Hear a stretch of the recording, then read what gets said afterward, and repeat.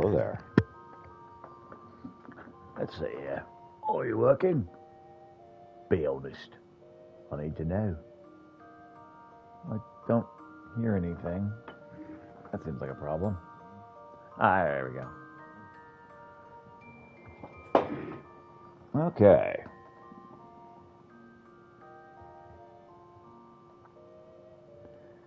Trying to get everything up and running. Alright. This seems to be working. Meanwhile, Kitty says hello. Kitty? Where is Kitty?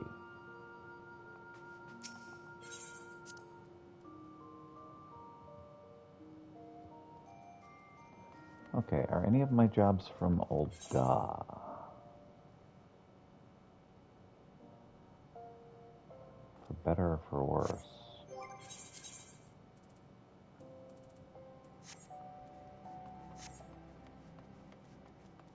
Okay, so I don't want that one. That's Astrologian, which I'm not.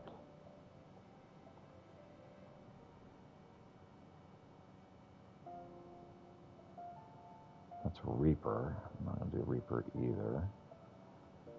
I think I don't really have anything in Old Da. So I'm just going to kind of look around because I found a Bard quest quite by accident. And so now I'm like, well, what do I have? Let's take a look at the actual jobs that I have here. I don't remember where I left the Red Mage.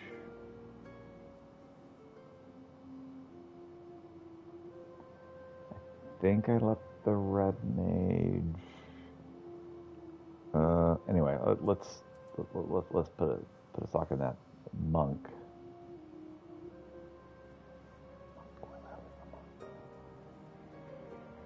I don't remember where I left the monk either. So let's head to Gridania, because Gridania, I know there's several in Gridania.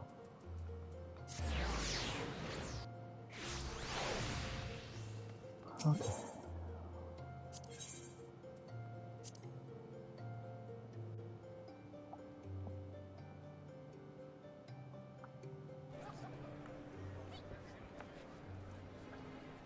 Because Astrologian should be in Gridania. She should be up here in this area.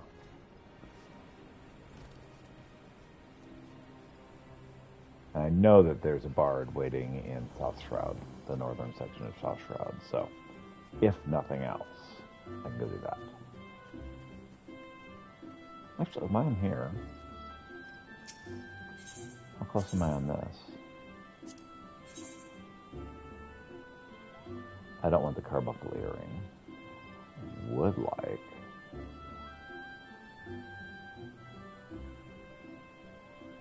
I don't know if Hootie. Gabriel, none of that. Tomakin.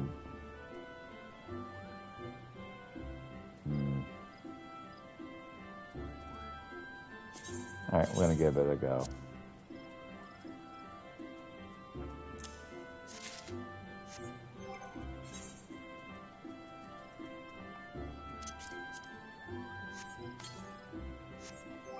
Okay, XIV.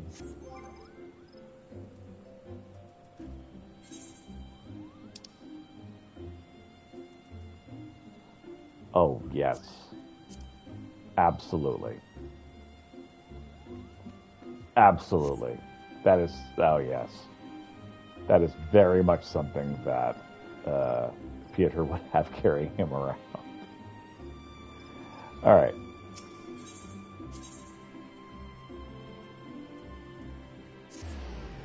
I don't see anyone up there.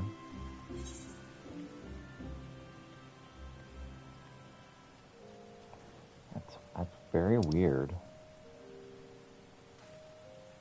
That it's just Bard, apparently.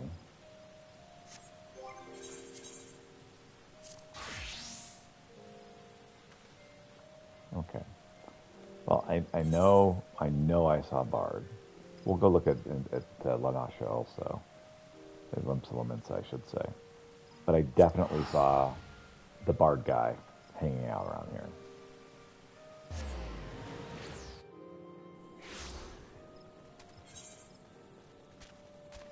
Why is that not active? Am I not high enough?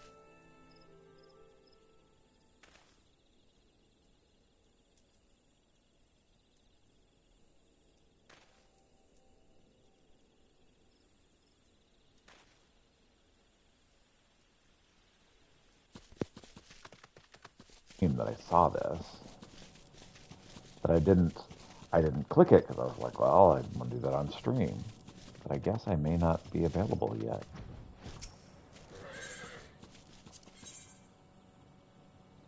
Bard level 80.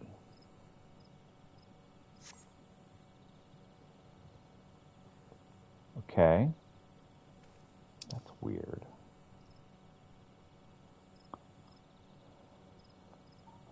Okay, well, I'm not going to be able to do that yet.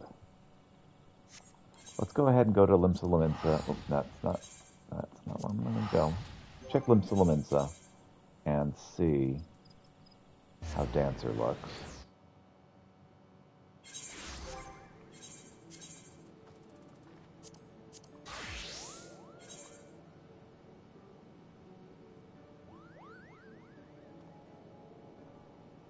Rising to the occasion.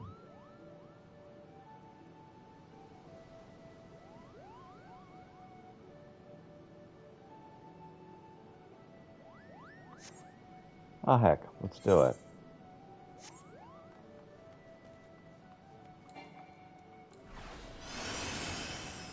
All right, we'll do it this way.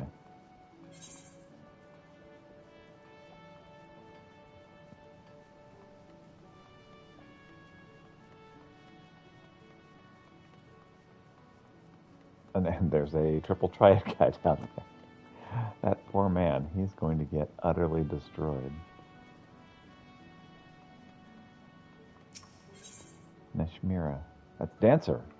Elated to have... Okay, Neshmira is elated to see one of her favorite young protégés return. Well, if it isn't Pieter, what a delightful surprise. And just look at that posture and poise. I can see you've not neglected your training one bit since we last parted. As for us, Troop Falcium continues to tour Eorzea, bringing hope to the dejected and downtrodden. Whenever and wherever the Totentons threaten to rear its ugly head, we were there to cast out the shadows. With tales of your performance spreading throughout the realm, we've had no small number of aspiring dancers knocking at our door. Training them was consuming nearly all my waking hours, but recently Renard stepped in to help shoulder the burden. Truly, I'd be lost without her. And what of you, Pieter? Have you had any noteworthy performances since last we met? I traveled to and from a distant world. I thought our adventure to distant shores a long one. I see you've had yourself quite an adventure, though I confess the full import of your tale is quite beyond my comprehension. Still, this bounty hunter you befriended put you in quite a predicament, didn't he? He reminds me of another troublemaker I used to know. Me, a troublemaker? I may have been immature, but only had my friend's best interests at heart. Isn't that right, Pieter? And besides, it seems like even this bounty hunter came about in the end. Yeah, that's right. Indeed, there's certain something about you, Pieter. Something that brings out the best in those whose lives you touch, and Rana here's a prime example. The hot-headed girl I once knew had come to her own as a dancer, a woman and a leader of her peers. Perhaps it is finally time to... Yes, I'm sure of it. Pieter, Rana, there's the dilemma that has been weighing heavily on me of late. I do not believe I've finally found an answer. I do believe I've finally found an answer. Pray accompany me out of the city of Lenosha. I would discuss matters further with you away from the crowds. I don't know what that's about either.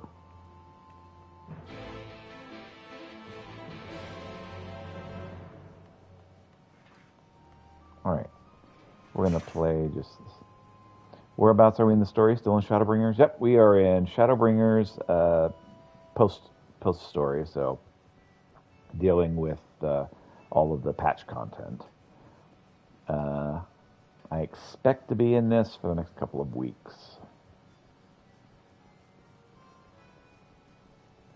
How you doing, Bruni?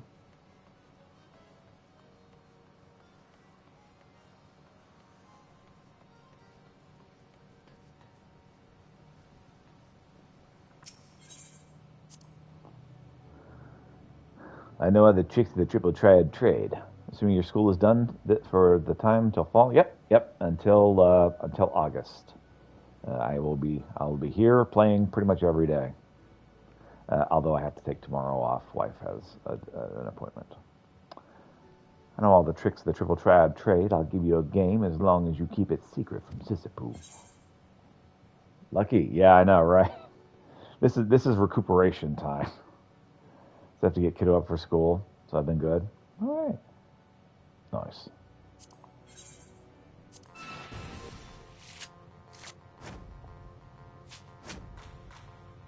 Oh boy, chaos. Here we go. Being that done until the 17th. All right. Ugh. Seriously. Okay. Well, yeah. Different schools, go at different times.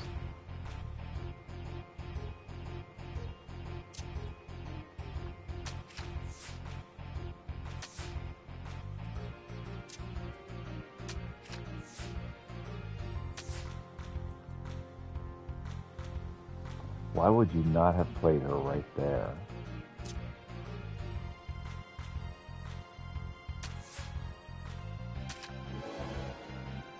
Oh well. Triple team. Great galloping gabbies, I came a cropper. Try me again a triple triad and I'll trounce you. Well, I'm sure you will.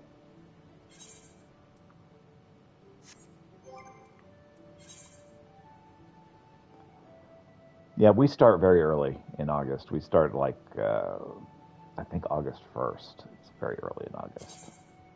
You hate triple triad? Understandable. There are so many intricate parts, and it's unnecessarily complicated. So I totally get not liking it. Start late August, yeah. So it's like I said, different states have different times. Honestly, we should start late August because a lot of the money that is spent in Oklahoma schools is air conditioning because we're there in like the hottest month of the year. And it's so freaking hot. But shrug. Okay. I was checking achievements.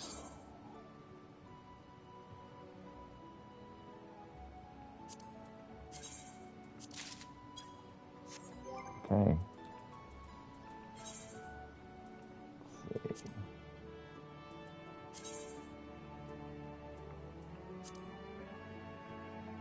I've already got the best I'm going to get. All right. Okay. Yeah, wife does not care for triple triad because she has to deal with like remembering all of the various rules, and they don't often make sense. And actually, it would probably be easier if I actually used the card before trying to change the deck. Oopsie. Didn't matter anyway. Okay, well, shrug.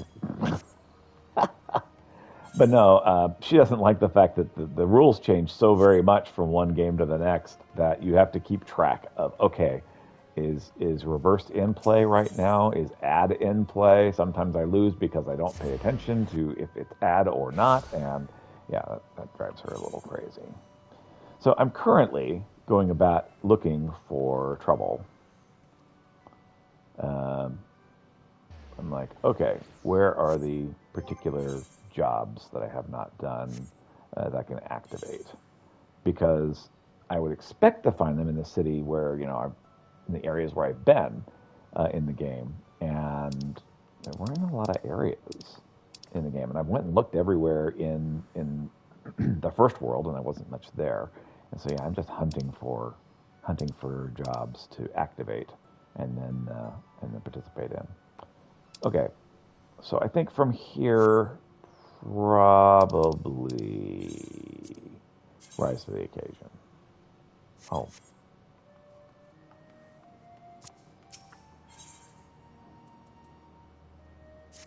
Right here.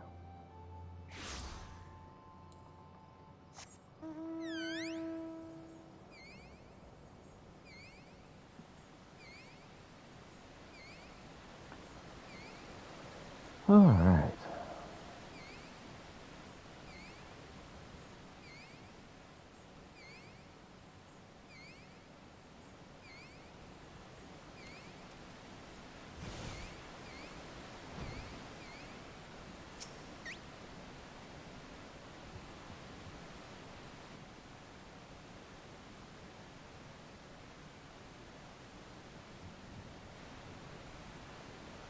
Pietro, Rana, forgive me for not sharing the news with you two sooner. As fortune would have it, Troop Falcium has been invited to perform at the Mezzacoga in Cagune, and our patrons are willing to pay a premium for our services. A Mezzacoga? That means I could dance at the same stage as the hosted of the most renowned artists in the Far East. Well, someone pinch me. That's a completely wrong voice. The Mujakuza? That means I could dance at the same stage as hosted some of the most renowned artists in the Far East. Someone pinch me. Well, when do we leave? As soon as we're able. And therein lies my dilemma. The threat of the Totentan still looms over Eorzea. I have a duty to train the next generation of dancers to carry on Troop Falcium's mission. I cannot very well abandon those shores while my life's work remains undone, and so I turn to you. Renan Migo, you have blossomed into a fine dancer and a capable leader. I'll have you assume my role as principal and oversee Troop Falcium's tour of Kagane. Mistress Masmira, what are you saying? It's the only practical solution. You could travel to Kagane and share our art with our friends in the Far East, and I could remain here to train our new recruits and deliver the people of Eorzea from the throes of Totentans. But I'm not ready for this. Oh, there's still so much I must learn. Oh, you told me as much just moons ago. And I have seen you come so far just then. No one is born a leader, and doubtless it will be a struggle at first. But you are every bit as prepared for this role as the day I inherited it. I would not make this offer if I did not believe this with all my heart. And yet I cannot and will not force this position upon you. At the very least, pray think about this while. Me, leader and principal of Troop Falcium. Oh, I do believe Mistress Masmira has lost her wits. Why, I still remember the days I would trip over my own 2 feet every time I took the stage. And yet, she seems intent on remaining here in Eorzea, and if I refuse, the curtains will fall on a once-in-a-lifetime opportunity to showcase our art on the Far East's biggest stage. Oh, and yet, were I to go and fail spectacularly, I swear my mind is going in circles. Whatever shall I do? Peter, it's not like me to brood and fret like this. Well, you are a dancer, are you not? What are you saying? That if I cannot find the answer, I'm still in thought. If I cannot find the answer I seek in still thought, perhaps I might find it in motion. Oh, you may very well be right. Dance with me, Peter. Show me the emotions all you've learned in your travels, and help me clear the shadows of doubt from my mind. Sure. A stunning view, no sign of onlookers from Malms. Yes, this place should serve nicely for our private performance. We dance today, not for admiring crowds. Our only audience is each other. So face me, Pieter, and I will look upon your movements in all of their glory, and let you inspire me to greater heights. Sure, why not?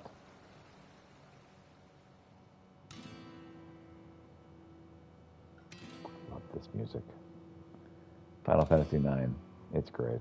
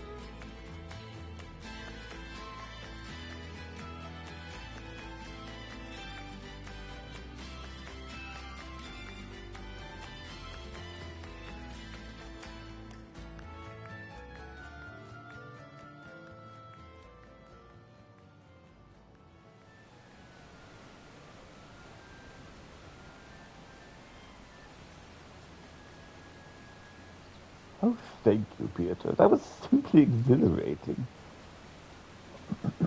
Sure thing.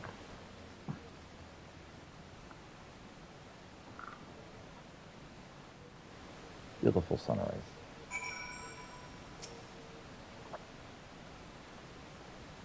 From the first step, I could not take my eyes off of you. Before I knew it, I'd forgotten myself, my worries carried off by the wind. Are you watching me too, yes? What did you think? Have I truly come far as Mistress Nashmira says? We'll go further. So you're saying there's still room for improvement, eh? Well, consider the challenge accepted. I'll train harder than ever. Next time we meet, you'll see what I'm truly capable of. In any event, if I know more than ever, dancing is my life, my calling. I must continue to perfect my craft, and if I must inspire and bring hope to others, just as Mistress Nashmira and you have inspired me. The answer is clear to me now. I may not be the leader that she was, but I will be the leader I know I can be. Thank you for everything, Peter. I must return to Limsa to relay the news to Mistress Nashmira. You'll join me there, won't you? Well, of course.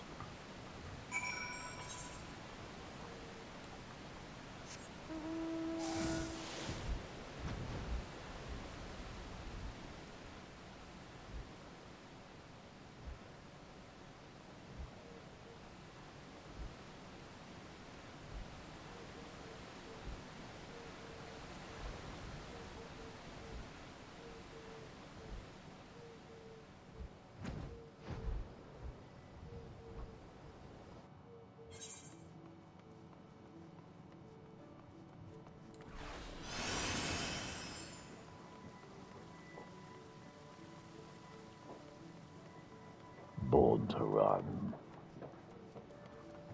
Hey there, Radford.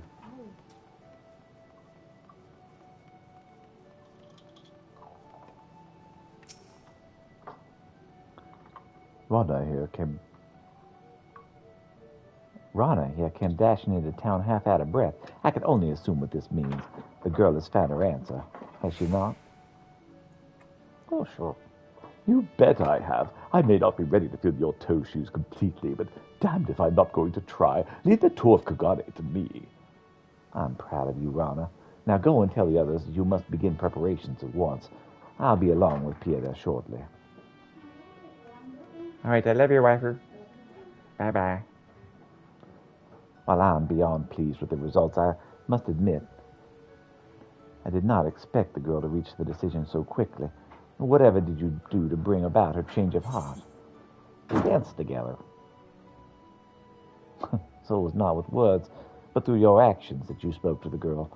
Indeed, it is as I thought. Your very presence is as a mirror that helps those around you discover their true selves. In any event, Rana owes you as much as my friend. Rana owes much to you, my friend, as do I. Troop Falcion is stronger for you having joined us. Come now, let us join and return to the others.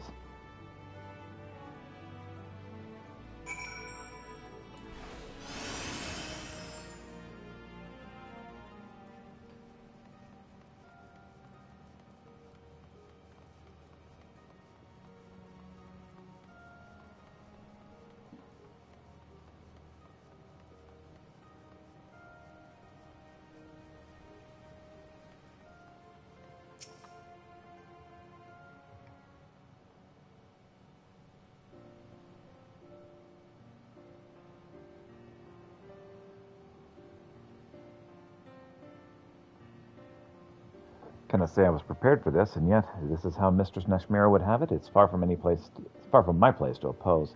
Besides, nothing in this world can last forever. With the end of one era comes the beginning of a next, and all of us here welcome Mistress Rana's reign. We do all in our power to see that Troop Falcium continues to flourish under her leadership.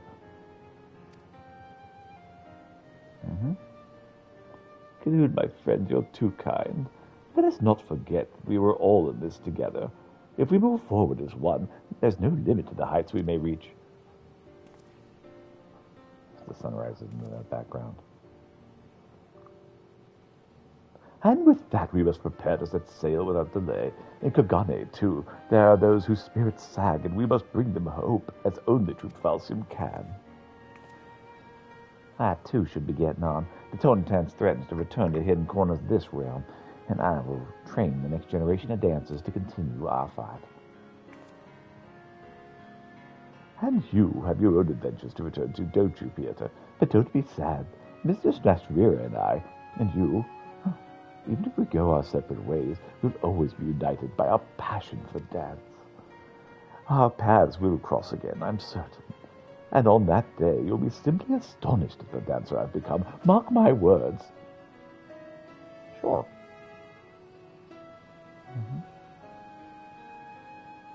And so to you, my rival, my friend, I say not farewell, but rather keep dancing until we meet again once more upon the stage.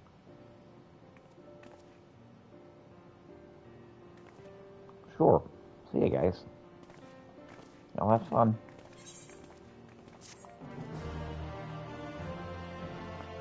And I picked up lots of materia. Yay!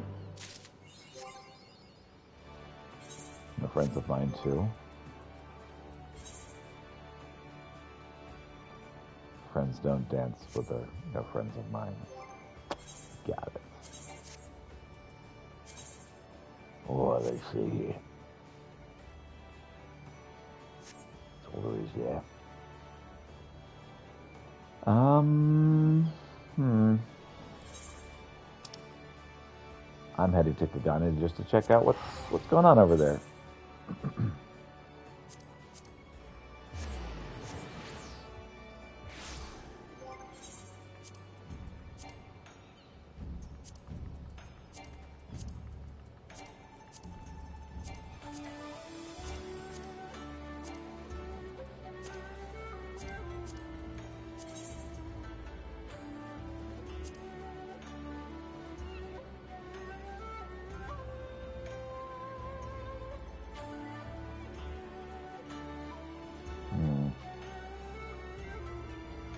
And direct hit rate's probably good.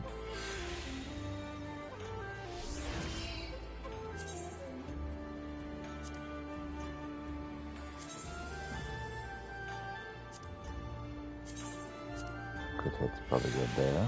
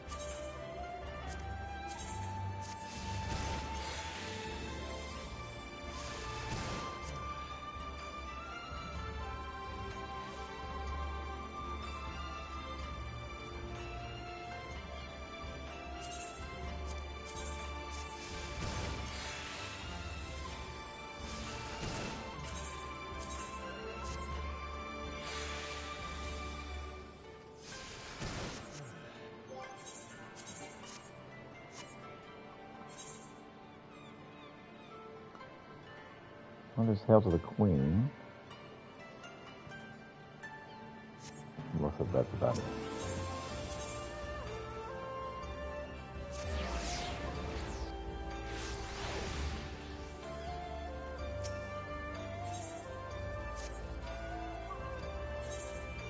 Maybe a service, sir.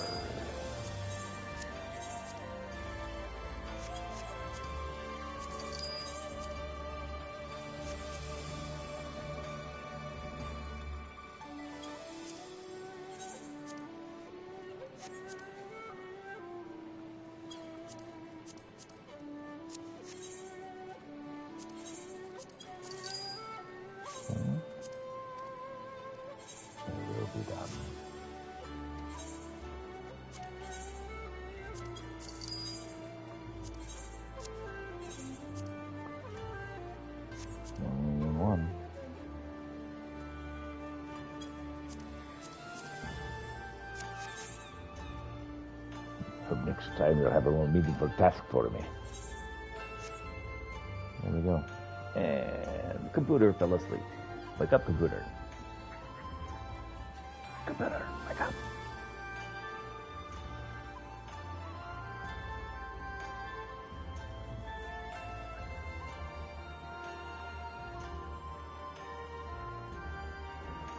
Hey there, Clayton.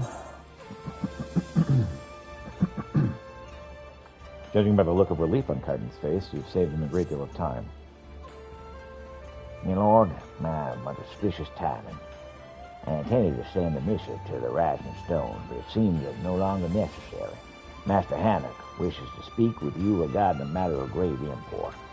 I can but imagine what other duties yet demand your attention. Still, we'd request you meet him at the Ruby Bazaar at your earliest convenience. All right. What I can do?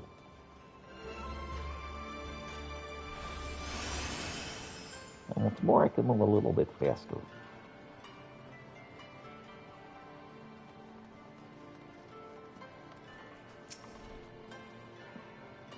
Greetings, honored sir. You'll be entering the Ruby Bazaar office. Of course I will.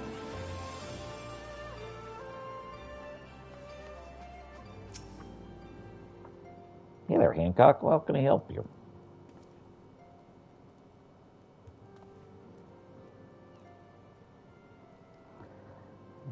And so he returns at last. From what Tamaru told me, you've come rather a long way, to put it mildly.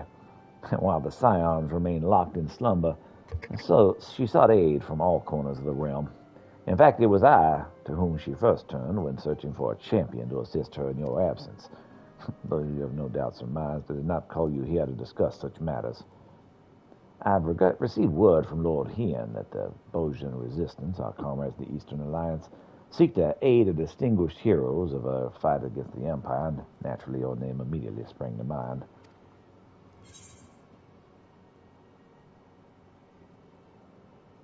The Bojan Resistance, you say? Indeed, from a small nation found in the southern isles of Ilsabad to the west of Dalmasca, and no doubt amongst the first to fall of the Empire. Yet it would seem their hearts have yet to give way to despair, and with the Empire now in disarray, they would seize the opportunity to fight back. If you would know the details in full, I think it best you speak to Lord Hien. His endless list of commitments makes him a hard man to find, however, so perhaps you can have one of his attendants to the House of the Fierce track him down for you. Oh, sure, I can do that. Okay, anytime you say Dalmasca, it gets me a little bit excited. My heart's just pumping a little faster. Could this be the next in a long line of happiness?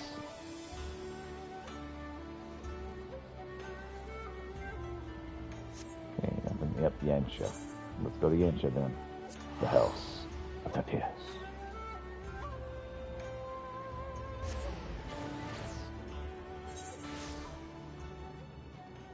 Oh, we got another triple triad over there.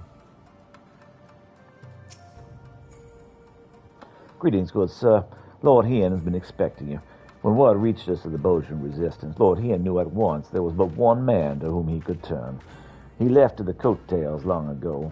The view of Doma Castle helps to calm his mind. This way, if you please.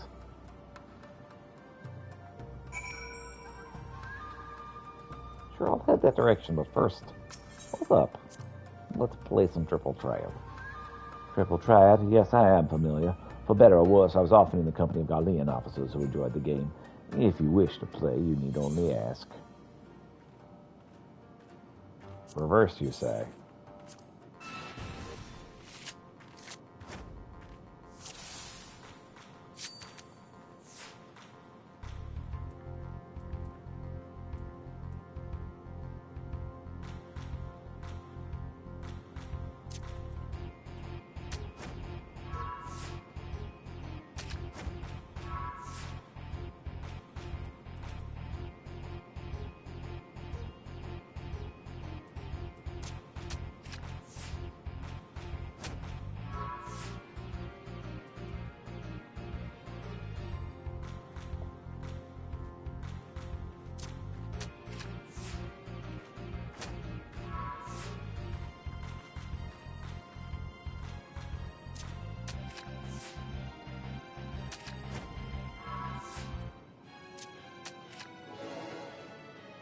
Excellent.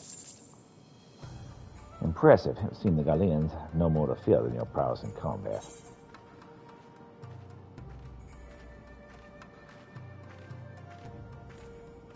Let's see here. What's next? Oh, this way, eh? All right.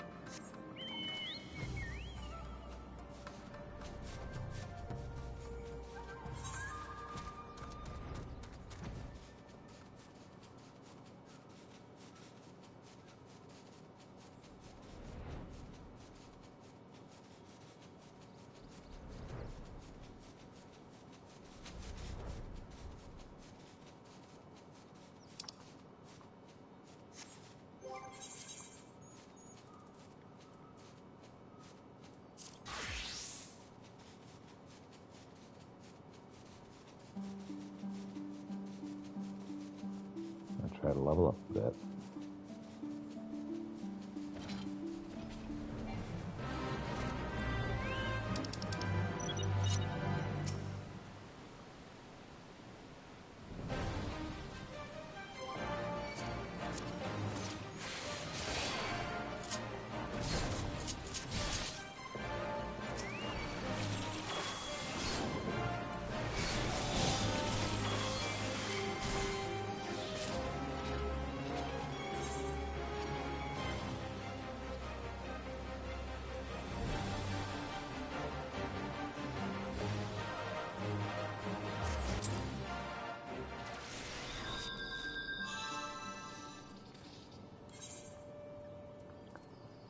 That was a little more intimidating than I was expecting.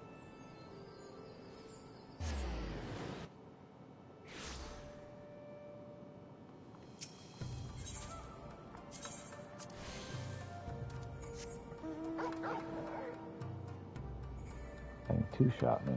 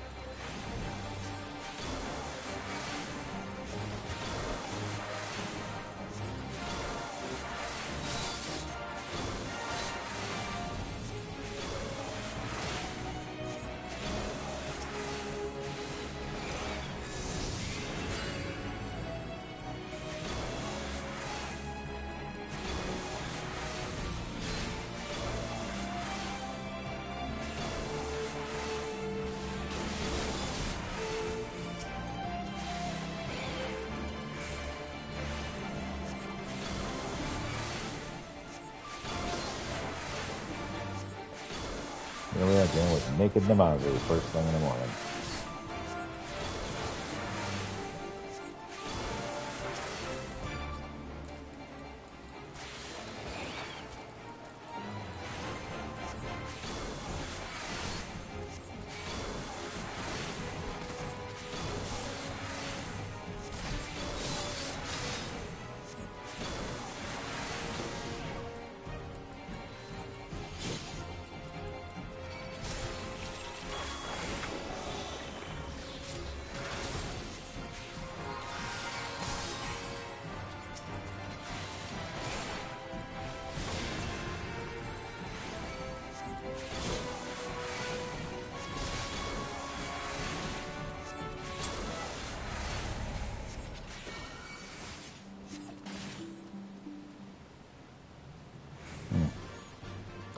I got a lot of experience, so that's what I was after.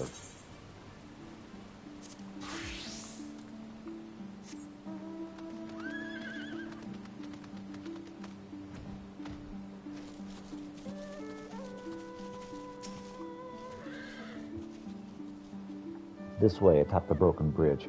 He'll be most glad of your arrival. Oh, that's good.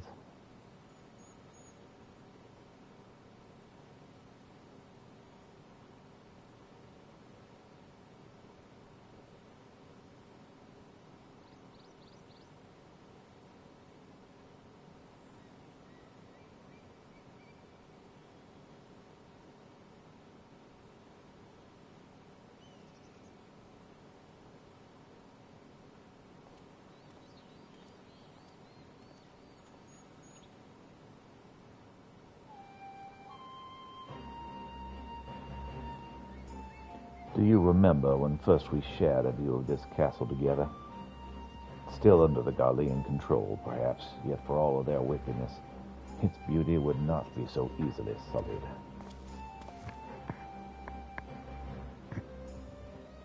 Yes, though.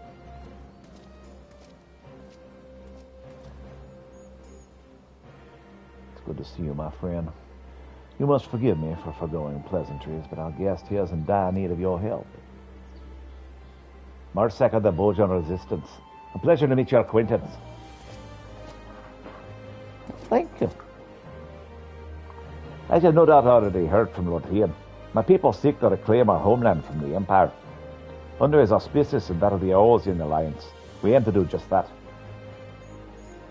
However, we recently received word that the 4th Imperial Legion has been making plans of their own. It's long been held the provinces of Nansha, Dalmasca, and Boja in an iron grip, using its Damascan headquarters as a house, as a bulk of its forces. Until recently, that is. They appear to be diverted resources and manpower to their forces stationed in Boja. In fact, 3 battalions are en route as we speak. We thought perhaps to strike before they could fully assemble, but the Bojan resistance lacks the means to drive them off on its own. Aid from the Damascan resistance groups may have sufficed. Sadly, even Fran of Lentz Tias have been unable to bring an end to their infighting. Very excited about where this is going. All hope is not lost, however, for Lord Ian has made a most intriguing proposal. An idea not my own, I must confess. We have our old friend Gosetsu to thank.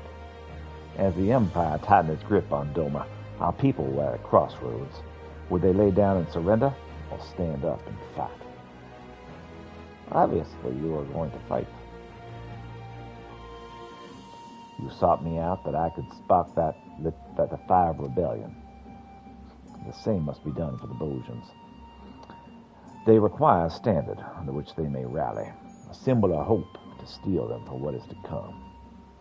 Lacking a living figurehead such as Lord Ian, my comrades and I sought our nation's past for inspiration. There we found the answer we sought, Gunhilda's blades. They were an elite guard of Queen Gunhilda, possessed of weapons blessed by the gods. Their exploits would become legend after defeating their peoples against the Alligans in the Third Astral Era. The strength of their steel was matched only by their dedication to the Queen. Should one lose their life in their service, their holy blade was then passed to a successor. In time, their title would lend itself to the most renowned of their weaponry, the gunblade. Yep, that's where I thought this was going. But in truth, each member of her guard was master of a unique weapon. For their sacred relics have been lost in time, and would see them forged anew. Armed thus, our people would know no fear, and drive back our oppressors such as Queen Gunhilda did the Algans. An admittedly lofty and otherwise unattainable goal for one such as I. That's why I've travelled far and wide, in search of great minds and greater heroes to help lend us their aid. You would be honoured to have one as your renown on our side.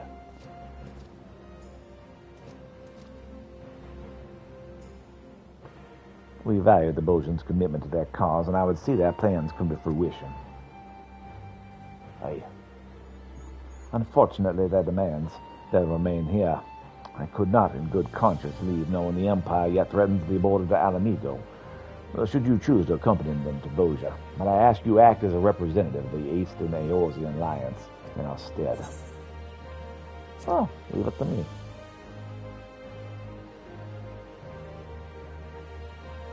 Thank you, my friend.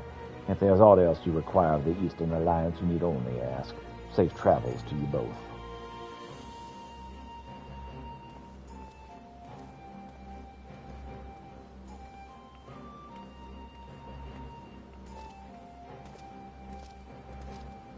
Alright, give me just a minute, because I need to take care of something. I'll be right back.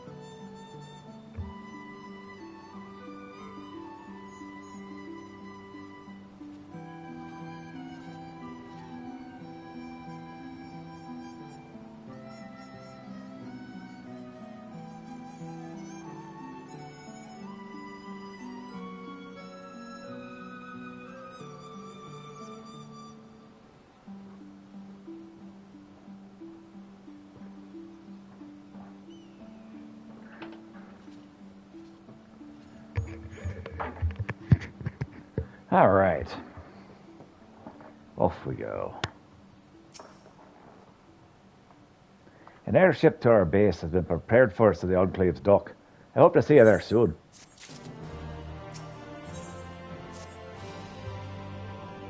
When you have finished your preparations, meet me at the dock and we can be on our way. Excellent.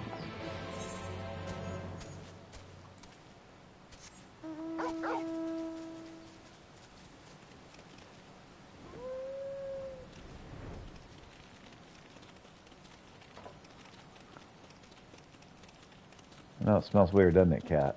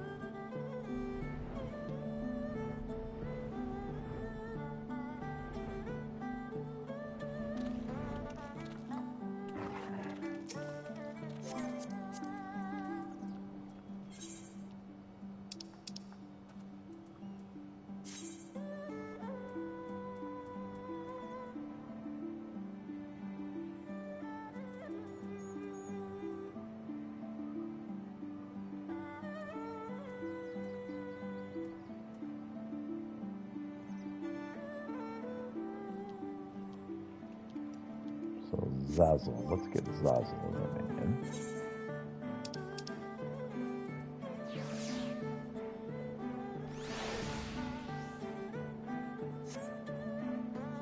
And with Zazzle. Oh man. Oh man. I waited too long. Freaking fine. I wanted to wait to accept because I knew that if I started too early, I wouldn't be able to finish. But then I waited so late that it just...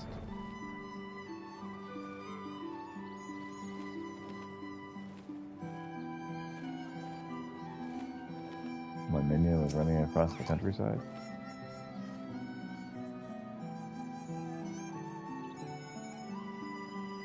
All are free to travel in and out of the Enclave. Do you seek passage? Yes, I do.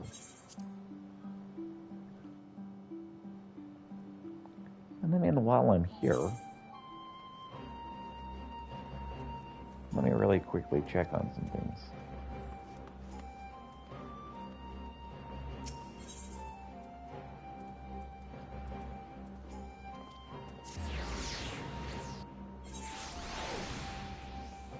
Let's see if I can't add some more money to the pot.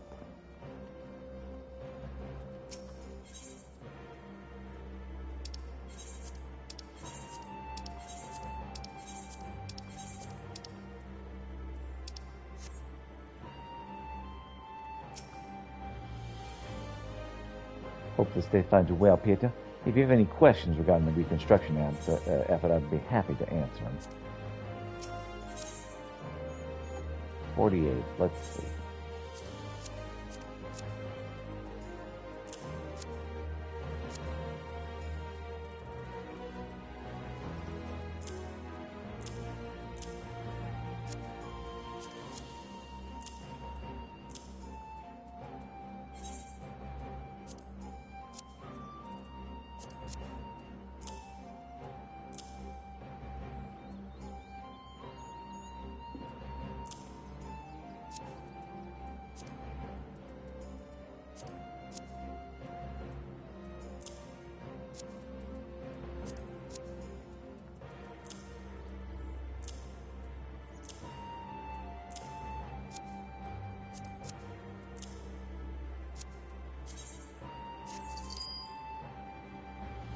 As ever, you're too kind. Your donation has brought us to the limit of our weekly budget, and so I must refuse any additional contributions until our coffers have been replenished.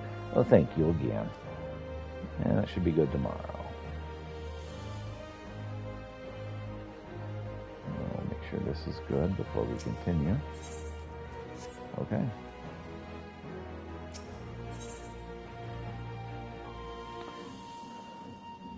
So... Ethernet. Go back to the ferry docks.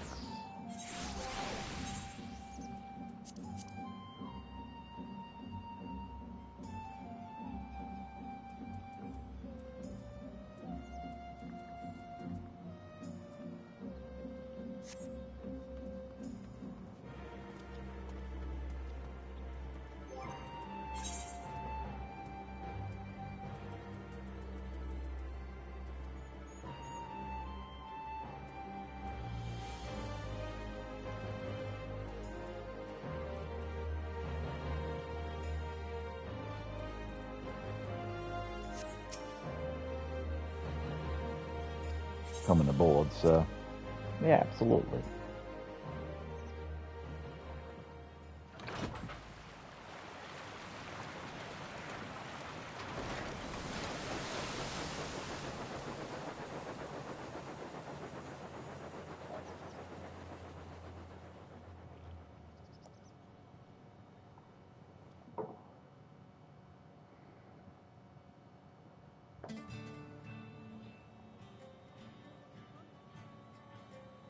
I'm really hoping this is the next Matsuno content.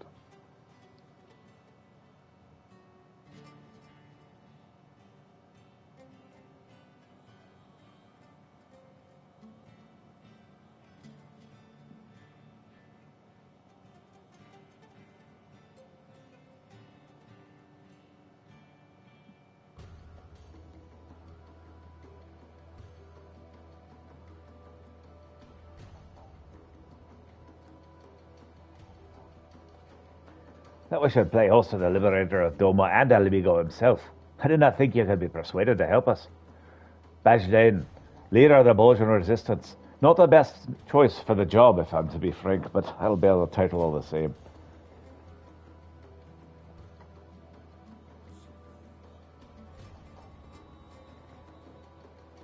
Bloody hells, man. You won't inspire much confidence speaking like that. Love the music, by the by. Huh, you're quite right, Master Gills. While you're here, won't you come and welcome our guest? What? What in the seven hells are you doing here? Eosia's greatest hero and her finest blacksmith. With the two of you here, our plan is sure to succeed. Would the Queen Brunhilde were here to witness this.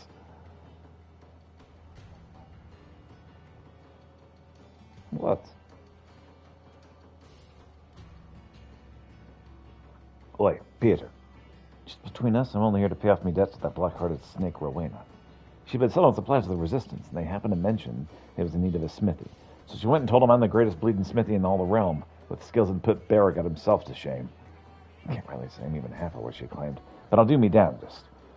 You're happy to ply me with good grub and even better booze, so play along, will you? I mean, I don't think you're that bad. Now that you're both here, but I believe it's time our plans be made clear. Mashiach. Yes, of course. Our goal is to reforge the weapons wielded by Gunhilder's blades. Simple in principle, less so in execution. The weapons themselves and most of the texts denoting the history of Her Majesty and her guard are lost to the devastation of the Fourth Umbral Calamity. That said, we've managed to obtain certain pieces of information, and coupled with Master Geralt's knowledge and expertise, we've made great strides in reproducing these vaunted blades of Eld. We've worked out the matter of weapons they wielded, in shape and weight, even the manner in which they needed to help me forge, but we've learned bugger all about what gives them spirit. Spirit? It said Grunhilder etched a holy inscription into each blade, thus granting them power of the gods. Unfortunately, no record of any such engravings remain, but there is still hope. Though not but pale imitations, there once existed replicas, which may very well have borne these inscriptions. Alas, they were lost when Boja Citadel fell. Do you know the Boja incident? That sounds vaguely familiar. A bitter chapter in our history, for it marked the end of Boja as we knew it. 15 summers past, the Garleans were conducting experiments, seeking a means to make contact with the lesser moon Dalamud. They believed the satellite to be possessed of immense power, and a lunar transmitter was erected in hopes of harnessing it. But when the transmitter was activated and the signal sent, Dalamud responded with an immediate, immense bowl of raw energy. The destruction wrought defied reckoning. The citadel, the relics of Queen Brunhilde's kingdom, naught was left but smoke and ash. Oh. Hope's not yet lost, though. The citadel's been wiped off the bloody map, aye, but there's still a way for us to find those inscriptions, or so I've been told. An explanation better left to one informed knowledgeable than I.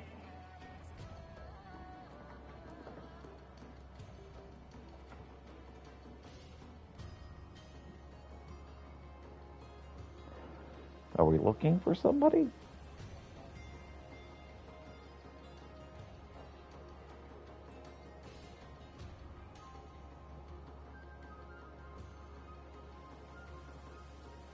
Oi.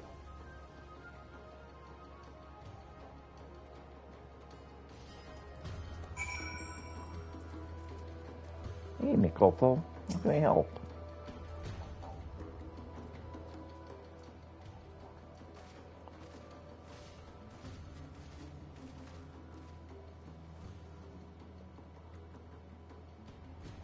It's good to see you again, Peter. Although I'd hoped to accomplish more before your arrival.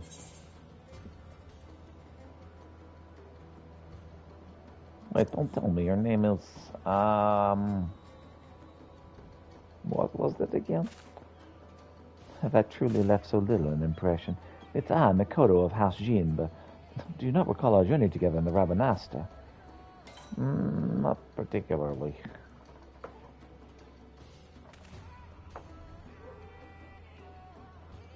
From the onset of the endeavor, it's abundantly clear that one versed in aetherology would be essential. We relayed this to the Alliance, who then introduced us to Mikoto. It's said to be one of the most brilliant minds among the students of Baldestian. Yeah, I love you too, Kat. I'm trying to keep my computer turned on. And yet it's my inaptitude that demands our presence here. Or your presence, I should say. It's all but certain that Geralt and I alone would suffice in this. Alas. Ahem. I think this girl's Rodangan. The manner she speaks of concerns a long-forgotten practice of the holy men who once inhabited these lands. Utilizing uniquely aspected crystals, these seers were able to procure succor to those with ailments of the mind. They possess the ability to shape the very memories, removing those deemed harmful and replacing them, that the patient may find some semblance of peace. But sounds dangerous. I too dismiss the notion that some practices exist. It is until a recent excavation unearthed compelling evidence of their work. The crystals, we believe, are used for their healing. Unfortunately, we were unable to discern how they're meant to be used. It is at this juncture we petition for Mikoto's assistance. Well, last you made any progress? My initial analysis suggests the crystals were artificially created at some point in the distant past. The materials used suggest they were most likely produced by ancestral peoples of this area. What's more, their ethereal signatures strikingly similar to the oscillatory activity of brain waves, which may resonate within the distinct frequency NRR harmonic vibrations the individuals. Oh, I've done it again, haven't I?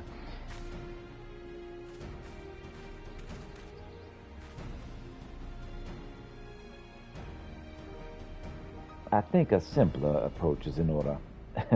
Every living being is composed of corporeal ether in the flesh, incorporeal ether, the soul, and the ethereal residue of the memories. Were one to be possessed of only corporeal ether, there'd be a walking corpse. Conversely, entities comprised of only incorporeal ether are referred to in layman's terms as ghosts. In either case, they may also retain some of their residual memories. Aye, zombies and ghosts, I follow. These crystals are able to isolate and resonate with the ethereal signature of the memories. This allows the seers to probe the minds of their patients. It's all well and good, lass, but what if their minds ain't what they used to be? If they're too deep in their cups to remember what they're looking at? An excellent question, Master Geralt. We're all possessed of two types of memory, explicit and implicit. As their names suggest, explicit memories refer to active resemblance of previous experiences, where implicit memories are stored and acquired passively. For example, when making a new acquaintance, their appearance will become part of your explicit memory, allowing you to recall that information. Should a great deal of time pass without their meeting, however, such recollection can prove difficult. Yet in that moment, your mind takes record of the sounds and smells of the location and the temperature and so on. And I clicked twice when I should have clicked once. Without a seer.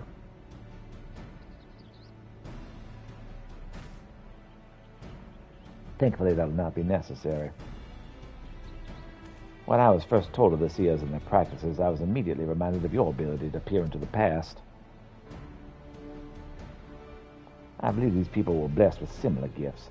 It's for that reason they are chosen to serve as seers. Though I, too, am possessed of the echo, I lack the ability to peer into the past as you do, and thus have been unable to wield the power of these crystals. Let me refresh my screen.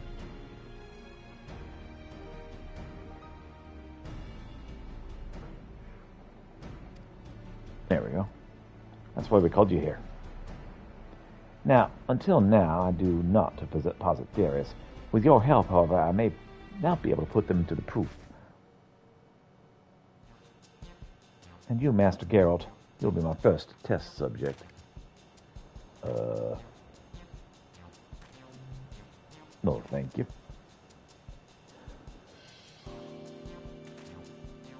Concern it, I don't wanna.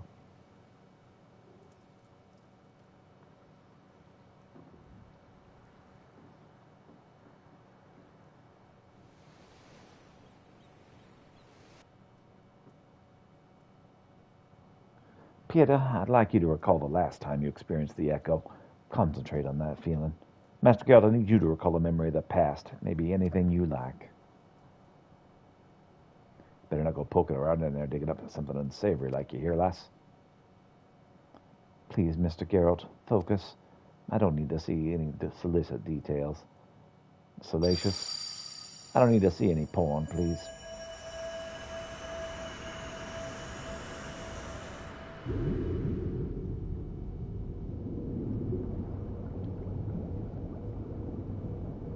My cat is currently eating the chair.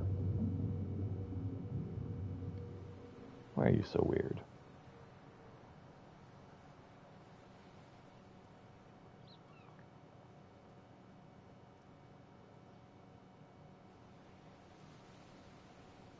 What's this? What's this?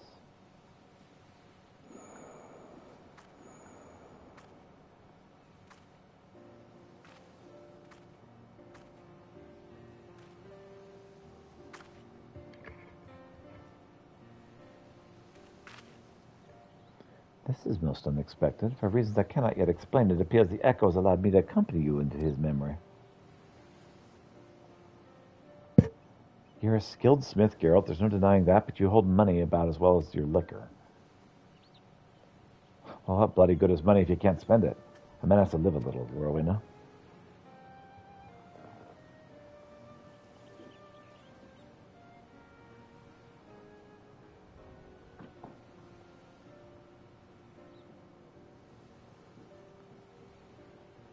Sorry, the cat is very frisky and has dismantled my wife's chair.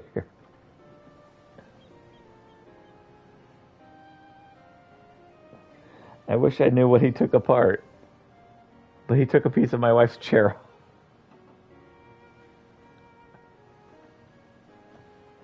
Cat, what did you tear up?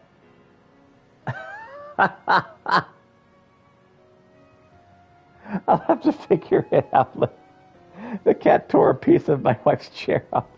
And it's been playing with it. It's having a great time now, ripping apart the chair. And it wouldn't hurt a man to use his head neither. Well, with all that talent of yours, I reckon you could have amassed a small fortune by now. Could have been you sitting in the syndicate instead of Godbert. And if you weren't anything like that dotted old half-dressed...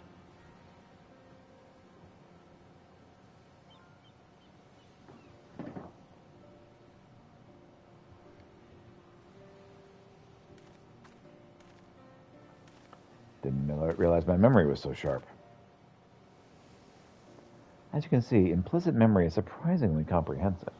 From the clear skies to the ocean waves, down to the exact words of your conversation, everything appears to have been perfectly preserved.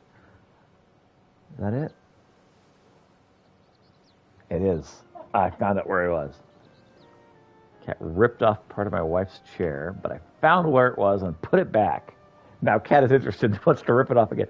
You are a little stinker. Sorry, we're having Brad yells at his cat day. Smokey, could you at least be on camera so we can see you?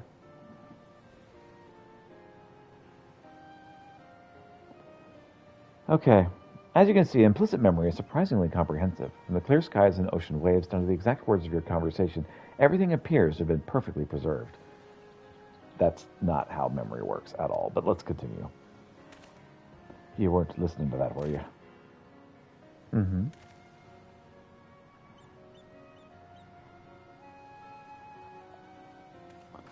Every time someone gives you advice, you turn around and do the exact opposite. I used to like that rebellious streak of yours, but now I see you're just a bloody idiot. Honestly, I don't know what I ever saw in you. Whatever it is you think you saw, it's as if I've changed since then. And you haven't neither. Still as beautiful as the days we met.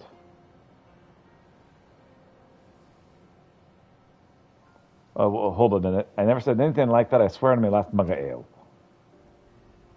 Implicit memories are quite comprehensive, are not always true to the fact. In the case of painful or otherwise undesirable experiences, they can be obfuscated to protect oneself from hard truths. A perception of reality can also distort them as well, even when first committed to the mind. Then as time passes, such distortions can grow. Happy memories become more joyous. Sad ones all the more bitter. That's more like how memory works. Explicit memory is particularly sensitive to such misinterpretation of events, for man is wont to remember what is most convenient for his worldview. That's why we seek the implicit. There's much more like to find the truth.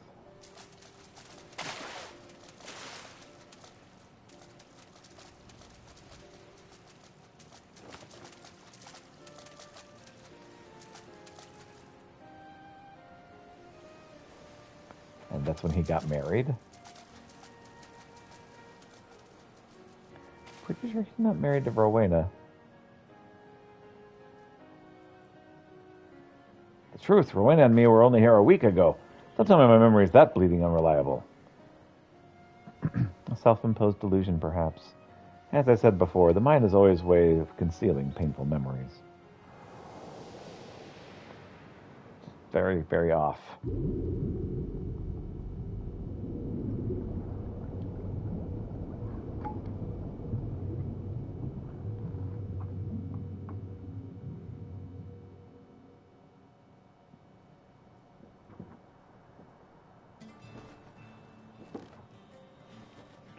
Oh, Cat is extra frisky this morning. I ain't feeling so well, if you'll excuse me. As you can see, these crystals allow us to choose specific points in a person's past to observe at will. Unlike the echo, however, we will not see we will see not what always be. Unlike the echo, however, what we see will not always be as it really was. There we go. If there still remains the matter of finding one who's seen the replica weapons and their inscriptions. At this present juncture, we might as well be looking for a ghost. After the Garlean invasion of Boja, it was all but cut off from the world. None were allowed to in or out, meaning all of its residents, and likely any who have glimpsed the weapons died when the citadel was destroyed. But what soldier stationed here would be away at the time of the incident? Even if we were able to find them, I doubt they would be persuaded to cooperate.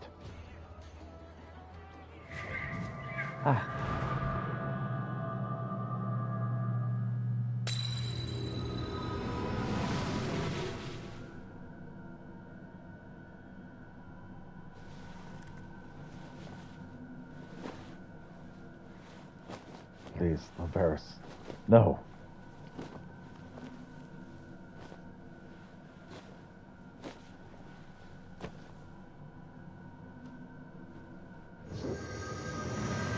What? You saw it too? My visions, they're not what has come to pass, but what is yet to be. Could it be the crystal lattice to share my vision as well? Makoto, Pieter, are you two all right? Is that saying a prophecy? Sid Garland, son of the monster behind the Meteor Project. I mean, that's one way to refer to him. Come to think of it, Yagiri mentioned that Dolman and Eos in Alliance have been receiving support from the Garland Ironworks. I thought the company could use the moniker mere happenstance, but you mean to say Sid Garland opens his company? Mm-hmm. The son of Midas, Nan Garland lives.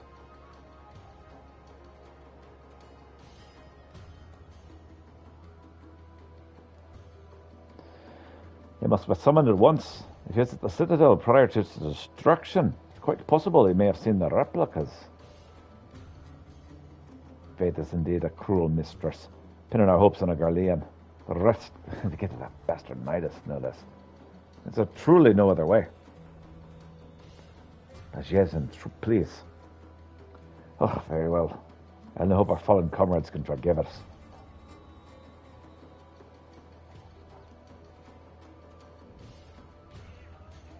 Please bring us to Sid Garland, and the people of Boja, for all of his award.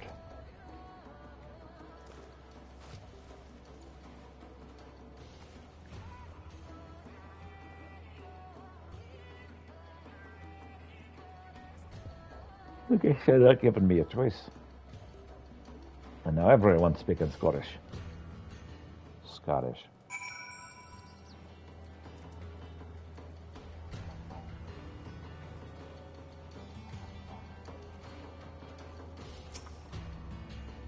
I didn't imagine he sympathizes with our plight, but from what I gather, he has no love for the Empire neither.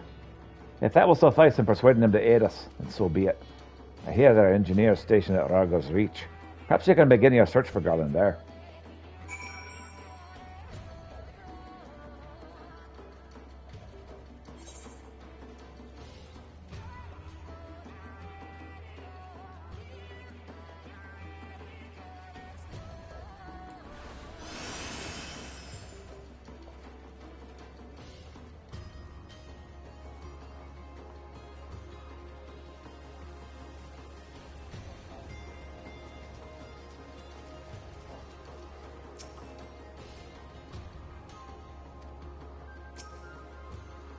Forgotten fragments would be a remarkable find.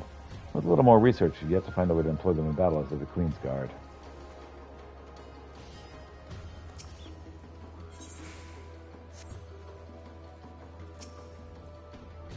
Not much from enemy supplies on Acromance we recovered from the southern front. And the data have already begun to incorporate this newfound knowledge in the arms of the resistance.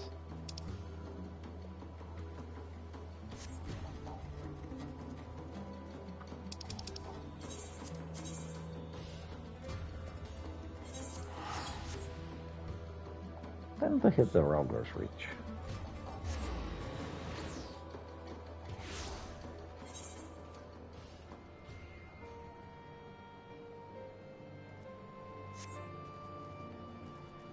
Before I go over there, let's see what I can do with all this crap that I gathered from the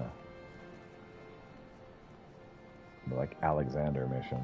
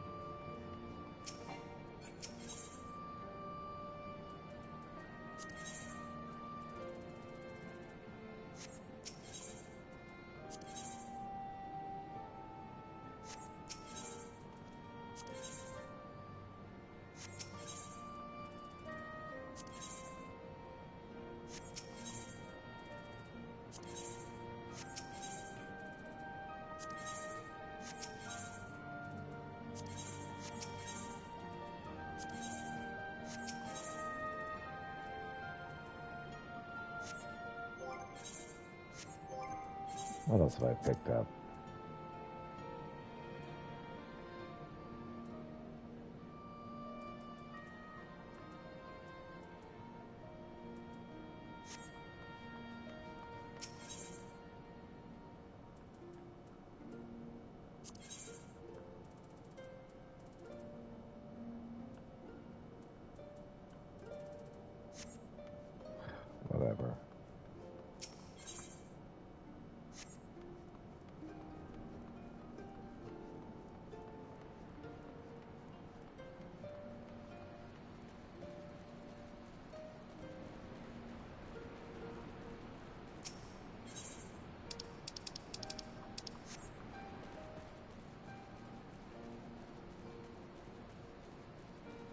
Hey there, Mr. Ironworks Engineer.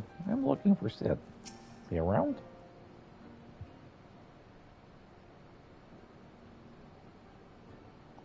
Say, aren't you Pietro? Savior of Eorzea, liberator of Alamigo, and so on and so forth? My name is Lilja, newest recruit to the Ironworks. Well, what can I do for you? Oh, I'm just looking for Sid, that's all. The chief, too busy by half, according to Jesse. Between you and me, though, I think it's a load of... Huh? Oh, do go on. A load of what? I was saying a load off your shoulders, it must be, knowing the chief is back from whatever he's doing. Speaking of whom, Pietro said he wanted to speak with him about, what was it again? Damn it, Lilja. You might hear better than most, but you're a terrible listener. Would you mind starting again from the beginning? I need to find Sid so we can try to find rooms so we can help these people free themselves. I see. Well, you just missed him. Sawyer's Wall is due for maintenance, and he had a mind to oversee it personally. That said, any matters concerning you are top priority. I'll see if I can reach him. Thank you.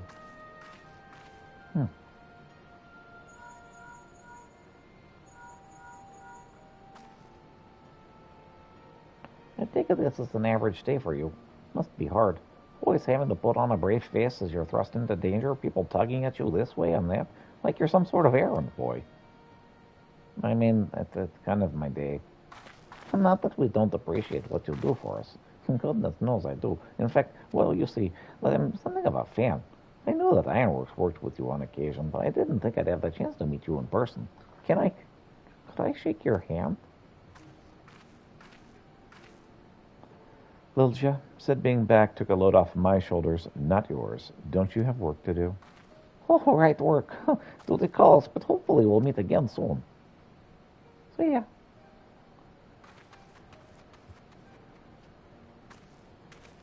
Chief says he'll meet you at the Domino Enclave.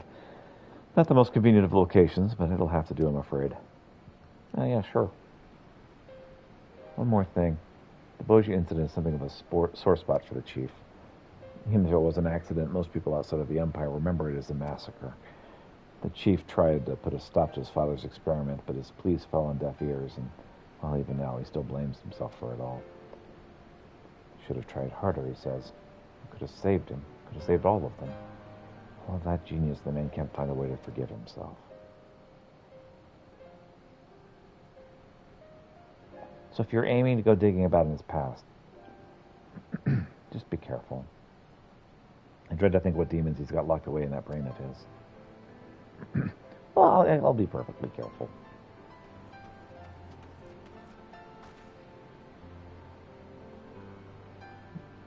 All right, I need you to do the thing, okay? Oh, yeah, I got that. No problem. Let's do the thing. She's tough as magic armor plating when she wants to be, but her heart's in the right place. A shame she's always so busy. As are you, if I'm not mistaken. I won't keep you any longer. Best of luck.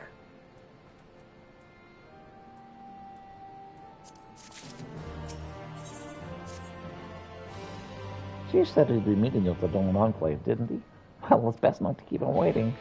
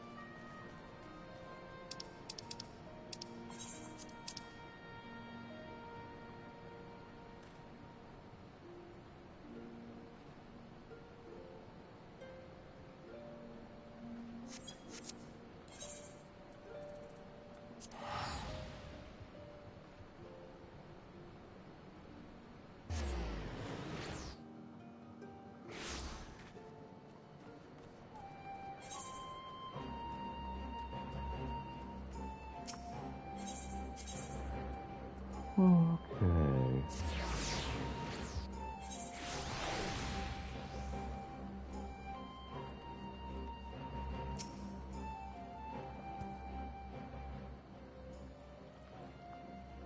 I'm looking for Sid Garland.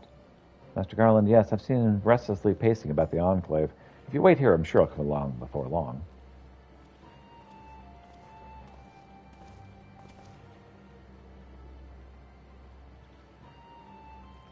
Hey there.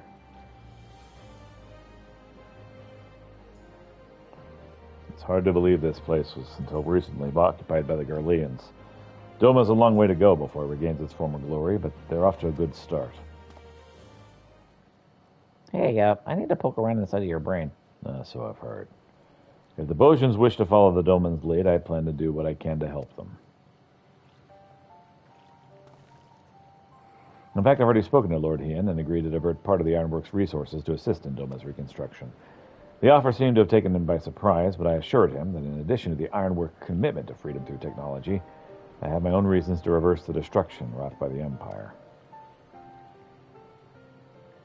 While it's true I eventually defected, I played no small part in the development of magitech now used by their military. Sometimes it's the threads you can't see that have the strongest ties. Would that I could cut them. The Empire's sins aren't all yours to bear. Even so, not a day goes by that I don't think about the part I played in the atrocities they committed. If I could have seen my father see reason, there would have been no Boja incident at all. I was powerless to stop him. You're fine, Sid. Really.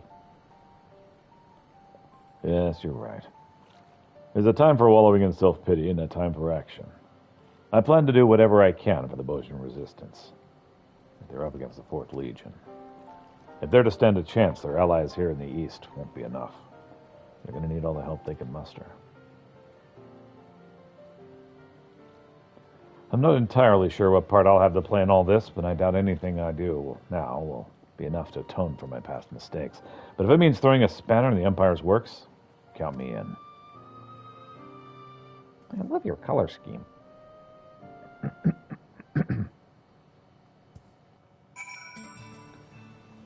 Okay. Back to Makoto. After speaking with Makoto, several cutscenes will play in sequence. It's recommended you set aside sufficient time to view these scenes in their entirety. Yep.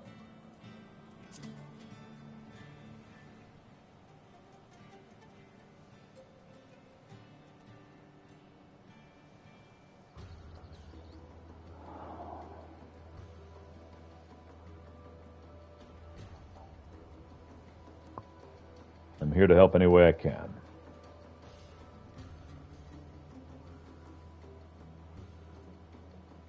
Here are the solutions. Here are the solutions. That's it. What do you need from me? Oh, you know. This, that, the other. Do you really mean to say the other? Oh, no. Here we go. If you're ready, I'll begin our exploration. Think back to your time in Boja's Citadel. You needn't focus on any specific memory, if that helps. All right, just promise me you'll be careful in there.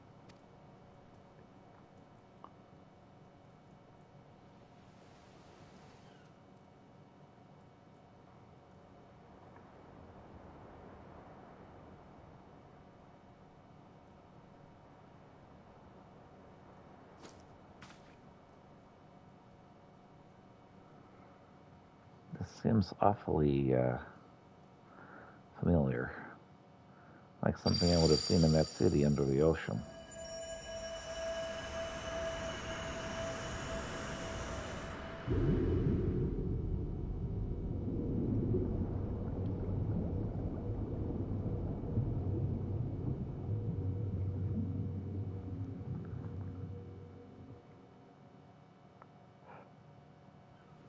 Ooh.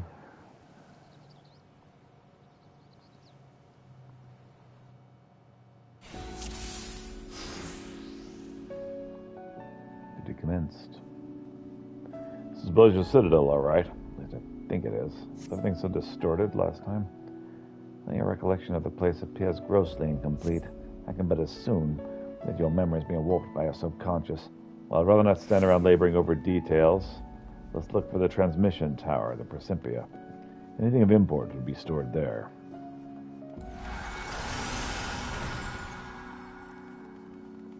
You see that? Military base appeared out of thin air. Or out of my mind, I suppose. Did Vera ever mention the Principia, I wonder? In the world, the road just ends. That's the consequence of your own complete memories. You have to think back, Sid. Where did it go? This all seems so absurd. Locality of the Citadel shouldn't be so difficult. By recalling the cityscape. I remember the blue of the cobblestone streets. Not for the occasional military installation that would have overlooked like any other city. Shouldn't be so difficult. Do you remember where the Imperial troops were heading? Not specifically. No, but they were on edge. Something to do with the Academy's research. Wait, I remember.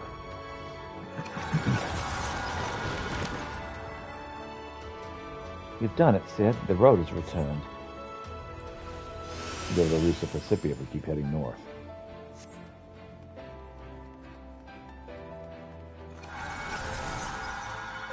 Look, there's a transmission tower.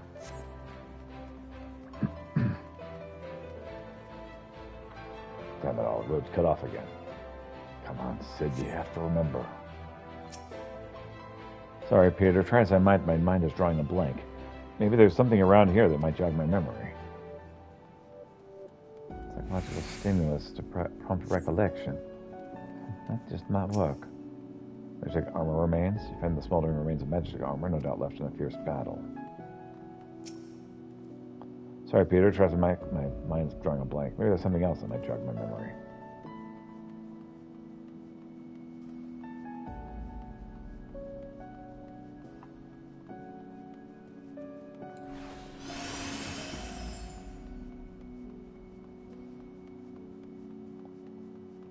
Some battle-worn arms. Battle-worn blades and shields.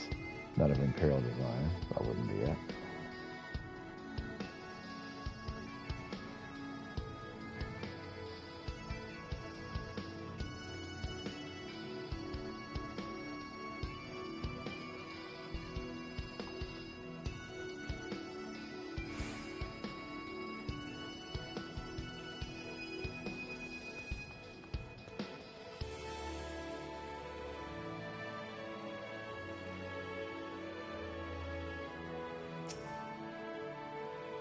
Weapons and armor? Right, the fighting had already started. I was... Well then, Sid, let's press onward. It's all started coming back to me now.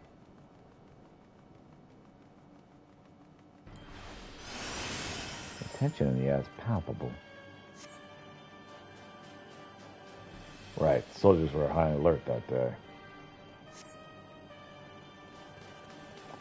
Explosion resistance has infiltrated the Citadel will stop the Academy's experiments. I suppose it's possible we can tamper with this anyway. Curious question. One I believe worth investigating. Let's see.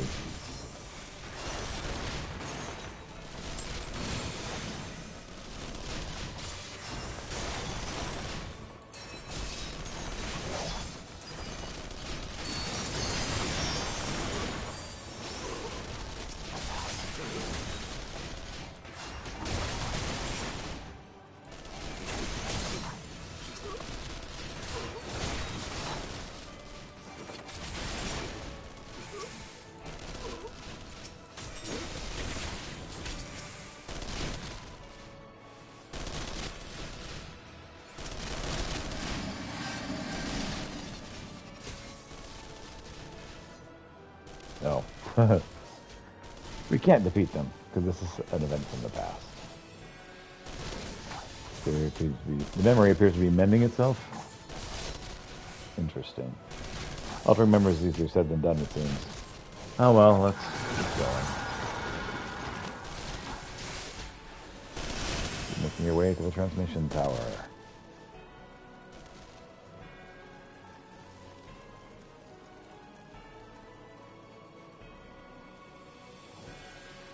surprise of insurrection. Here we are at the Principia. Inside there's a transmission tower.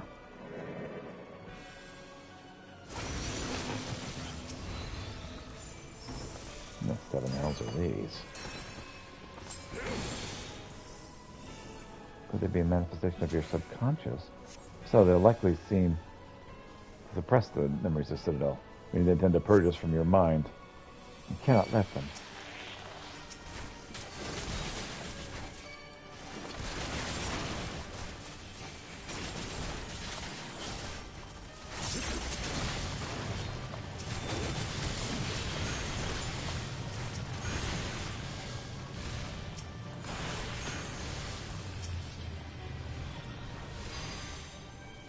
And no end to them. I have to hold on unless I succeed erasing Sid's mind.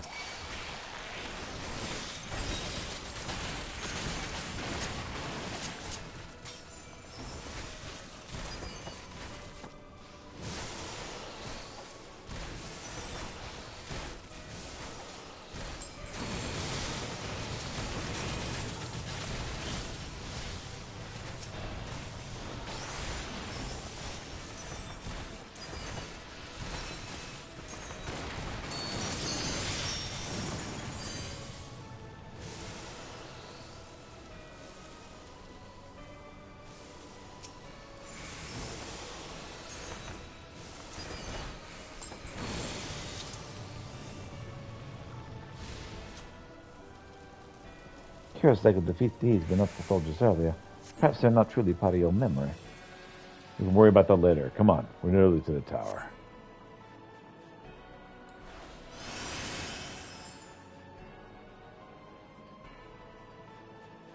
Just a little further.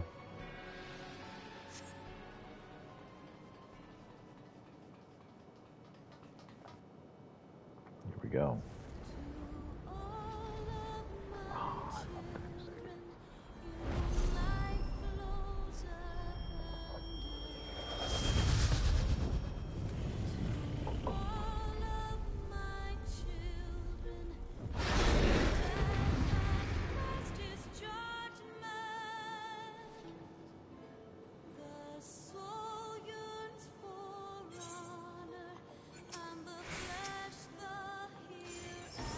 Vomit? That's to be another attempt by your subconscious to stop us.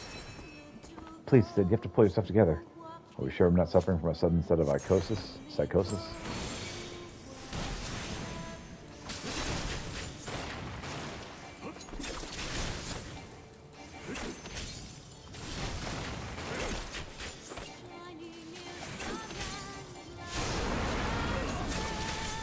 Yeah, I can't move. I'm having a adverse effect on Sid's psyche. Quickly, Peter, we have to stop it.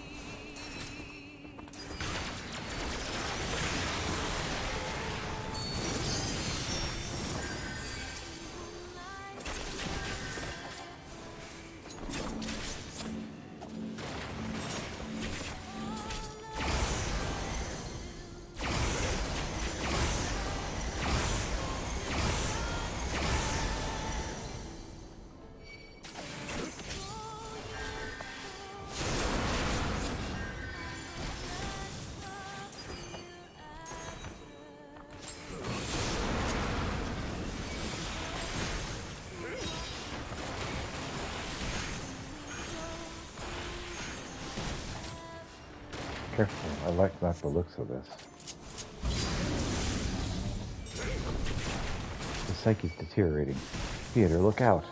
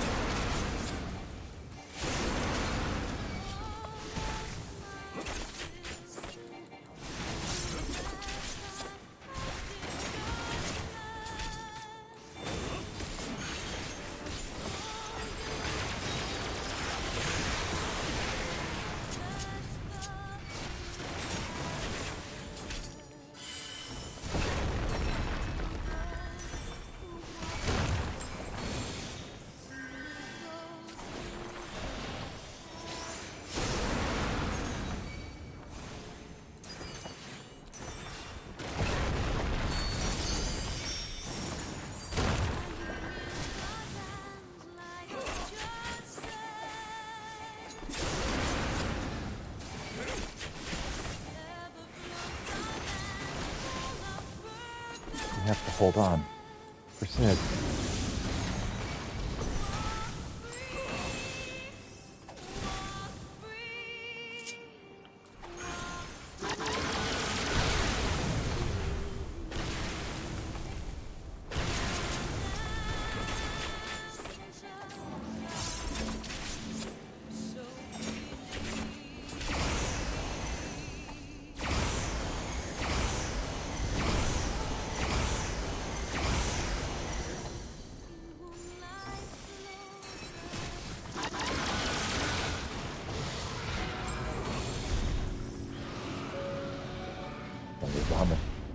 Thank you. I feel better now.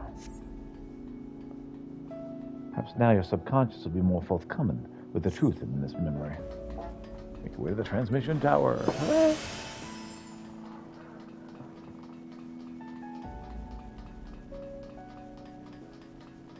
Is that Sid? Do you recall this happening?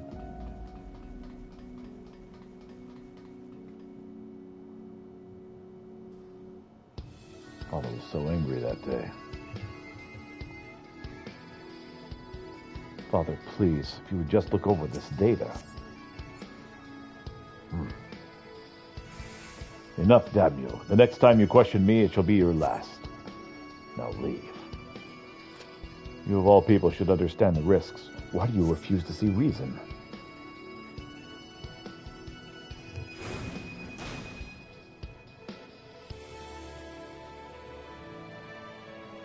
Rather unlike him to overlook data, no matter the source. Look here, you left behind this research documentation. You pick up the research documents and find page after page of meticulous calculations and observational data on Dalamud.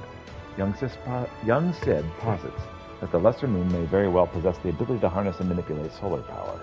Moreover, the vast stores of energy it has amassed over the millennia, should they be unleashed, would far exceed any parameters of transmission tower may have been designed to withstand. By the gods, this data, the Empire would invite a calamity.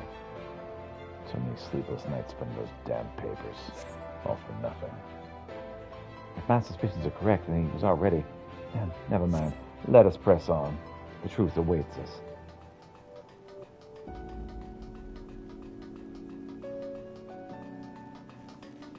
There they are, the replicas of Gunhilda's blades.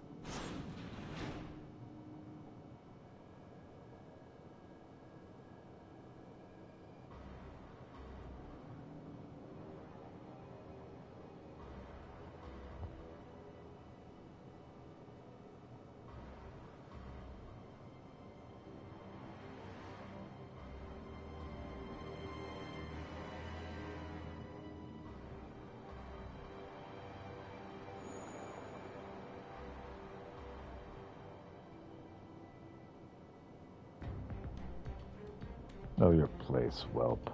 The Meteor Project cannot, will not, be stopped. Certainly not by the likes of you.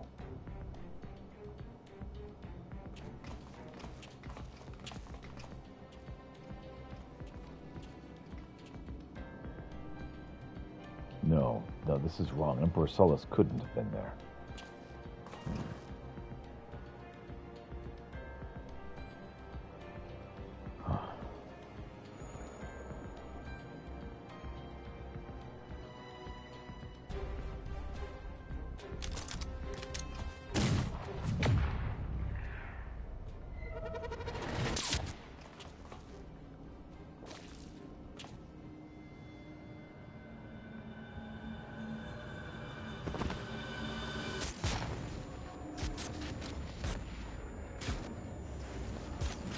No, please, Lord Varys. No.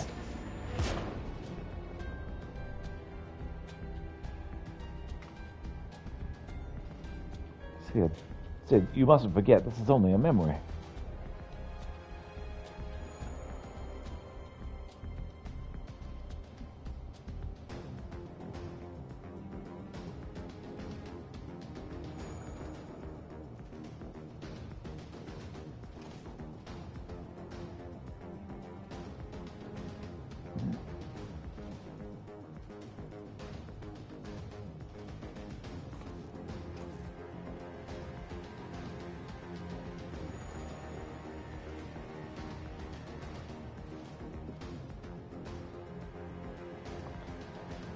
it, Garland?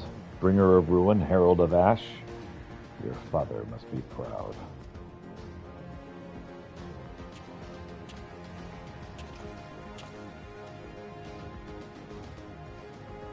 How does it feel to know such calamity follows in your wake?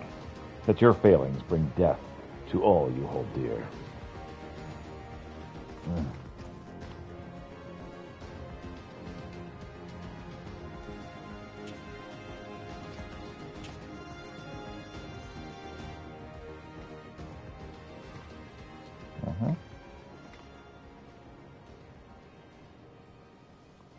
And now you would set this filth against me. Very well.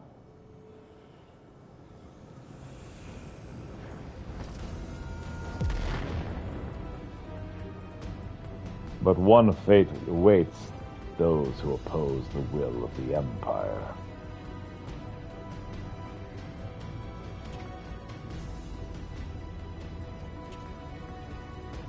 This trauma's too much. He's lost control. But this memory's false, Pieta. Perhaps you can alter it with the echo.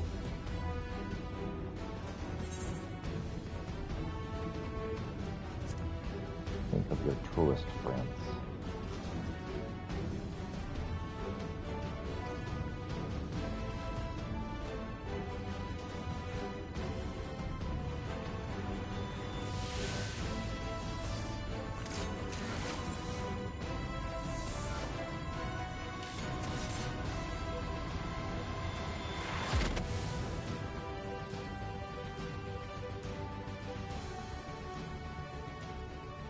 This was always your greatest strength, instilling in others the courage to rise up, the courage to fight for what's right.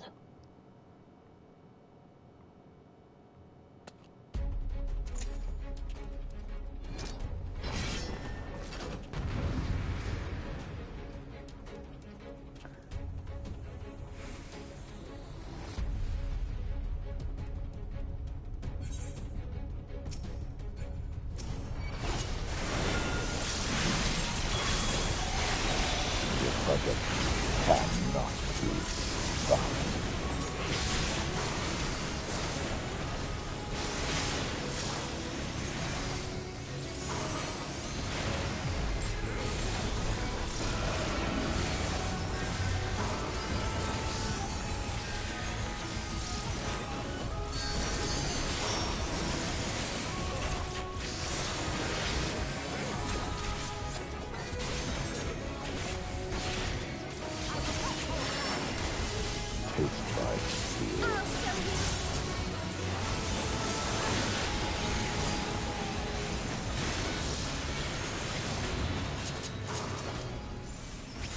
Keep your distance.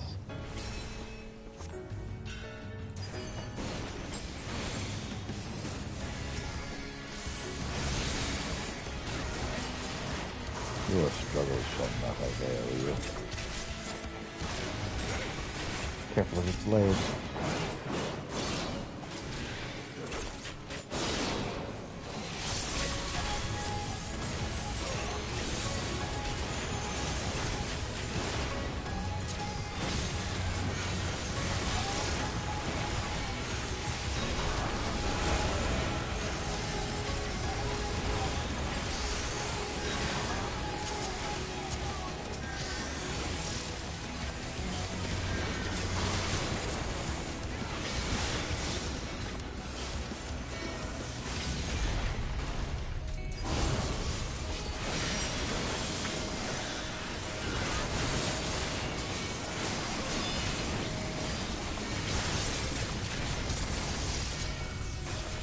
I'm tired of these games. Quick time event.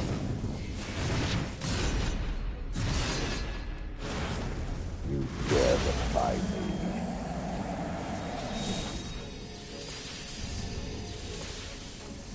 I can take the brunt of it, but I'll need help. These worms will be not left of you, but ash. And only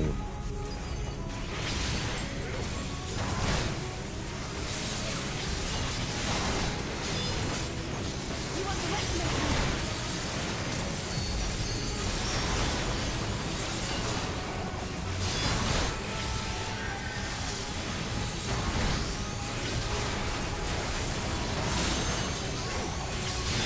point foot.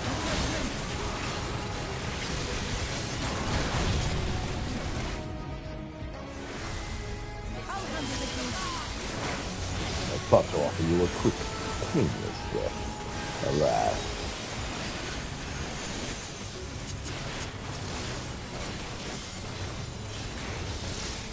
You dash yourself against my shield.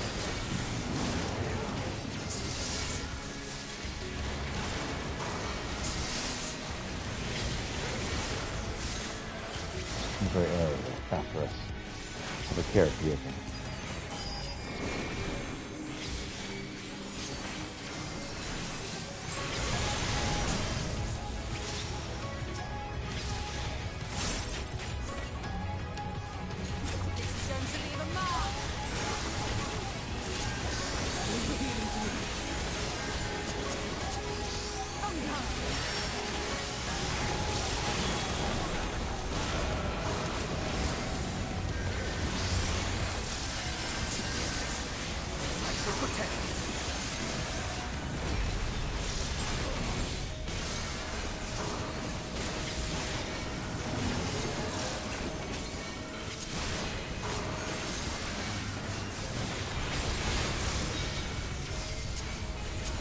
Well research. About planning. It cannot be done.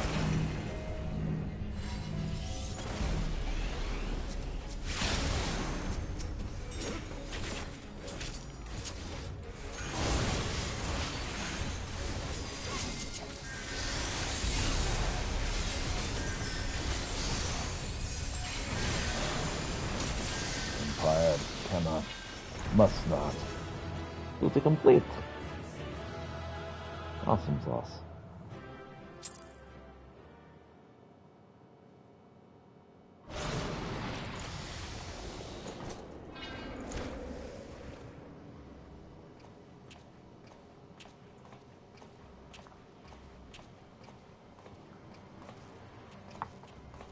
This isn't right either.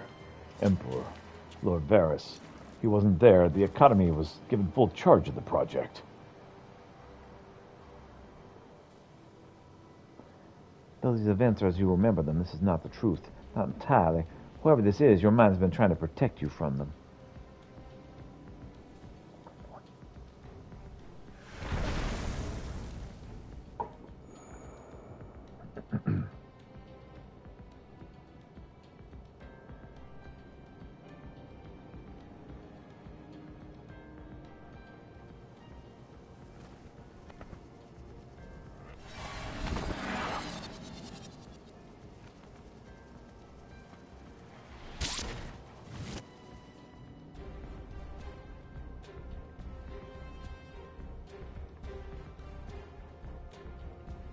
Sid was the one with the gun.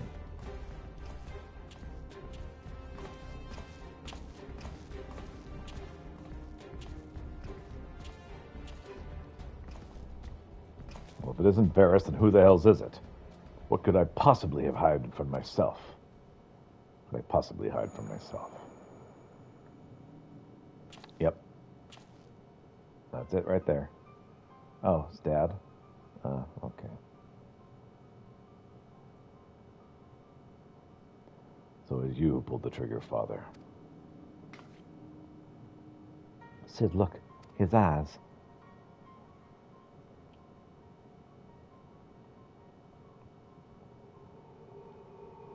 Yep. He's been enthralled. No, it can't be.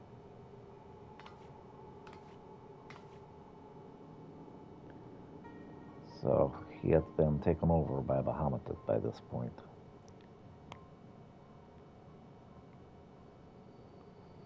If contact with Dalamud was able to stir Bahamut to consciousness, it stands to reason the Dread Woman discovered a way to link to the tower and thereby enslave your father.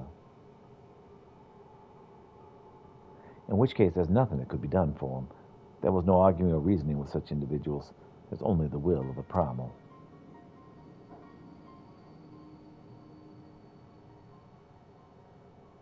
And if Bahamut was controlling your father at the time of the accident,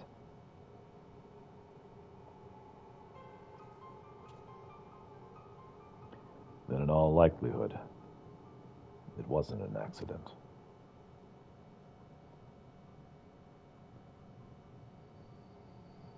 Makes sense. And so the truth finally comes to light.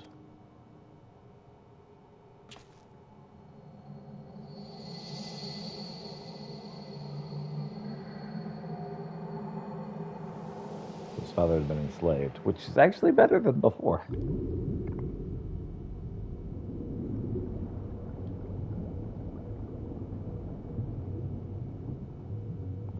Now, if you're enslaved, you're not responsible.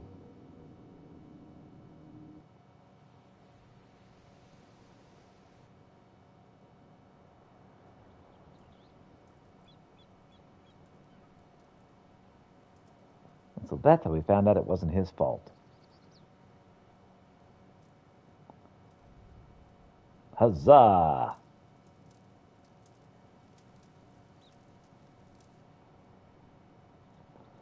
Bahamut's thrall, and no one was the wiser. Not even your own son.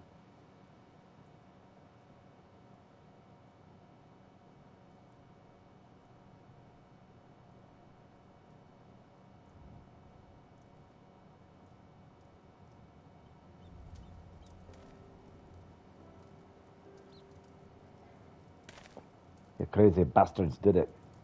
Sorry, wrong voice. You crazy bastards did it. Once Mikoto's described the inscriptions to me, I got those weapons forged in no time.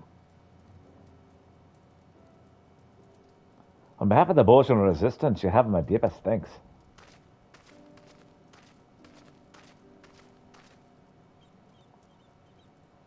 I'm just glad I could help.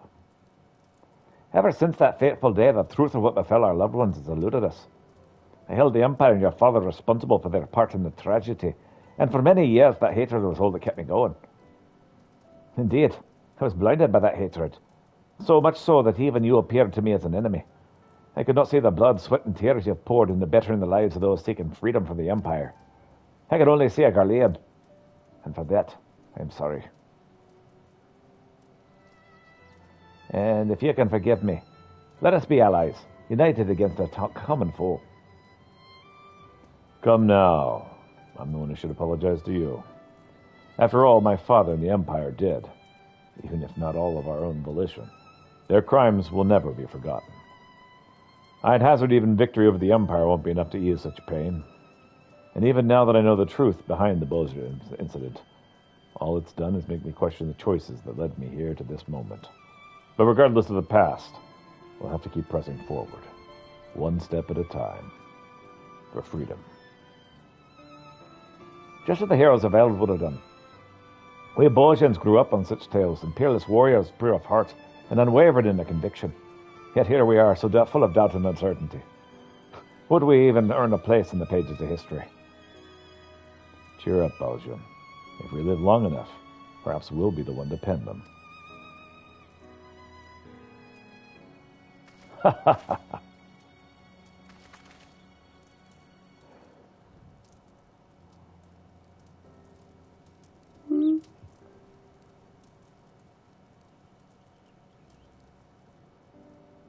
You see, the crystal focus is no longer responsive. It would appear what stores of aether resided within it have been depleted. Wrong voice. It appears what stores of aether resided within it have been depleted. I did not expect our exploration of your mind to be such a taxing endeavor. Once I identify its etheric affinity and a power source with a compliant energy frequency, I'm confident its reserves can be replenished. I thought perhaps the Alliance could use it to extract information from other less cooperative Garlean captives. But nothing's ever that easy, is it? I'm afraid aetherology is beyond the scope of my expertise, so I'll leave the rest to you. If you need anything, don't hesitate to call for me. Thank you for all of your help, Master Sid. Well, I better head back. I have a mountain of work waiting on me.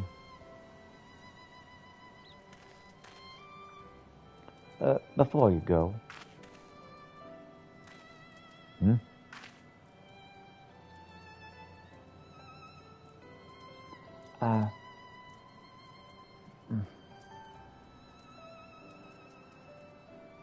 If I ever feel lost, you can always talk to me. I mean, if you ever feel lost. Of course, if I run into any Aether-related problems, you'll be the first one I know.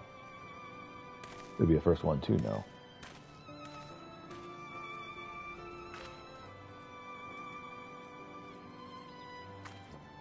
Right, well, I really must get to work on the crystal focus. That's interesting.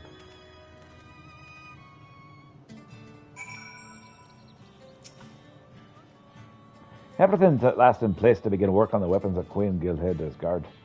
Master Geralt will be able to apprise you of any further progress in our forging. In the meantime, we'll begin the preparations for battle. I look forward to seeing you on the front lines. Returning to all ethereal shards of the Doman Enclave will unlock Gagos as an ethereal destination. Alright, I'll be right back.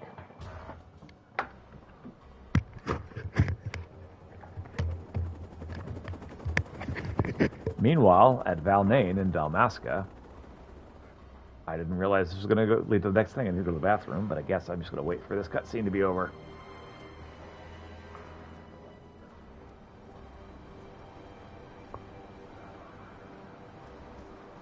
Our spies in the Gungos encampment have confirmed work on the blades of Gilhilda underway.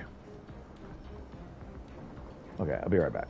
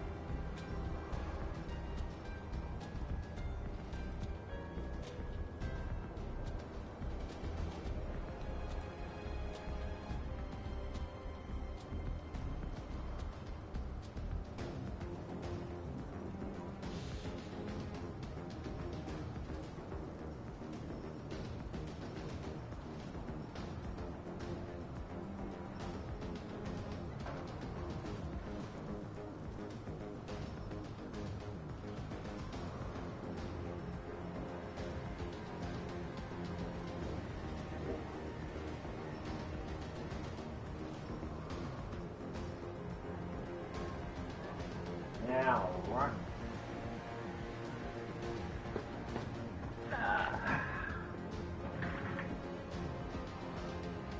Come on, work.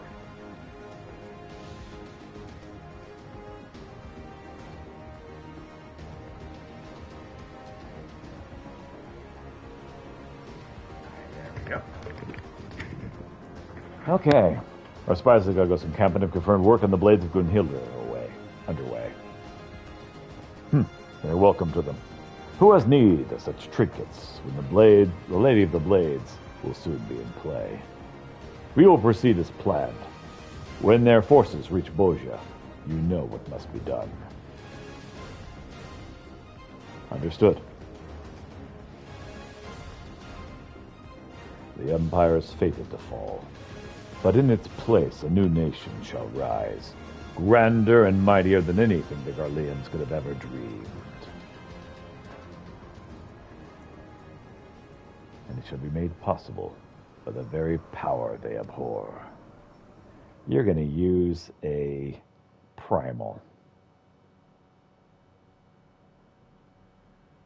Going to bring Gunhilda to bear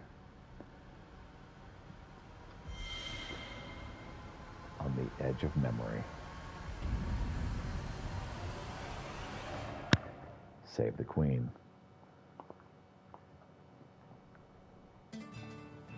What? It's Inception. Cat's over here licking off the anti-bacterial ointment I had put on a wound because Cat is going to cat.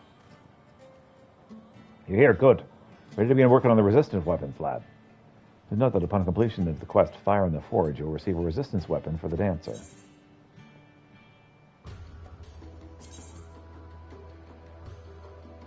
Girl looks ready to fire up the forge, changing classes or jobs for organic progress during this quest. You like the name Resistance Weapon? It crossed my mind to call them Gunhilder's Blades, but after talking to Monsieur, we figured it'd be too confusing, seeing as it's also the name of the Queen's Guard. Any road, your timing couldn't have been better. Before we get to working on earnest, I was hoping you could tell me a bit about what went on in Sid's noggin. I've heard a fair bit from Makoto, but I'd like to know if you saw any different. Well, you know, he had troubles. Sounds like I was right to ask you before setting to work. Seems to me those fancy markers of the weapons are mainly for show. I can copy them, but that won't be enough. Micah's not there carved into the hilts as well. And to make sure the spell can take hold, you need to finish with white, fine powder that's conductive to aether. For material like that, I reckon you'd need to consult the alchemists at Rajan Han.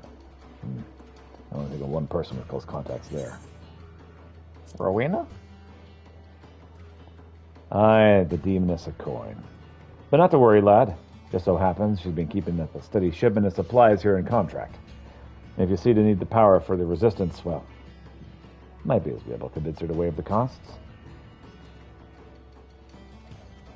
She ain't usually one to do business for charity, I know, but it's worth a try, eh? I'll see about getting in touch with her. And after I do, you can go and meet with her and figure out the rest. Well, you don't expect me to go and meet with her, do you? Working on the resistance weapons kept me busy by half. And Drake here, what was her name again? Zlatan Mastrogeld. My name is Zlatan. More importantly, when Mistress Rowena doesn't agree to a charitable contribution to our cause. I'm sure if you asked Zajan to ask her nicely, she might come around, but never mind, I have more important work to do. As for where to find Rowena, before she left Gangos, she said she'd be stopping over at Kagane on business. What about I have her meet you at the Omenico Tea House? If we're lucky, a nice cup of tea will brighten her mood. Sure. Resistance weapons, the saga of Gunhilder's Blades.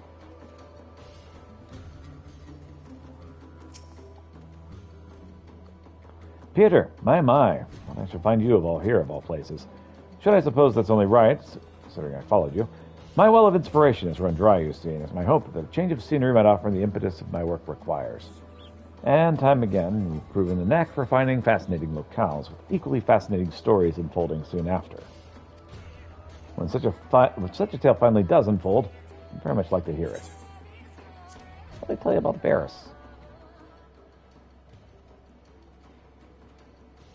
Life of Varys. Battle fought for the mind of a dear companion. How thrilling, how compelling. Please, tell me more. It's okay. Once upon a time, there was a bunny, and he won. The end. Spectre of the late Emperor Varys. I suppose even a figment of one's memory, assuming sufficient creative liberties are taken, can prove as fearsome as a man of flesh and blood. Admittedly, I cannot claim to have witnessed such prowess firsthand, but who has not heard tales of his savagery, his unparalleled might? Yes, I do believe inspiration has struck, my friend. The brutal battle of words preceded a nightmarish clash betwixt the Emperor and the realm's greatest liberator. You would dare approach me thus, Lord Varys scoffed. Were men of greater strength and mind, both would flee. Would you dare commit to such folly?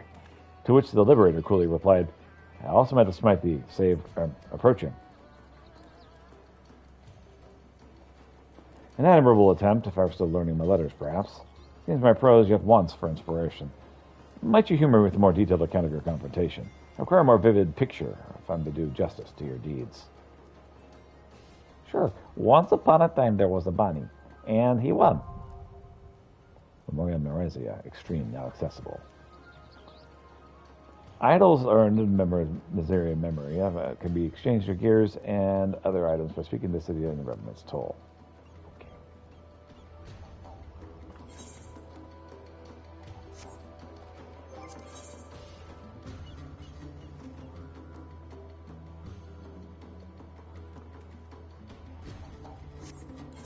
Speaking of which,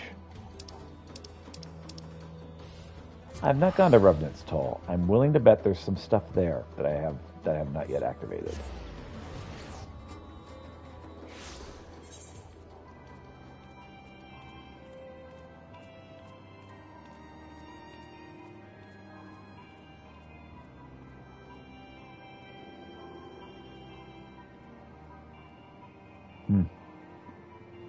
This is just this triple triad match. Well, so long as I'm here.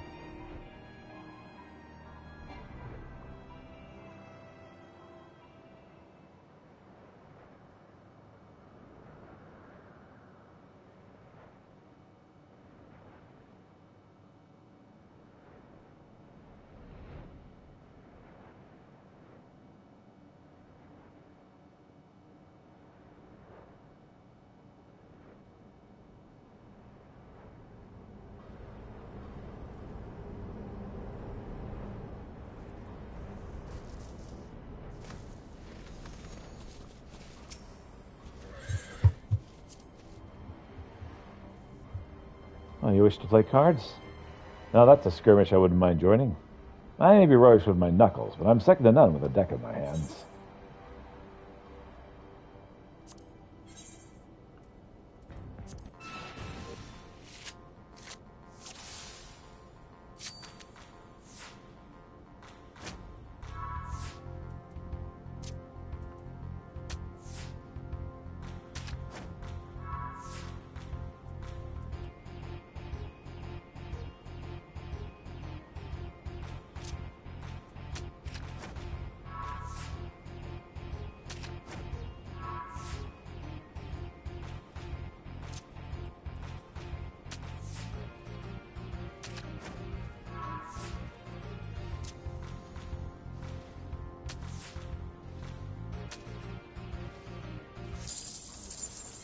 Definitely need to rematch.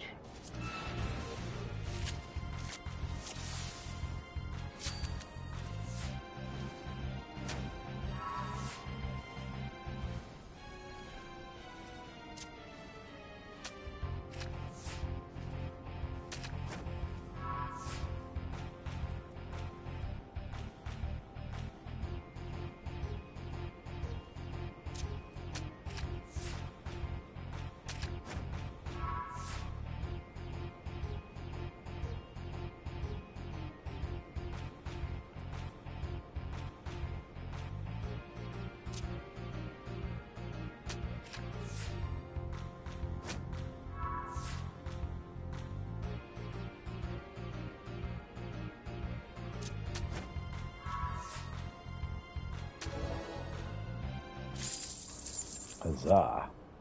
Damn it. Guess there's some truth to what they say about your adventures being clever. Well, being clever can only get you so far. Next time, you'll see what my deck is truly capable of.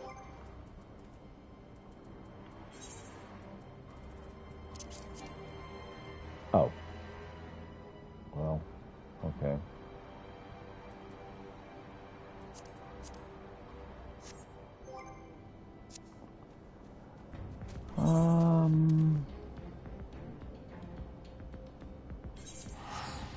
Faster just to teleport there.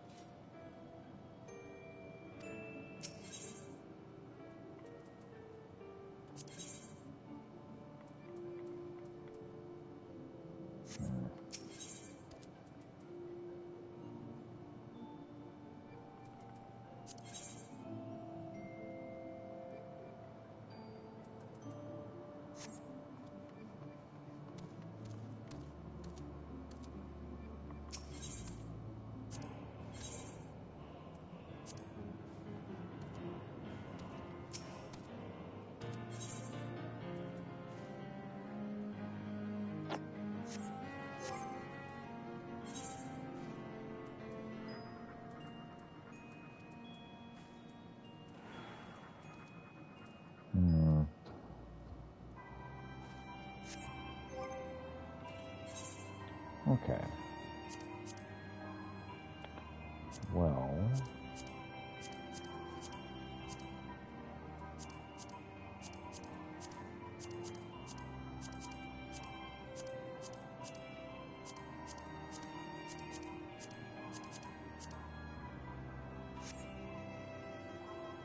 Okay, so I've been here now.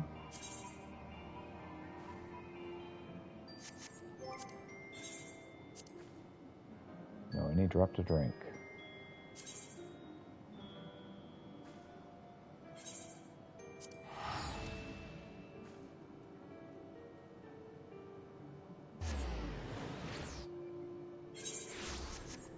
I'm going to talk to Rin at Eden's Core.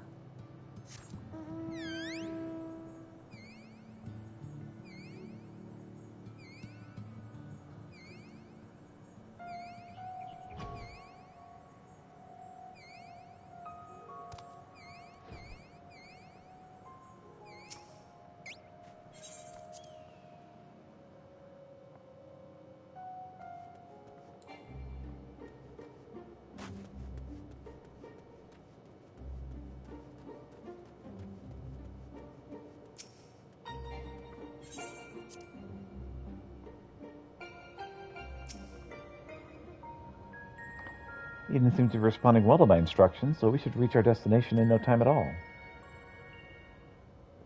That's good. Alright, this is the place. I'll see if I can draw out the water aspect at 8. The rest is up to you, Peter.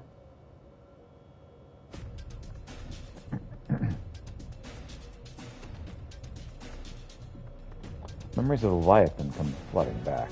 Ha ha!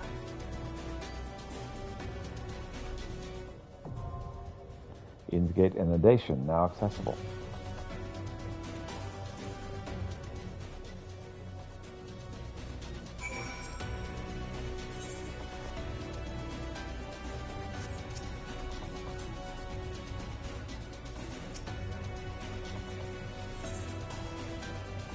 Eden's Gate inundation.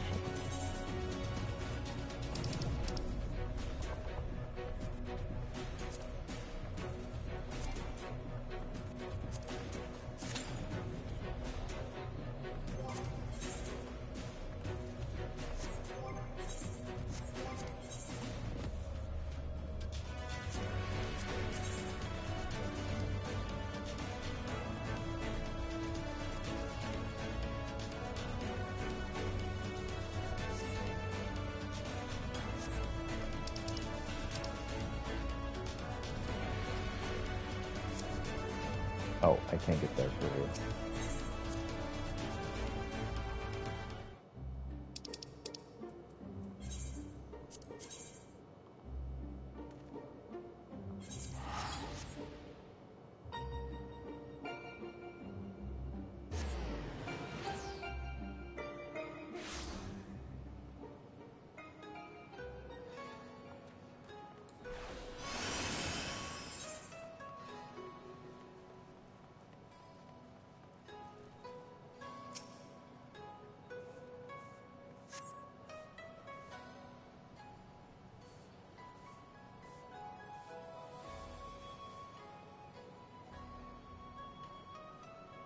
I was wondering when you'd show up. Carol told me everything.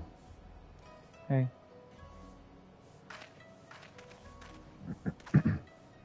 And luckily for you, my business was here at the Theravenian consulate. Here you are. There should be enough powder for one of the resistance weapons you're forging. Thank you. I have to hand it to Geralt. Seems he's been spending half his time getting deeper in debt and the other half avoiding payment. Fine by me, though. Thanks to scheming, I've got a little more leverage over the resistance, and by extension, him as well. You're kind of frightening, isn't it? Pass along a message to Geralt and Bessagian for me, would you? If they require more material for these weapons, I'd be more than happy to supply them. For a fee, of course. Same goes for you. I know you adventurer types are always looking out to be prepared for some kind of encounter, so if you're thinking of forging another of these resistance weapons, and I suspect you are, you know where to go. I'll see to it my girls at Revenant's Toll and Edelshire keep their shelves stocked. Until next time. See ya. All right, bye. Ugh. Speaking of which, I have not visited Edelshire.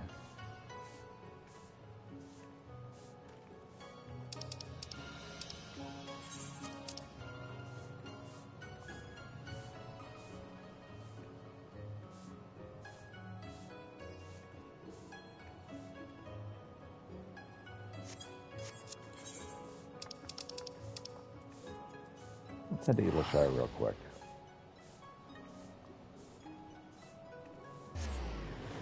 Just to make sure everything's good. And look, there's something right there. Painfully Ishgardian man. Pardon the suddenness of my address. Milord, would you be perchance familiar with one Chloe Alipo? I may have forgotten to turn in my copy of Wanderer's Tales again. It seems the word I bear will indeed be of interest to you then.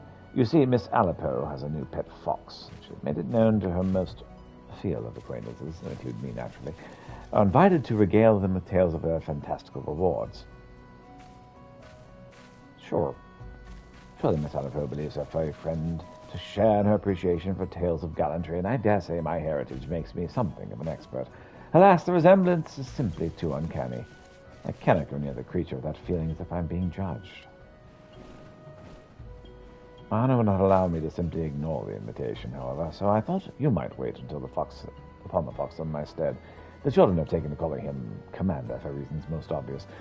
You would most certainly know him when you see him.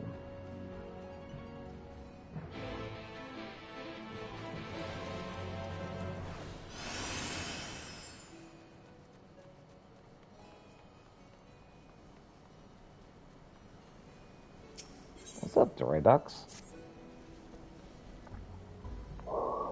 Uplander comes at perfect time. Deftarm was just here looking for Uplander. Something about new busy deals that Deftarm will be making.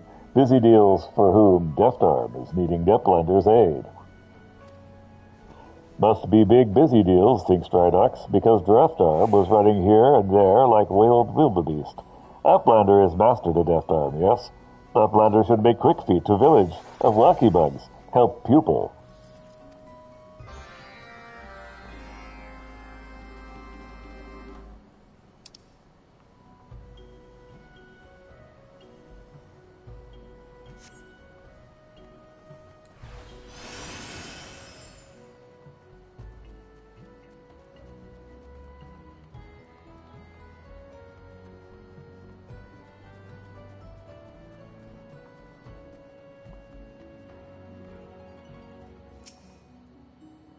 What's up, foe commander?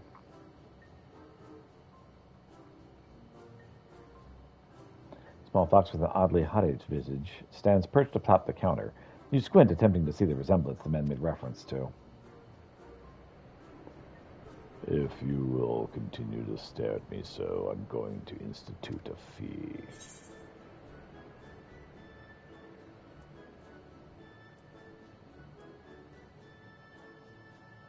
Hey, Mary, what have they done to you? Hilarious. An entirely original joke that I have not heard 8 times already this evening. Certainly. But let us speak of yourself. You appear to match the exhaustingly enthusiastic descriptions Chloe gave me of an adventurer who tells her just the most wonderful stories. Are you indeed that adventurer? Oh, yeah, sure. Then you are precisely the sort of person I've set out to find. The sort with riveting tales to tell. And I'm sorely in need of tales. Tales that inspire the mind. Tales that tear at the heart. Tales that grip the very soul. For my tea parties, you understand. Oh, it's Chloe's bestest friend, Pieter. Are you making friends with the commander, too? The commander says he spends days and days and days talking with his other animal friends, but after he's so many days, after all of them have run out of new stories to tell, and he's searching for wide and far for new ones. Stories, that is. He still likes his friend. So really, he's just like Louis. Isn't that right, Commander? As I've said, my name is Soten. I swear to you children of Orwena and her little joke, I'll never be rid of that blasted nickname. In any case, if I understand correctly, you have faced and bested all manner of fiends, including many Gaiads of this land. Surely you have some tales worth my time, or ideas from which to spin them at least. If you can weave me a tale most fantastical, I will grant you access to Faux Hollows, a whimsical adventure unto itself. Or, strictly speaking, a game of chance that I designed. Regardless, make use of your cunning and luck, and I'll conjure you faux tales and leaves as tokens of my esteem. And as you have doubtless guessed, the sufficiency of leaves can be traded for other less ephemeral incentives. All right, sure, whatever. I believe that's the long and the short of it, as you would say. But don't get ahead of yourselves. As I said, no ordinary story will do. I require tales to excite even those who are sung of in tales. And so I expect you'll need to exercise your imagination to a certain degree. My guests care not about the authenticity of the entertainment, so dispense of the truth, as you will. Just make sure to tell me the stories whilst they are still fresh on your mind. Embellishment is one thing, but continuity errors are quite another. Just complete.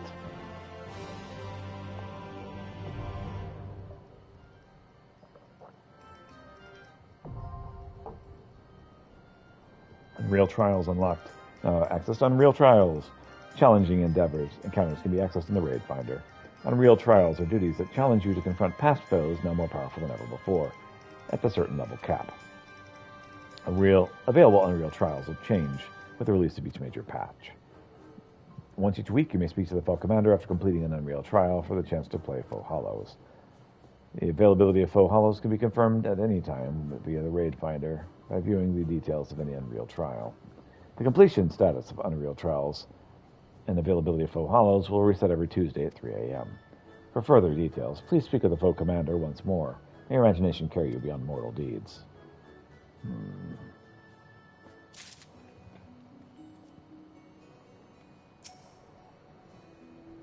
Oh, Peter, once again, you're openly staring.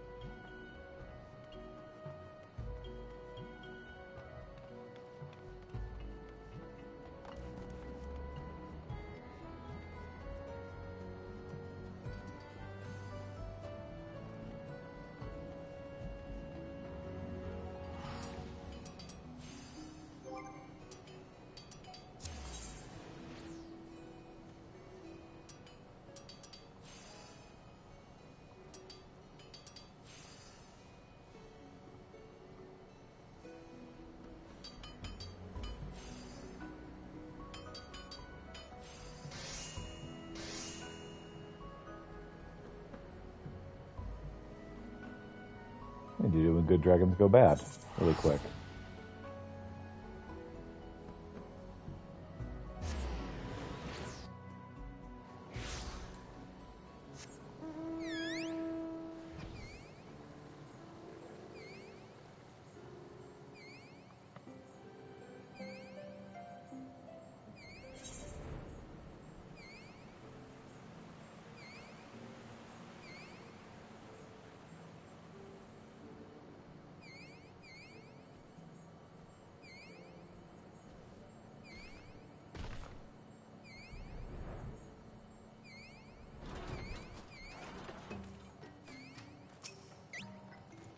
Hey there, Death Arm. Master, you return, and not a moment too soon. I have come upon a tremendous opportunity to further expansion of our Adventurers Guild, and I would seek your aid in seeing it to fruition. I was consulting with Voldofnir some days ago, when she spoke to me of another tribe that might benefit from our services. I believe she called them Muggles, Moogles, Muggles, something like that, at the very least. As she told it, these furry creatures make their home in the churning mists, where they toil day and night to rebuild a great and ancient plaza, with the aid of dragons and men. Surely such an industrious tribe would have much in common with myself and my compatriots. Very much indeed. Yes, I simply must make the acquaintance of these. What were they called again? They're Moogles. Yes, Moogles. I trust there is a great adventurer like yourself is on good terms with these Moogles, Master. You will introduce them to me, yes. Sure, why not? 1,000 thank yous, Master. The success of our guild has brought much prosperity to our colony, but a true hero does not rest on his laurels. There's a lesson I've learned from observing you, Master. Yes, one of many. Master and student striking out in adventure once more. My heart pounds in anticipation. Let us make for the churning mists without delay. I shall race you there. Sure you will.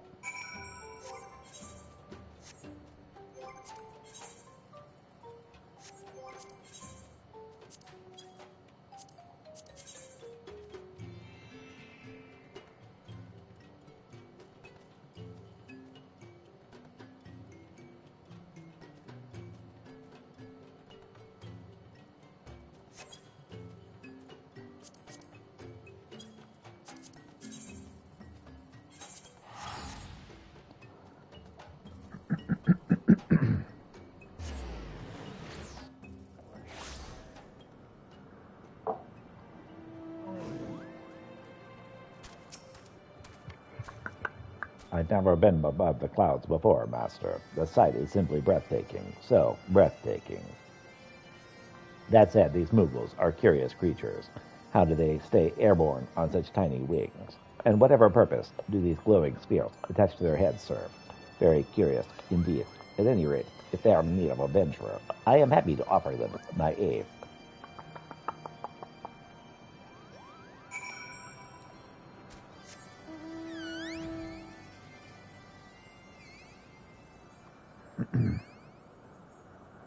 So this is the quest that I get for completing all of the Beast Tribe stuff here, which I was hoping that there would be one, but I couldn't ever find one, and now I have.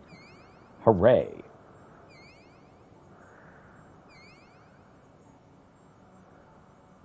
Well, I've almost got Inundation. The question is, will I have any chance to beat it? I struggle with Leviathan on a good day.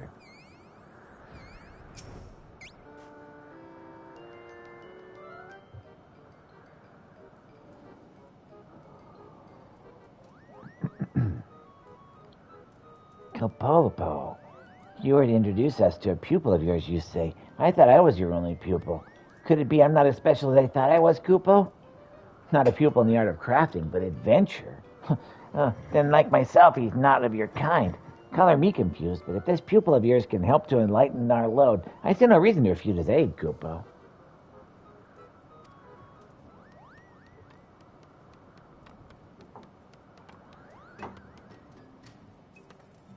Kupo, whatever have we here? Those hard scales, those claws, that puny body. Are you some kind of lesser dragon, Kupo? I am no dragon. I am certainly not lesser. I am the deft arm of Lothbat, an adventurer come to offer my services. In return for due competence, I will perform any task you desire, no matter how perilous. What say you, my Moogle friend? Kupo, you don't look like any adventurer I've ever seen, but hard workers are always welcome at Mogholm. That said, we are a community of builders. If you lack crafting skills, I fear I can only offer you menial tasks, collecting rubbish, cracking Kupo nuts, etc. It's not a glamorous job, but someone has to do it, Kupo. Collecting. Very well. Consider your Kupo nuts as good as cracked. Did you see how quickly he agreed to take on those tedious tasks? I've taken a liking to this one already. You have to prepare a very special welcome for his return, in true Moogle fashion, Kupopo. But I almost forgot. Terracin wanted a word with you, Pieter. Why don't you pay him a visit? Now I must be off to prepare a special surprise for a new friend. Sure. Should probably change jobs since I'm doing this.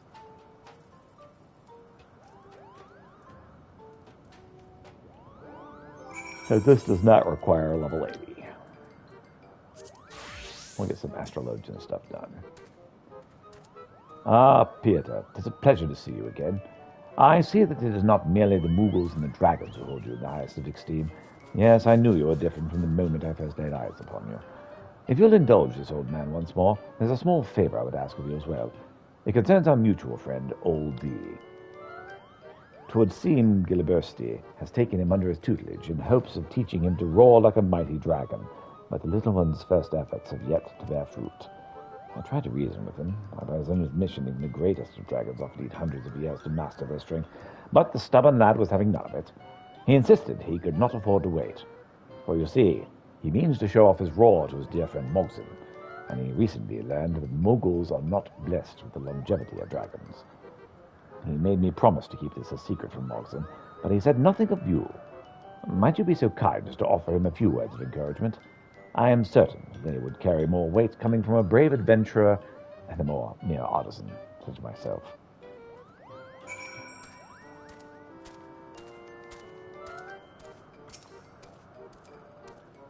Oh, Pieter, what brings you to Barles? Let me guess. You too have come to watch the puny, pathetic oldie bring disgrace and dishonor to the name of dragons everywhere. Oldie is certainly not his typically confident self. Mayhap there's something you can do to lift the dragonette's spirits.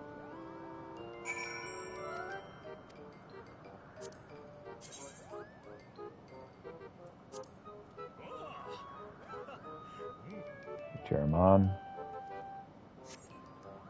Despite your best efforts, Oldie remains mired in his deep malaise. Is there aught else you're going to rally his spirits? Rally? Aha! Pieter, but of course you speak true. A proud dragon does not stew or sulk when there's work to be done. Just watch. The next time we meet, my roar will be as mighty as that of Hesvelger himself. I do hope Gunabursti is not cross with me for running off.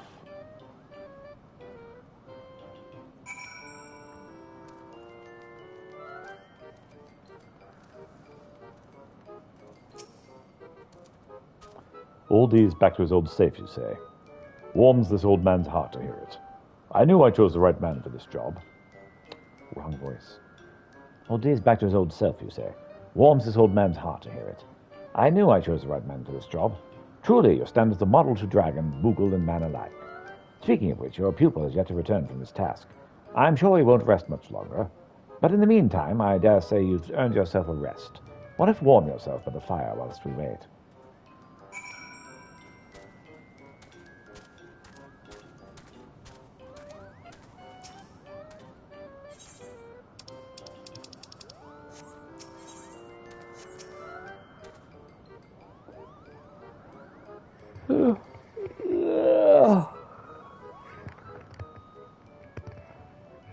Now the question is, how are the dancing folk going to be brought into this?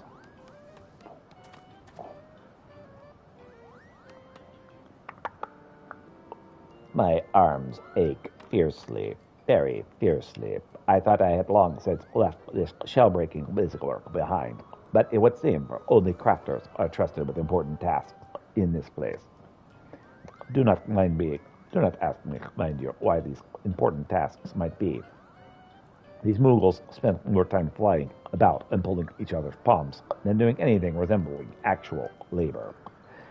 But forgive me my griping, Master. I will go report to Master Mogson. Sure. I think the sun is trying to rise here.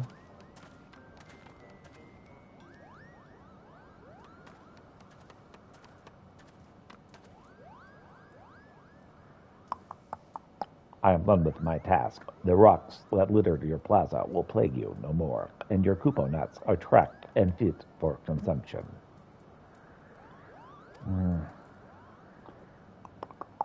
Do you have nothing to say? I said that I picked up these accursed rocks and cracked every last kupo nut. Every last one.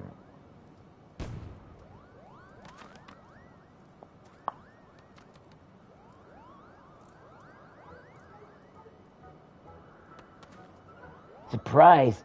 Did my oh so clever creation fool you? Your exasperated expression tells me it did, Kupo. I planted the fur hair by hair, and added a few tufts of cloud mallow to make the palm float. I dare say it's as lifelike as I am, Kupo. The only difference is the hammer in its hand, but no one notices, Kupo. Yes, I can say without a doubt this will go down in Moogle history as one of the Mogzin's most prodigious pranks ever. Oh, and good work, by the by. Next time we have some rubbish that needs picking up or Kupo nuts that need cracking, rest assured you'll be the first one we call, Kupo. I have never been so insulted in all of my life. I toil and trudge from dusk until dawn for you, and you repay me with mockery. I take umbrage at this, great umbrage.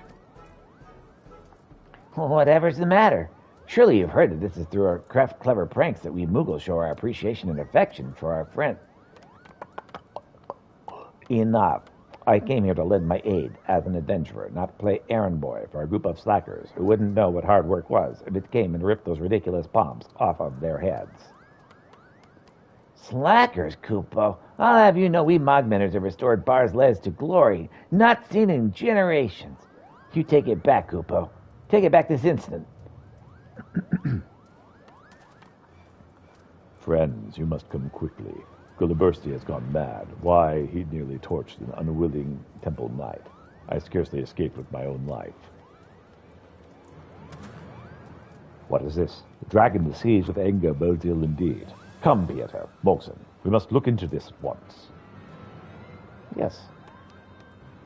An angry dragon. But no, Death Arm must not falter. Wherever you go, master, I will follow. Lead the way. And it.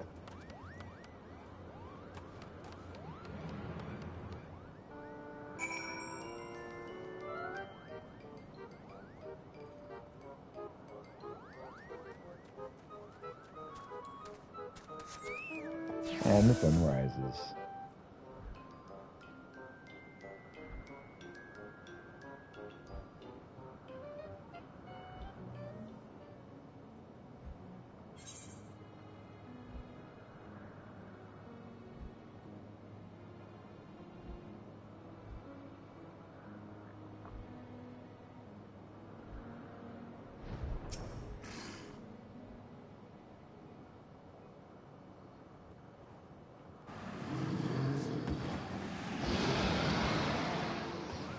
What's the meaning of this, Gunnabursty?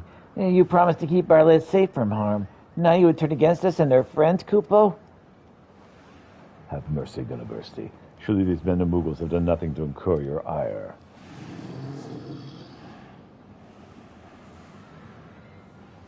Something is gravely amiss. I sense naught but pure animal rage in the dragon's eyes.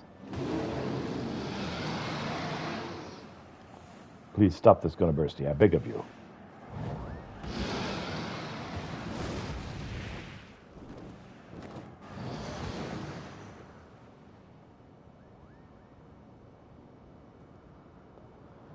What happened to him? Thank you.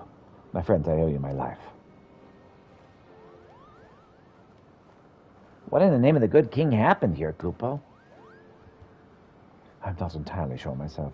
I just arrived to seek Gulliversti's wisdom concerning the restoration effort, and with all of a sudden we were set upon by a masked man brandishing an imposing firearm.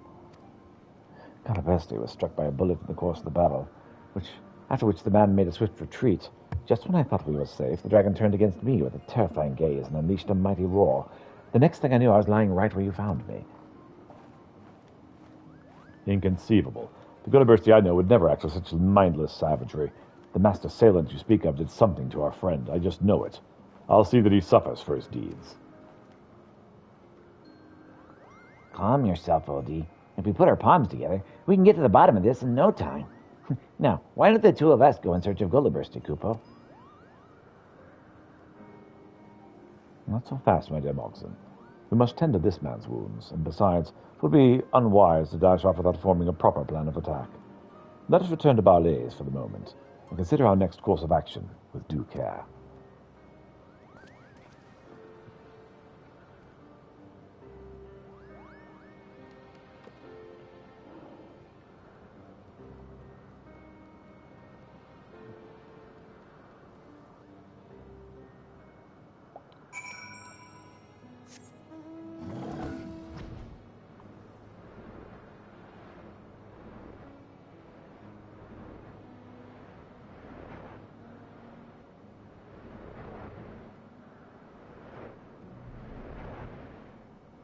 This mount is so very, very, very Peter.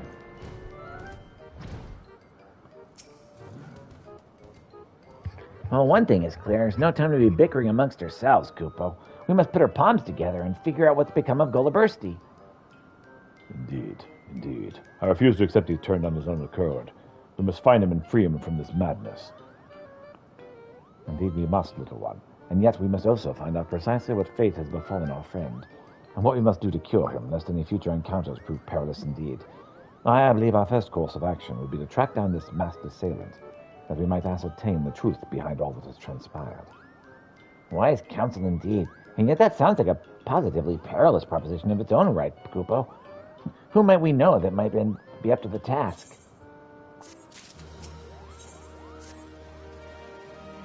Peter, I beseech the aid of you and your deft-armed disciple, Kupo. Pray pursue this masked marauder, and find out the truth behind the madness that has taken Gullibursty. Now this is a task worthy of an adventurer. Mark my words, my Moogle friend. Master and I will track down this mysterious and dangerous foe. 1,000 thank yous, Kupo. Might I suggest you start by asking around here in Barley's? Perhaps some of them have seen or heard something of the man we seek. As for myself and Master Oldie, we'll see what we might learn about Gullibursty's whereabouts. Terracin, might I trouble you to watch over the plaza while we're away? You would suggest that a graybeard like myself can offer naught else to your cause. But I jest. Rest assured, you will find none a single stone out of place on your return. Go in safety, friend Mogson. Uh-huh.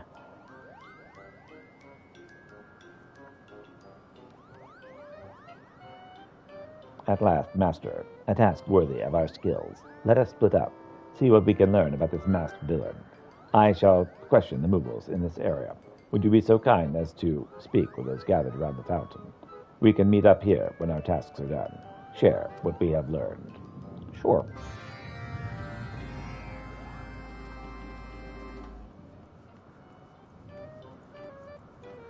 Hey there, quivering Moogle. Did I see a masked man, you ask? Did I ever, Kupo? He strolled in brandishing that fearsome firearm of his and started pecking off the lesser dragons left and right. Then, when the coast was clear, he dashed off toward Gullibursty's place. Why didn't I follow him? I prefer my palm attached to my head, thank you very much. If you're going after him, I encourage you to be very, very careful. I don't know what he's up to, but I can assure you it's not good, Kupo.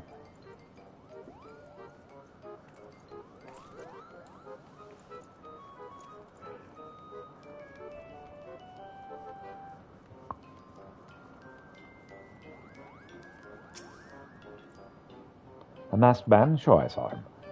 Exchanged a few words with him, for that matter. He asked if I knew of any particularly ancient and formidable dragons in the area, so I directed him to Gullibursty. Yeah, I think he turned him insane. Gullibursty's been attacked, you say? Oh, fury take me. I do hope that wasn't my fault. Yeah, well, it probably was.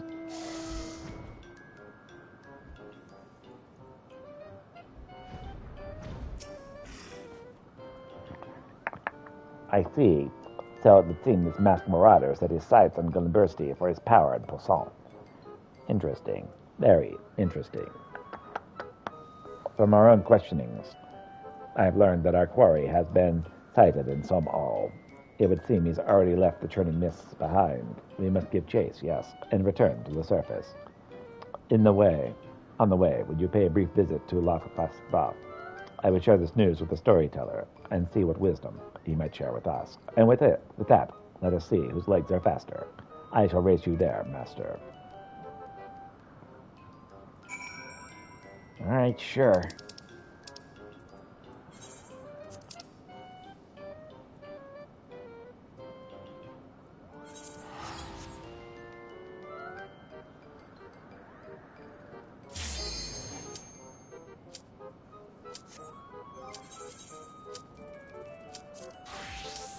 Just dance.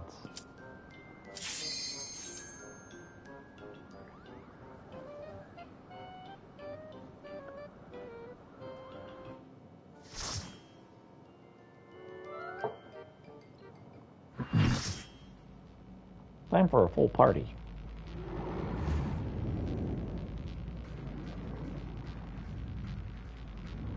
Kingsgate inundation.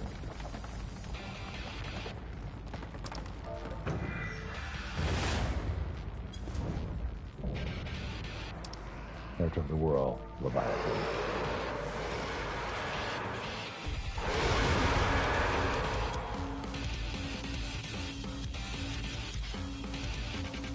A two-headed Leviathan.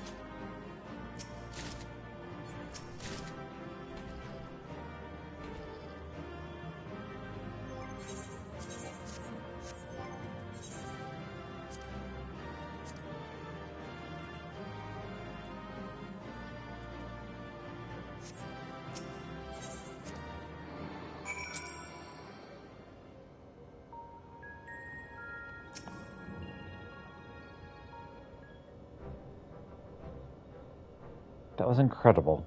Is that what a primal looks like? A little bit nastier, actually. Oh, not quite the same, then. Why is that? The Leviathan of the Source was summoned by the Sahagin, to whom he was no less than a god. Without their faith, the deiformed entity that we brought into existence differed on the fundamental level, though it was no less formidable.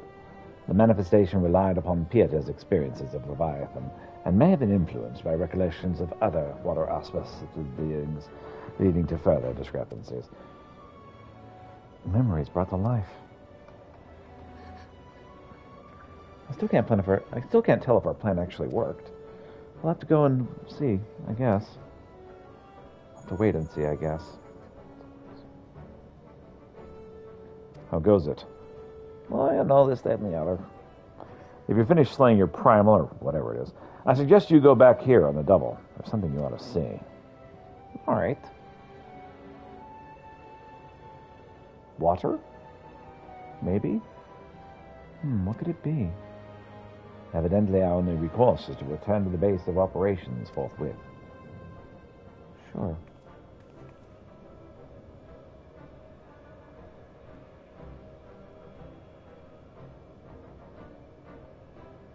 So it should be very watery.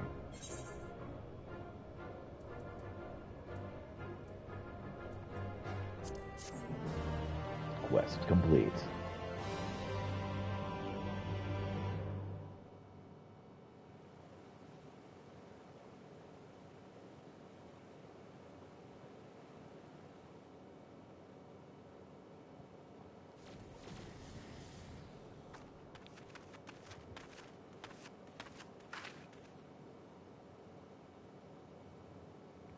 Peter, look.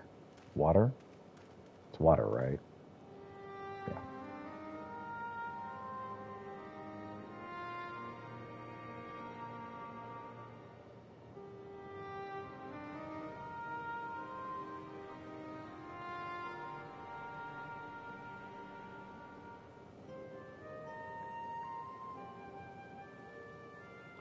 By the Twelve's good grace, 'tis a marvel to behold. Never thought a whole lake would suddenly appear like this. We're just getting started. I only hope the burden is not too much for you, Pieter. I got this.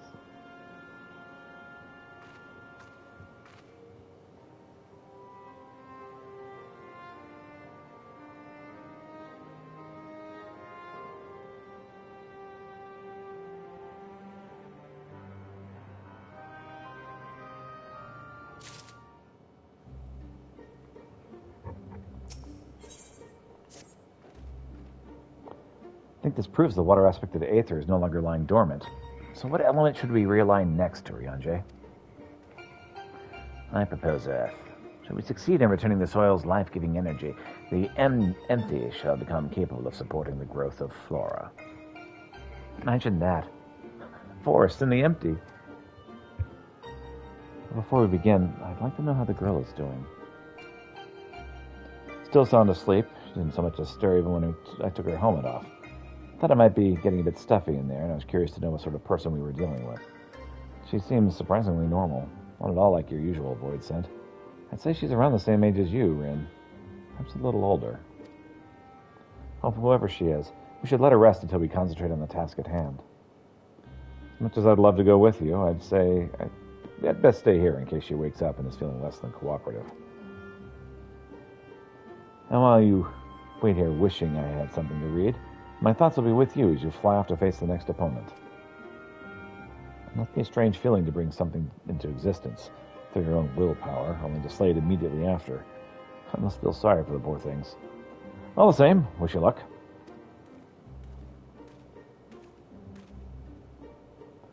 If all goes well, we won't be waiting for long. The sooner we get this over with, the sooner we can see the results.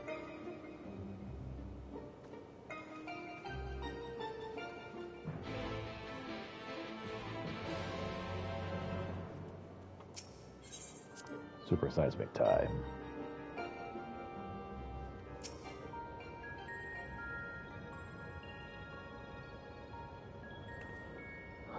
Now, before we embark on a journey, there's one question I feel I should ask.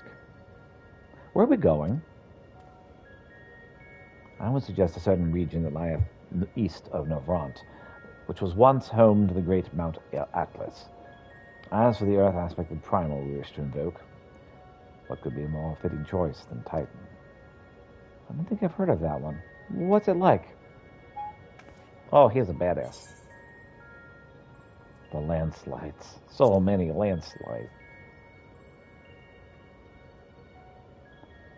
Seems like you had a rather traumatic experience. But if our last battle's anything to go by, this one will be different from Titan that Peter remembers, yes? Aye, it would be wise to consider the two as entirely separate beings. As such, thou must needs conceive new stratagems if thou art to triumph in the battle to come. Past experience will avail thee not, I fear. All right, Peter. Once you're ready, we'll be on our way.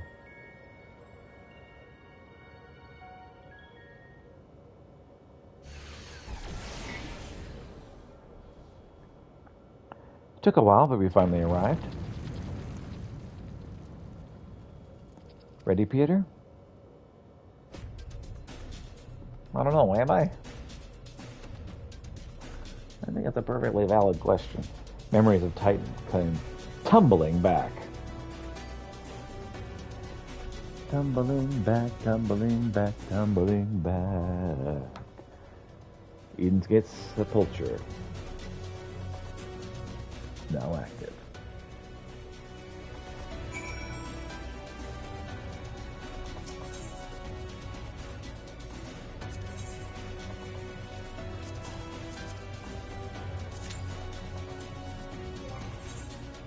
Alright, well, we'll switch from Dancer to Astrologian.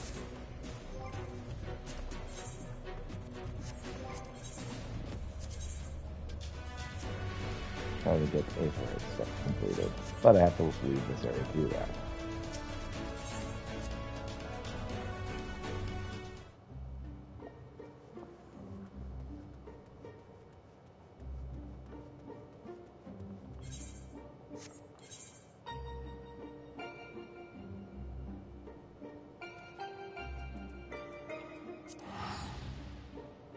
To Tailfeather.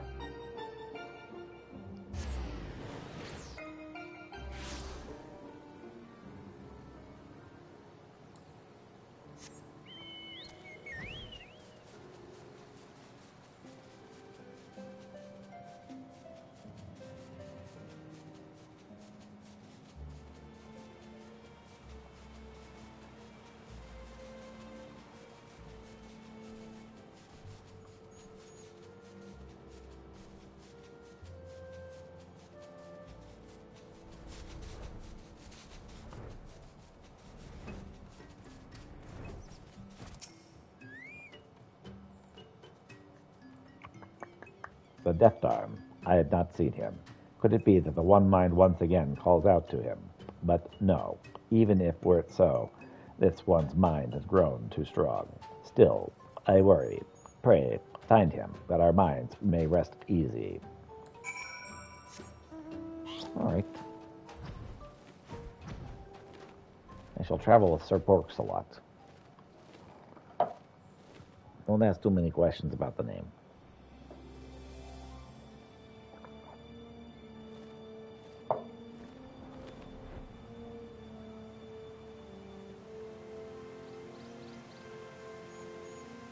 I keep mixing up the voices. That's the big problem that I have.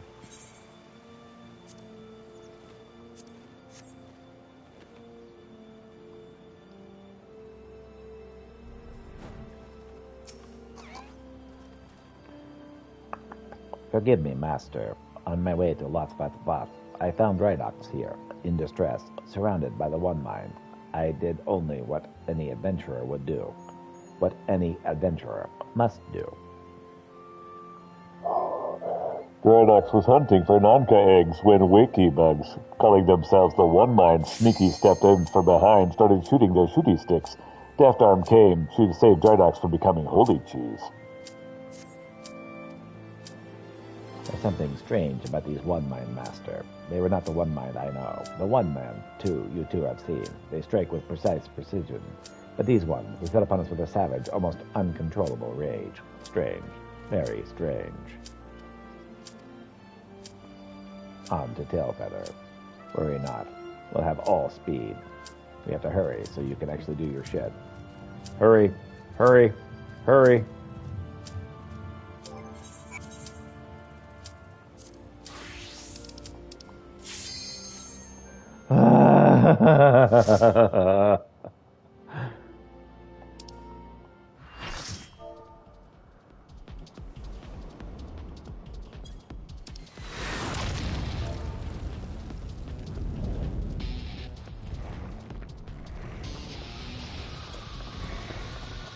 Look at me at it. First time.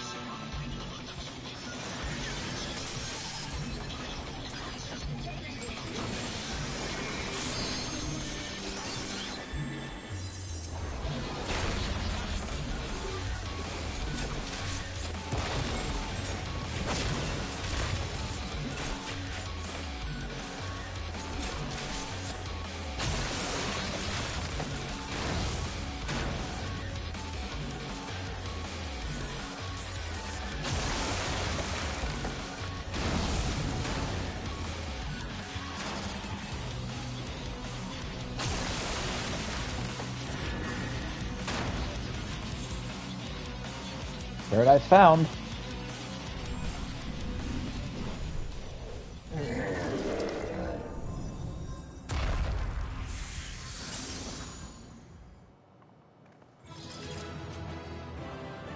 There goes Daddy. Goblin Slayer. Eden's Gate complete.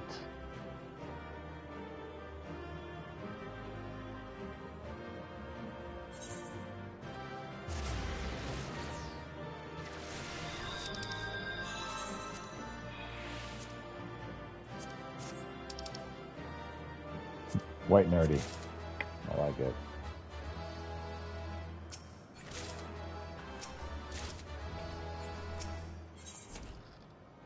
Hey, I got a commendation. Awesome sauce.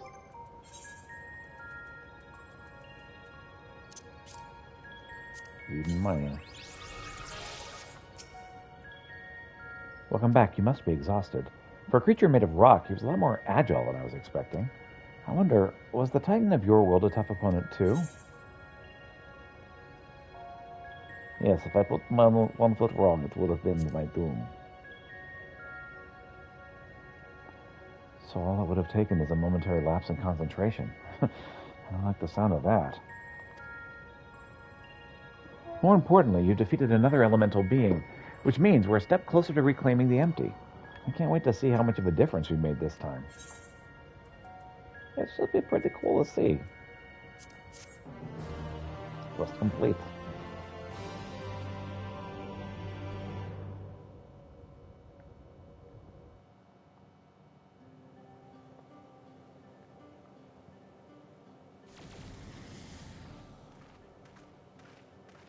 You really do all of this?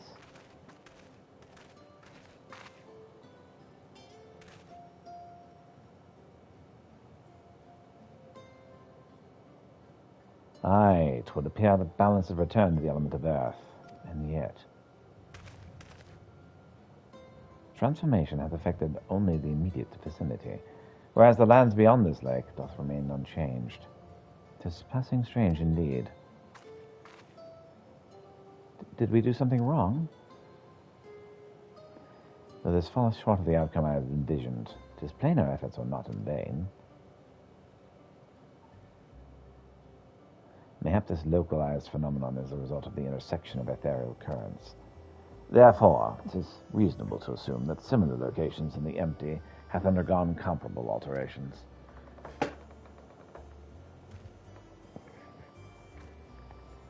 Then the aether will spread out from these points to cover the rest of...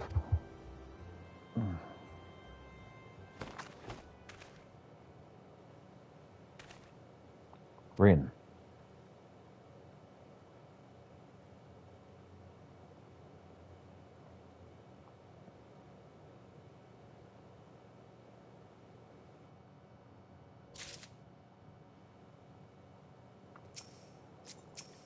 All right, Rin. Rin appears to be overcome with exhaustion.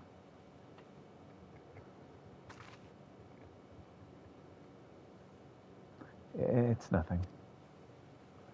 It didn't look like nothing to me. You'd better lie down for a while. No, really. I'm fine. Anyway, we've still got work to do. Nay, Thancred has the right of it. It would be unwise to exert thyself overmuch. I appreciate your concern, but I do wish you'd stop fussing. Rin, thou knowest not the strain thou dost place upon thyself. Though the elements of water and earth hath been restored, continuing exposure to the empty's stagnant aether may yet sap thee of thy remaining strength. Now that you mention it, I've been feeling a bit out of sorts ever since we got here.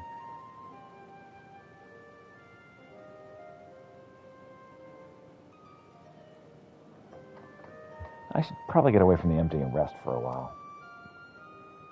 Pray do so. Meanwhile, I shall return and remain here. The restoration of the first two elements hath produced unexpected results, and I require time to analyze our findings.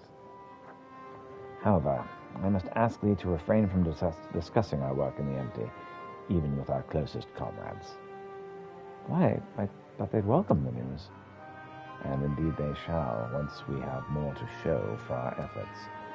Nevertheless, this mission is one of surpassing danger. I'm loath to place our dearest friends at risk, unless absolutely necessary. You have our best interests at heart, I'm sure, but to be perfectly honest, I prefer not to keep secrets from people while I trust with my life. I don't want to make a habit of this, but I'll do as you ask.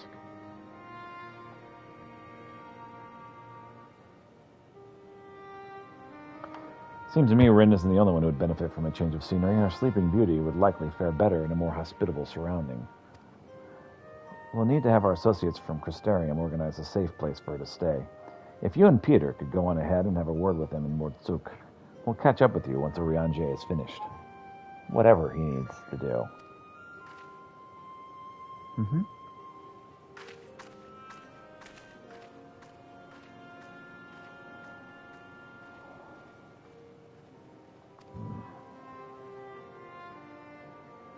Perhaps thou, too, wouldst accompany her on the return journey? I dare say she would be glad of thy presence. No, not this time. She's come such a long way since we first met, and I worry that relying on me too much will only hold her back.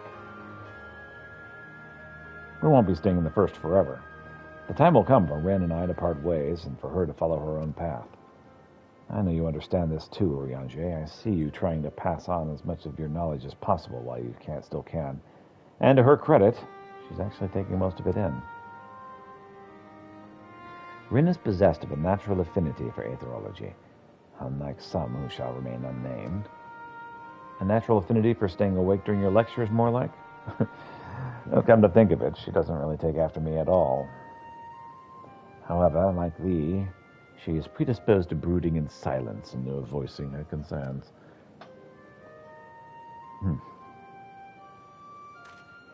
Says the master of keeping his cards close to his chest. Anyway, Peter, you'd best take this sky slipper with Rin. It's true, she's been through a lot lately, but so have you. We'll need you ready for the challenges that lie ahead, so go on and get some rest. All right. We shall await news of thy safe arrival in Amarang. Request accepted.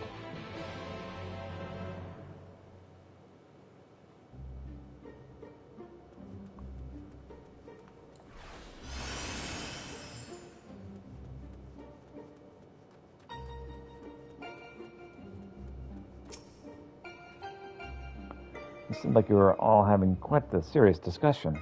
I hope I haven't given you any cause for concern. Well, if you say so, I probably shouldn't stay in the empty any longer than necessary, though. So, do you want to take my first shift piloting, or shall I?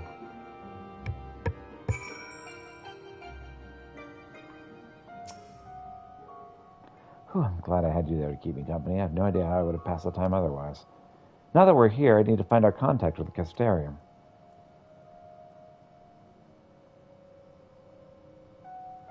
But before that, I was hoping I'd have a word with you. Something's been on my mind. Oh, yeah, what? This might not be the best place for it, though. Those creatures over there look a bit hungry. Whatever.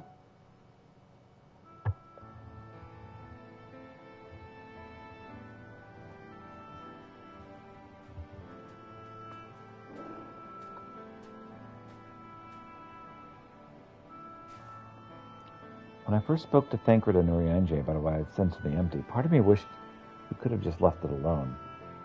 I guess I was scared of what we would find.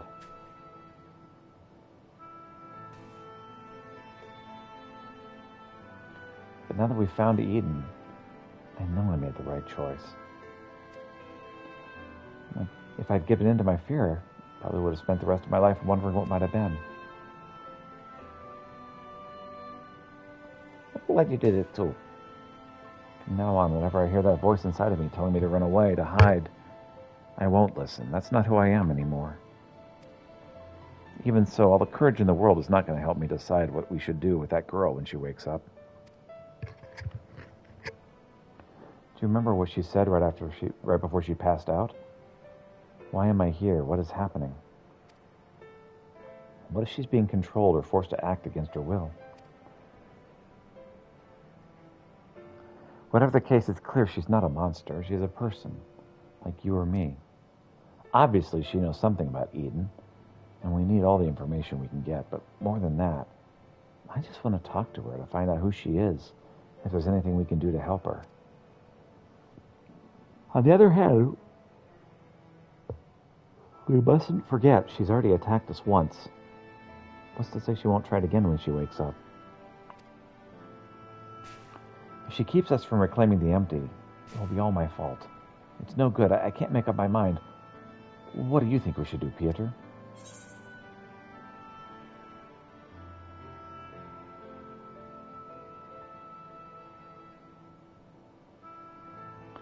If Wolfgang were here, he'd talk things through with her.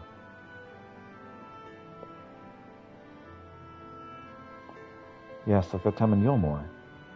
Even when confronting Volthry, he tried his hardest to find a peaceful solution first. Hopefully she'll be more willing to listen. Until then, I'll try to concentrate on the here and now. Speaking of which, I still need to see the Ariane Jazerans. The people who were on our way to meet led us the skipper, the sky skipper, and most of the apparatus we've been using. Since we've been sworn to secrecy, I assume the same applies to them and their colleagues. Anyway, once this is over with, we can find a place to relax.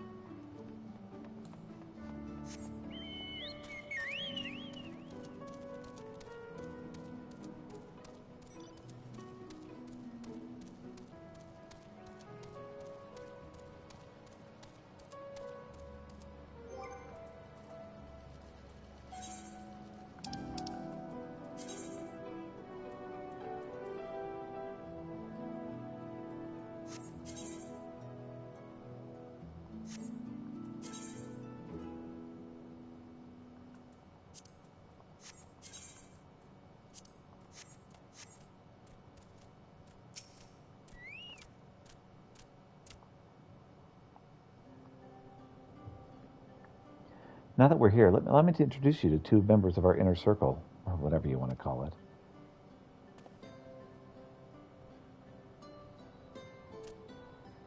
That's Google, who's interested in trading in any relics we have of the empty. Apparently, he mostly deals in exotic weapons and whatnot, but he's agreed to help us keep us supplied with whatever else we can get from the Crystarium. Now, the ones we came to meet should be around here somewhere.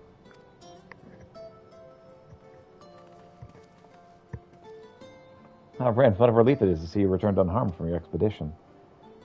I'm sorry to have kept you waiting. We're gone a bit longer than we expected. Peter, I'd like you to meet Lowry.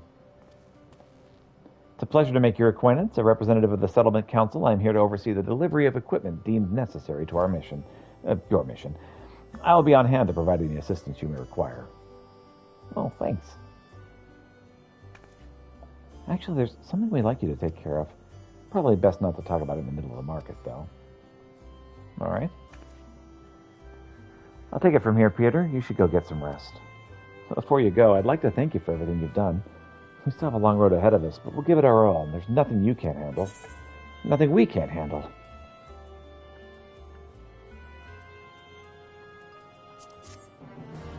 More skill speed.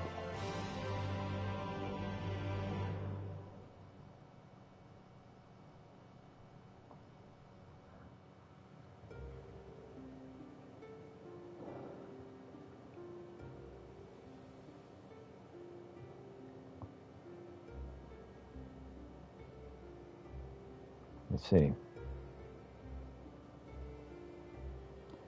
Though it's mere supposition, it would behoove us to proceed with caution. Moreover, I would refrain from discussing the matter with Ren or Pieter until we know more. Well, I appreciate you telling me, even if it's too soon to be sure.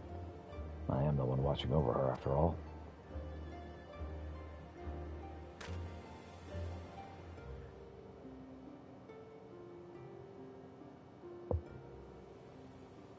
The Oracle of Darkness.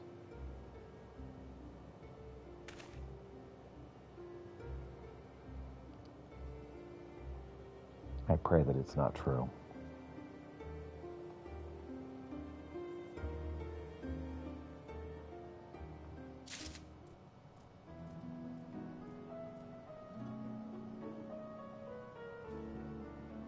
All right.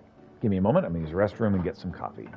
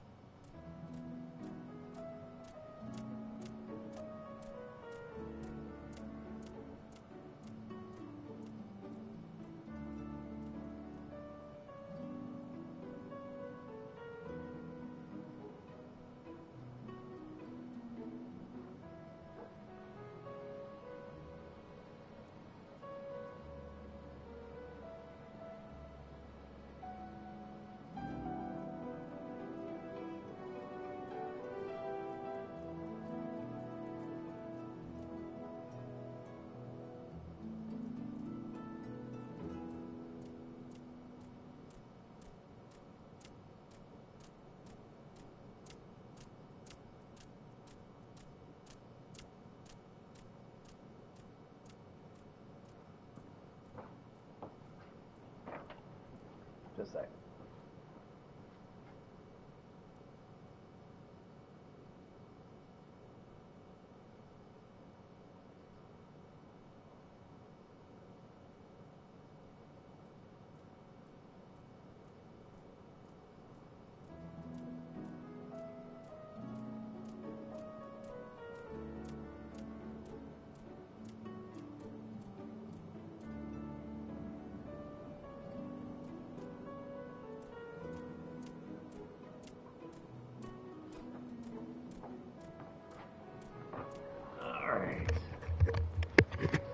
All right.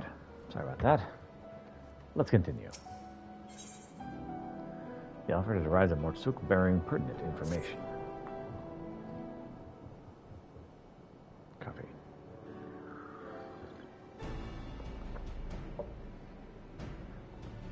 Ah, there you are. I'm part of the team helping with the highly classified, very, very secret thing. Oh? Fact of the matter is, I've come to inform you of a rather interesting development. It's about the girl who was brought back from the empty. She's finally woken up, you see. Well, that's good. Yelfert, and Pieter, too. You heard the news from Tancred. Is it true? Why, yes, it most certainly is. Apparently her name is Gaia. No. She claims to be a free citizen of Yulmore, though she remembers nothing of the events leading up to her attack on Eden. She's lost her memory. Parts of it, at the very least. We can also not be sure whether she's telling the truth or it's merely a ruse. She's yet to display any hostility, which is encouraging, I suppose. And Thancred's with her now, is he? Yes. He's taken her to Yulmore, mainly to verify what she's told us thus far. Quiz the locals, that sort of thing.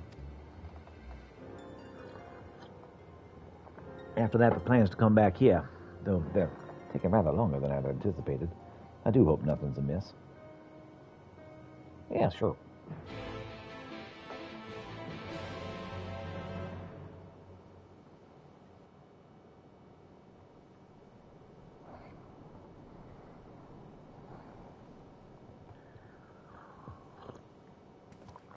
Good grief, are you always this slow?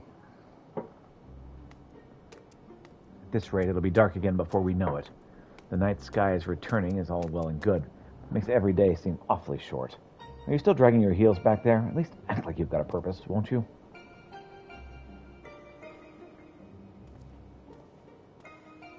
Now look here, I'm not one of your servants. Why don't you try carrying your own luggage for a change?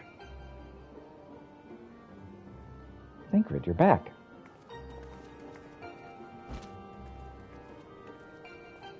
You let her a sight for sore eyes? Yes, even you, Ariane. Gaia and I have just finished shipping her personal effects from Yulmore. I'm glad we could finally meet. Properly, I mean. So, did you learn anything useful? Other than where she lives, not an awful lot. Her supposed neighbors barely knew the first thing about her. Hell, she barely knows the first thing about herself. Her recollection of her life in Yulmore is patchy, at best. But she still seems convinced that she'll regain her memory if she accompanies us, and so she invited herself to join our merry band. And for her first act, she ordered me to carry her luggage. If you insist on standing around talking, might I suggest finding a place to sit down first? My feet are killing me. Well, probably it's your shoes. Then perhaps you should have chosen more sensible footwear. There it is. Still, it's not such a bad idea. Shall we?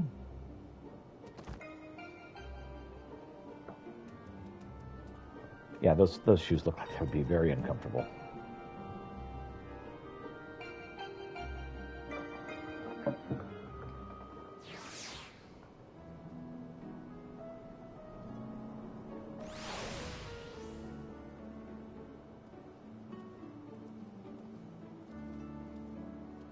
All right. Now, before I go too much further, let's talk to Livery. see what's up with him. Greetings, Peter. How might I be of service? Talk about Ren's first report.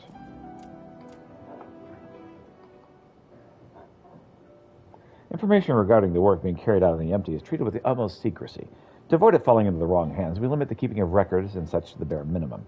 Having said that, it does become rather difficult to keep track of the supplies that we deliver. So I've asked Ren to provide some reports of her activities.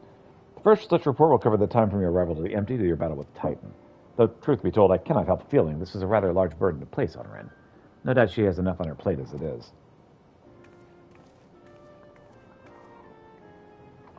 Lorray, I did just what you asked. Oh, Peter, just the person I was hoping to see. Oh, is it so? Well, before we go any further, please allow me to take receipt of the report. There you go. And I hope you do not think it impertinent of me to ask, well, what business might you have with Peter? I actually brought something to show you. Thus is nuts. Crystal. Thinker and Oriange brought this back from Eden's core. If you look closely, you can see images of your battles in the empty. Oriange seems to think they are Eden's memories, captured in crystal form. Would you like to see? Well, yes, I would.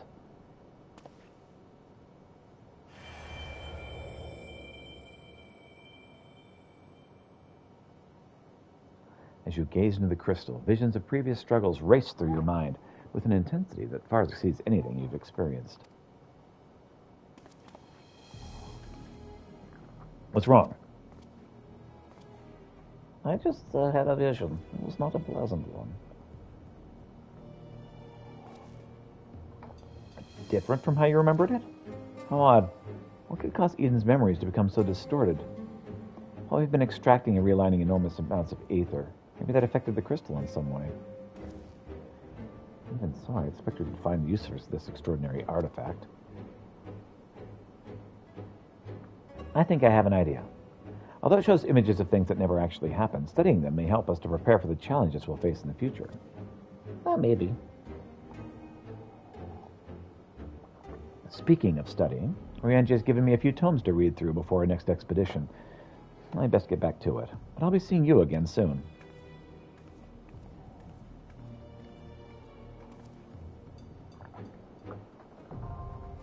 Eden's Gate Savage available.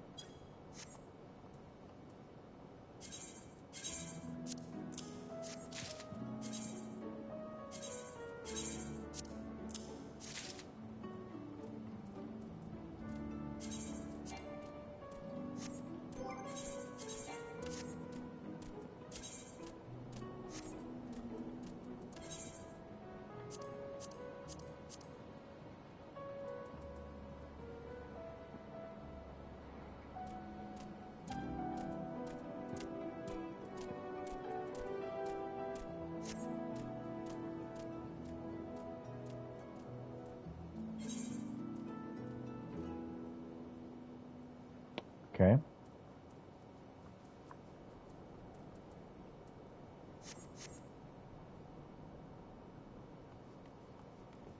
What about Serig?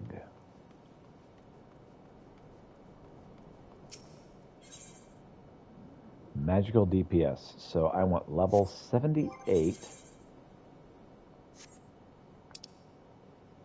of Red Mage. Or Summoner. I don't have either of those at the moment. Alright. Anything else I need to get around here before I continue? Not that I see.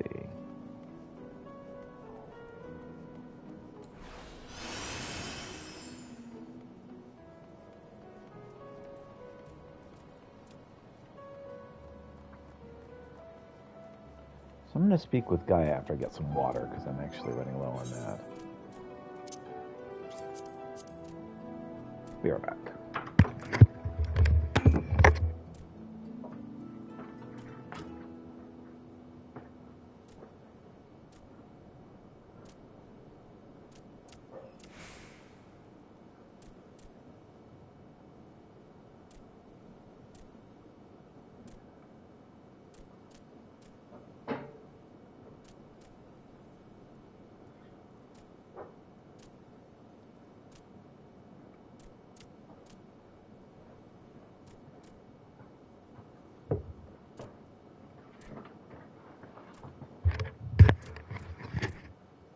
Okay.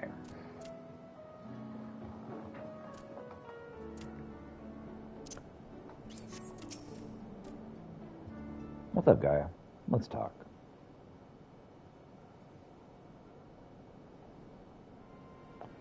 So you don't remember anything at all? Not attacking us? Not falling unconscious?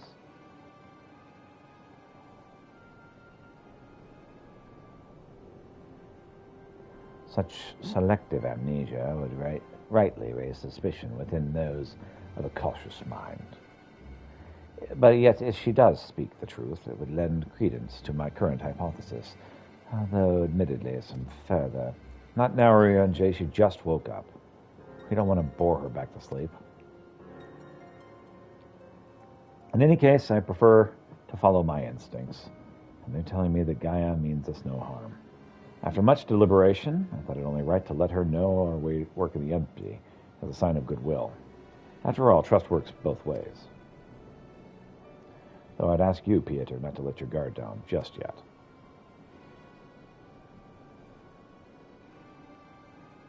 So you're the one I'm supposed to have fought? Come to think of it, I recognize you from somewhere. Maybe I just have one of those faces. Or, maybe it's the mask. Or perhaps you just didn't make much of an impression. But to be honest, I do feel that since meeting you, those hazy memories are becoming slightly clearer. It's like remembering fragments of a dream, only to realize those things actually happened. As if my whole life has been leading to this. Thou speakest that thou didst expect these events. I guess you could say that. It's what the fairy tells me.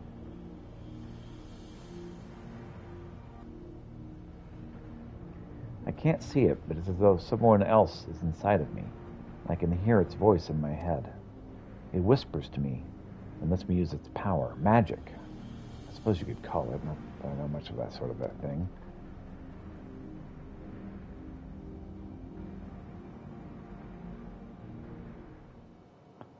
And this power alloweth thee to tear open the fabric twixt realities, and that thou mayest call forth the aether-starved denizens of what remaineth of the 13th.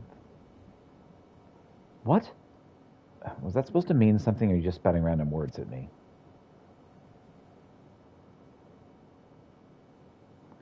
Honestly, I don't know how all of you put up with this. I've only just met him, and his insufferable prattle is already giving me a headache. God, I still can't believe I'm having this conversation. And I think I was flying about in a suit of armor waving a sword. That doesn't sound like me at all. Someone else inside of you. Like Nymphilia was inside of me. Her eyes do look weird. Aye, the similarities cannot be ignored. Although it is too early to say with certainty, Gaia may well be the Oracle of Darkness. The Oracle of Darkness? What does that mean?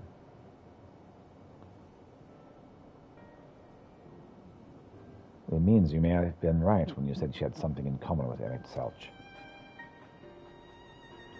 Those who have been used as a living host by an Ascian have no recollection of events that occurred during their possession. This I know from personal experience. Gaia seems to have some memories still, even if they're a little hazy. Moreover, she's remained in control of herself even when she heard the voice within, much like you and Minfilia.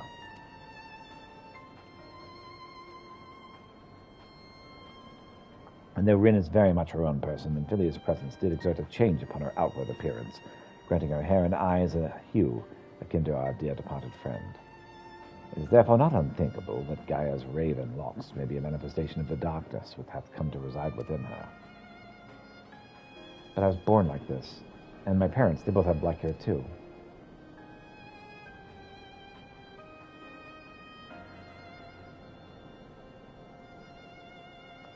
Or at least I think they did. It's been so long since I saw them, I can't remember too well. But enough about me. You're Minfilia, aren't you? The Oracle of Light, where they're hosting in Yulmore? That's right. Though imprisoning is a better word. They kept me locked away, and I don't know much about Yulmore and its people, or the rest of the world for that matter. I see, and how exactly did the Oracle of Light come to run with the Warrior of Darkness? Well, it all started when, once upon a time, there was a little girl, and we won. The end.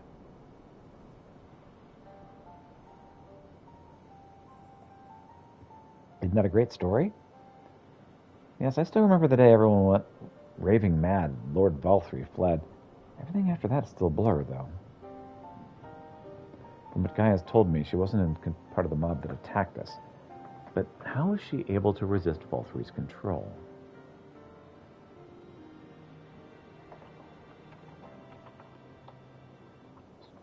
Just a moment.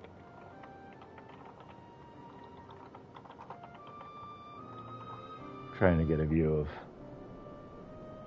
what the weather looks like at the moment. Okay.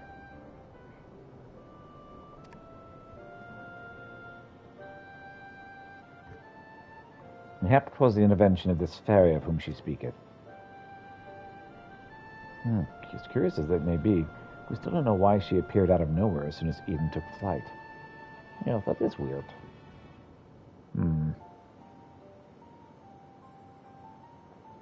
This is just a guess, but I'd say the fairy reacted to it in the same way, or some whatever reason made me go after it.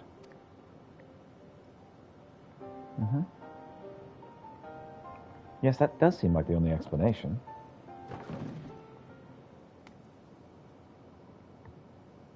Okay, I don't know about you lot, but I've had enough nattering.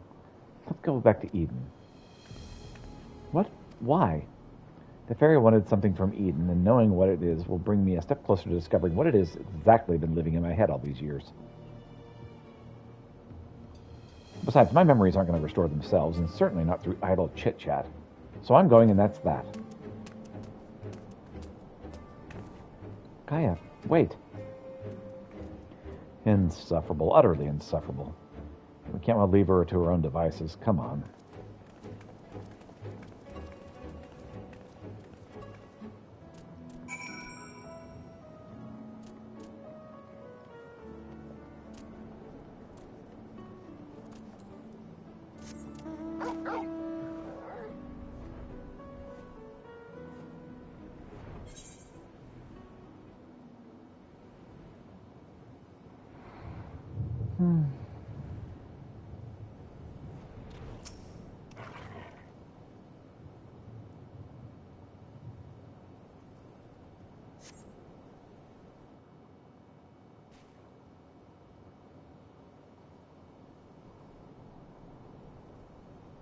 Get away from me.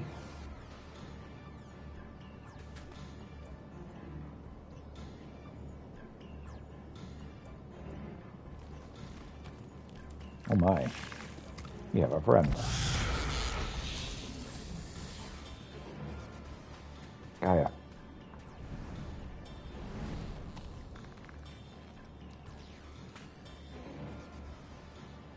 Seems I have no choice.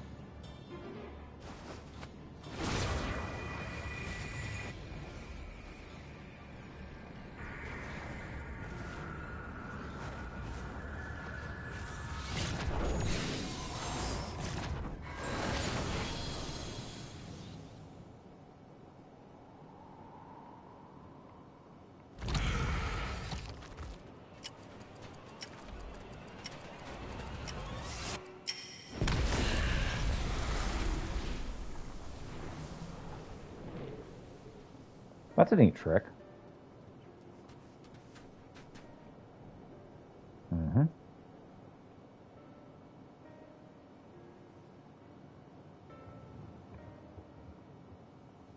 What am I?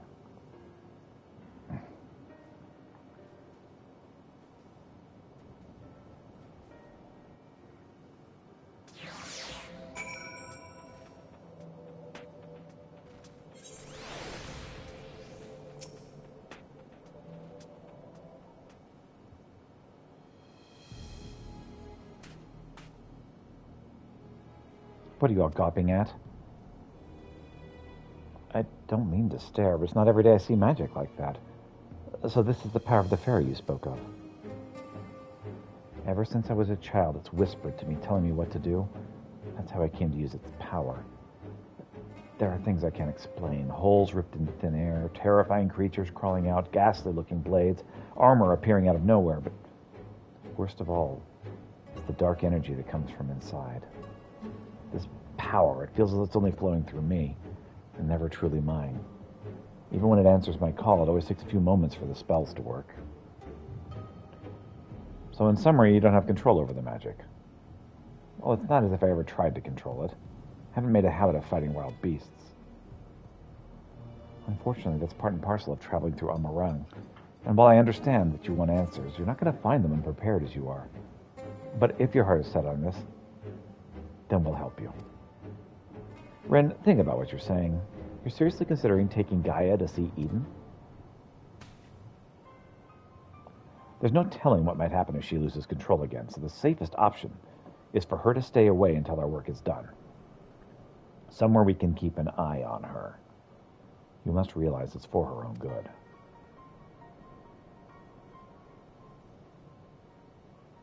I must concur with Thancred's assessment. At present, who knows what precious little of Gaia's origin, and still less of her powers. If she is indeed the Oracle of Darkness, her presence may complicate a task already fraught with peril, placing our mission and her own well-being in jeopardy. In full knowledge of the risks, dost thou wish to peruse or pursue this course?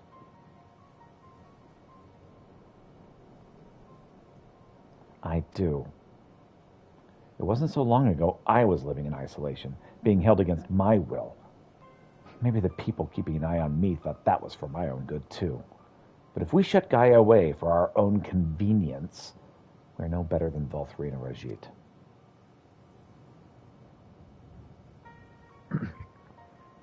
I've learned that when someone is in need, we must reach out a helping hand, not push them away. Now it's my turn to do for Gaia what you all have done for me. Even knowing the danger that lies ahead, I won't choose the easy way out. This is the path I've chosen. Is that good enough for you? Well, can't say further than that. How about you, J? The light of thy spirit doth burn bright. Mine apologies, my dear, but we felt it necessary to test thy resolve. Let it suffice to say, thou hast left no room for doubt. For what it's worth, Rin, I never doubted you, but make no mistake, the danger that Urianger and I spoke of is too real. All too real. If you're prepared to go through with this, we'll be right there beside you. That means a lot to me, thank you. I couldn't care less who I travel with, but if we're going to go, then let's go already. There's supposed to be some sort of craft waiting at the Southern Watchtower, yeah? Come along then, don't fall behind.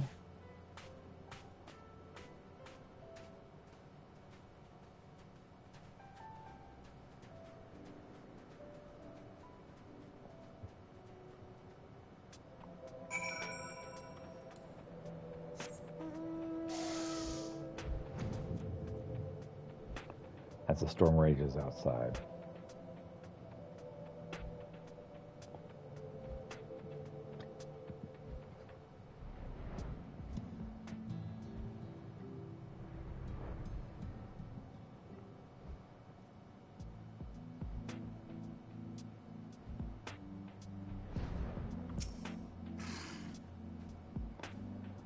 might be a bit of a tight squeeze with the 5 of us, but we'll manage. Perhaps Orion J can sit on top of our luggage.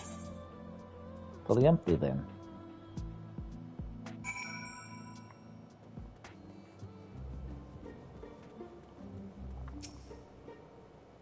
So there it is.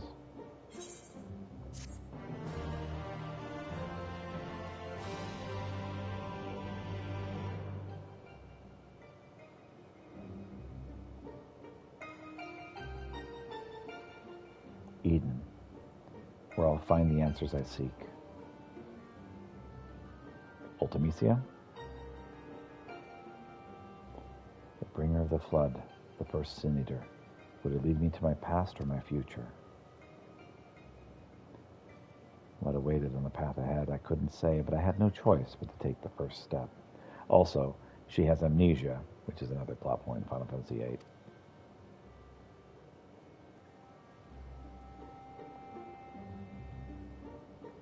I do enjoy how this game weaves all the Final Fantasy stories together.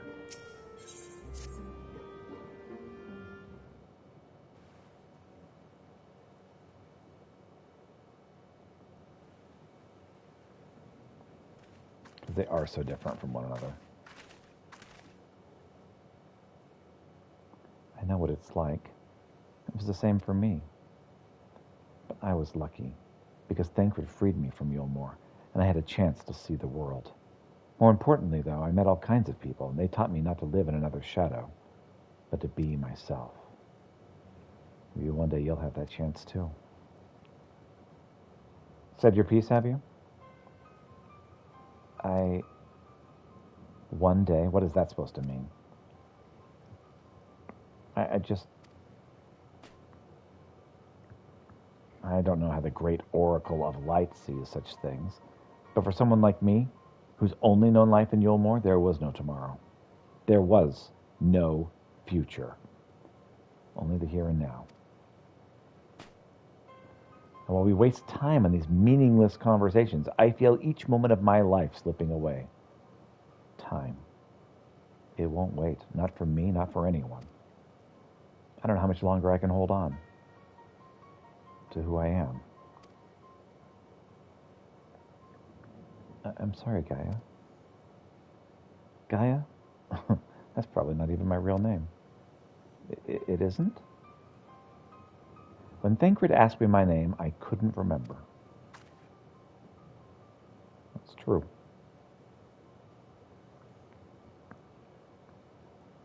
That's when the fairy whispered to me, Gaia. But you grew up in Yulmore. Surely someone there must know who you are. Everyone I once knew has either disappeared or been turned into a sin eater. Those whose faces and names I still remember, that is. In the end, we found not a single person who so much as recognized me. As far as I can recall, I've never been the most sociable person. Still. Well, even if it's not your real name, I think Gaia sounds lovely. If you're happy with it, then that's what we'll call you. And if you're willing, instead of the Oracle of Light, please just call me Rin. It's not the name I was born with. That's long forgotten now, but the one the people who I consider family gave to me. How's that so? Well, as much as I'd love to keep up this chattering, there's something that's bothering me. I thought the fairy would have reacted to Eden in some way, but so far nothing whatsoever. From what I gather, it wasn't until Eden started moving and I appeared out of the blue. That's correct. Perhaps if you were to actually try flying it somewhere, the fairy might break its silence. If you've got elements to restore, or whatever that is, why don't you hurry up and get it over with? At once, your ladyship. It may be best to reassign ourselves her mannerisms. Good thing we're not wholly unfamiliar with attending nobility, given certain company of the scions. Of whomsoever dost thou speak, I wonder? All right, everyone, I think we've talked long enough. If you're ready, we'll make our way to Eden.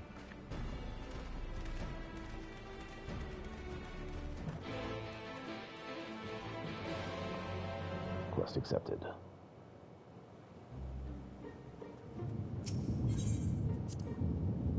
To Eden score.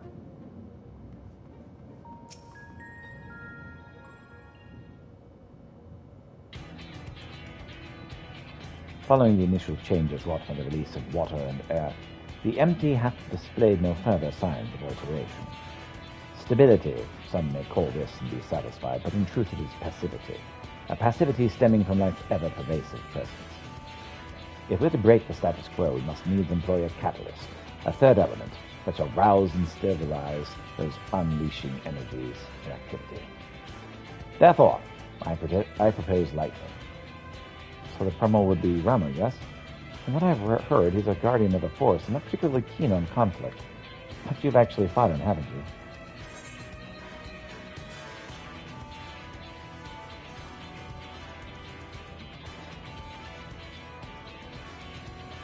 These are both great answers. He's half man, half beard, and another half beard for good measure.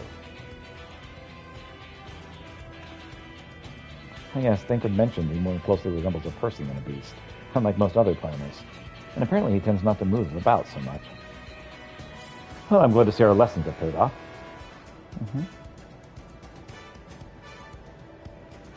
Well, it's like you say. If we want to call forth an accurate representation of a primal, I should picture it in my mind as clearly as possible. At the very least, it's worth a try. But the rest is up to Pieter. We got it. In order for this to work, we need to actually fly somewhere, yes? So rather than sitting in one spot while you exchange anecdotes, why don't you get this blasted thing moving first? One must admit, the suggestion is not without merit. Rin, might I suggest the Gadoff Thunder Plains as our next location? These plains, it is writ, are perpetually blanketed in storm clouds, the other source of illumination, the ceaseless barrage of lightning. The ambient aether that lingereth there shall provide ideal conditions for the summoning. All right, and that's where we're heading. Come on, Eden, we got a job to do.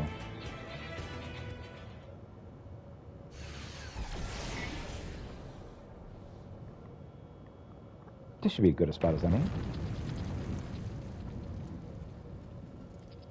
All right, Peter, whenever you're ready.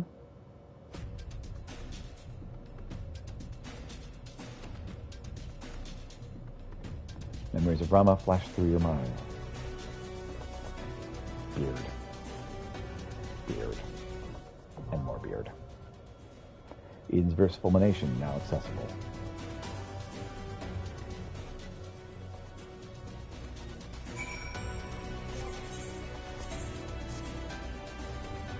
Alright. I'm going to grab some more coffee and we'll start this up. Or maybe Eden's verse fulmination.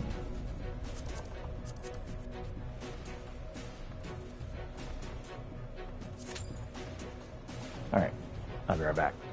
Coffee.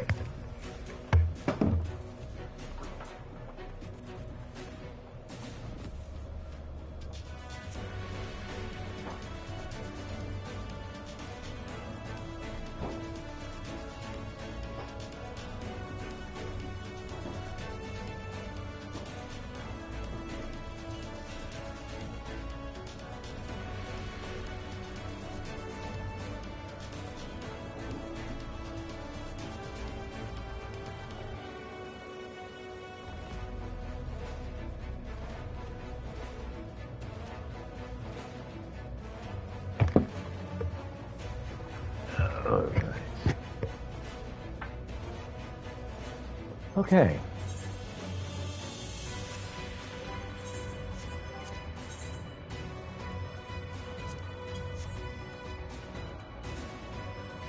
Who was that masked man?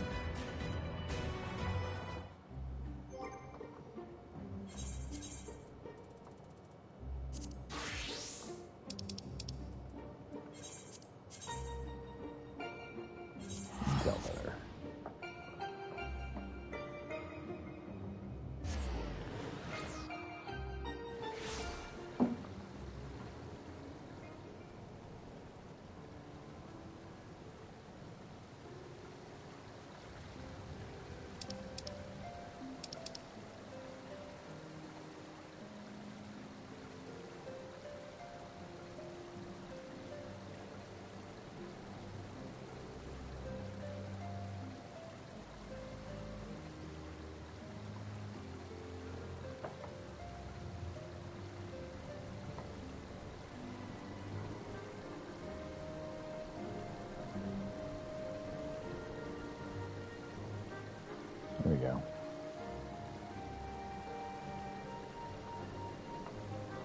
Something strange about the One Mind, Master. They were not the One Mind I know. The One Mind, you two have seen. They strike with perfect precision. These ones. They set upon us with a savage, almost uncontrollable rage. Very, very strange. Now that the Death Star mentions it, Drydox heard sound before Wilkieberg's attack. They would boom. It was not the boom of Lucky Stick shooty sticks.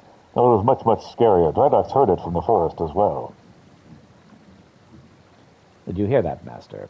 There can be no doubt about it. Our quarry is up to something there as well. We must make for the forest. Yes, to Tailfeather. Worry not. I will tell the storyteller that we are safe from harm. Please go visit Marsh's shop and see if all is well. I will join you with all speed. Death Arm looks as happy as Drydox. Does this when she finds... Death Arm looks as happy as Drydox does when she finds a trove of Nanka eggs. Drydox is happy for Death Arm, but worries for his safety. Uplander will be careful too, yes?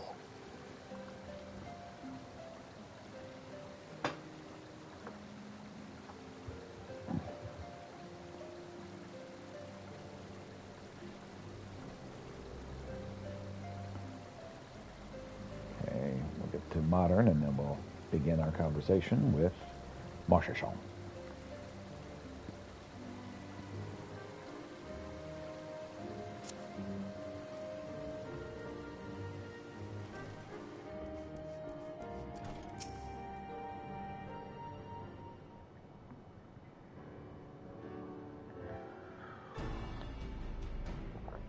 Oh, look who's back. What brings you to Tailfeather, friend? That Death Arm got you on another wild chocobo chase, I reckon.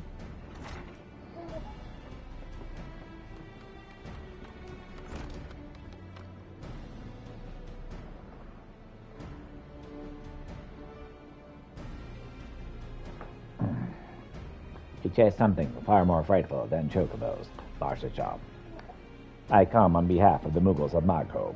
I ask you, have you encountered a masked man brandishing a gun in this forest? I'm afraid I have indeed, as much as I'd like to say otherwise. See, the man's been making quite a name for himself in these parts. It ain't a good one. Had the misfortune of running into him myself not hours ago. He came here, you say. Where did he go? You must tell me, Marchechon. I must know. Listen to me, Death Arm, and listen well. If you know it's good for you, you'll walk out of here the way you came and forget anything and everything you heard about the man or saw about him. The man you're after is an adventurer, but not one of the nice ones like your master here. I have nothing short of the most ruthless assassin our realm has ever seen. A cold-blooded killer who's never met a job too dirty or dangerous for his liking, nor one he's failed to carry out with lethal perfection. An adventurer, you say? Why, who better to pursue this man than master and myself? Yes, this is our duty, our calling. Did you hear a single bloody word? Sometimes I don't even know why I bloody try. Worry not, Marchechon. Your words of warning have not fallen on deaf ears. But I am the Death Arm, and I will do what must needs be done. Is that not so, Master? If you're itching to get your head blown off of your shoulders, who might have stopped you? Man was last seen heading to the western highlands of Corvus. Just don't go trying to me when the hunter becomes the hunted. Thank you, friend, and worry not. Between Master and myself would be more than a match for this masked menace. Mind you, Master, I will not rely overmuch on your aid. Excellent. And with that, we're off to Corvus. Okay, let's go.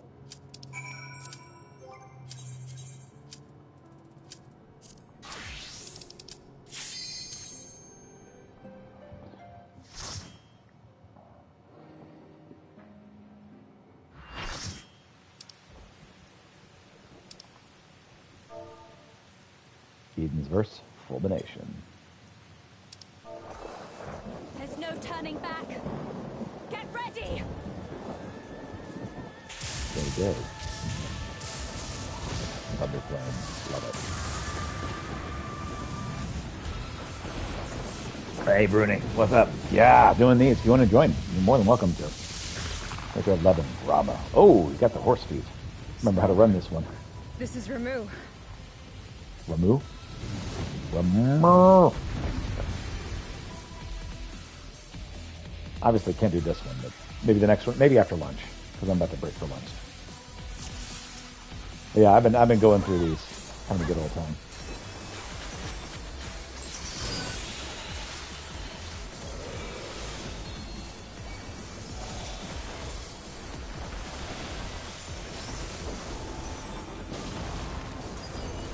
into Eden. Kind of long. Good to know. Appreciate the warning.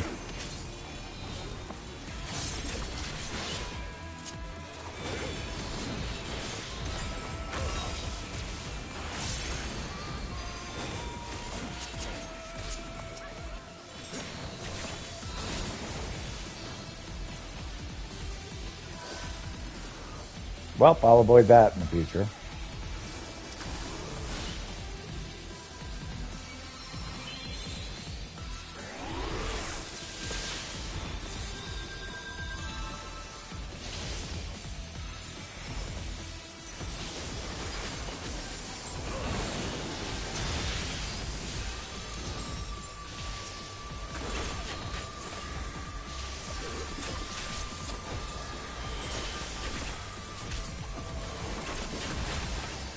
Yes, one of the savages had all the Edens unlocked. Cool. So the plan is to come back at noon Central. No, 12:30 Central. After I get one. That's what I'm hoping to do.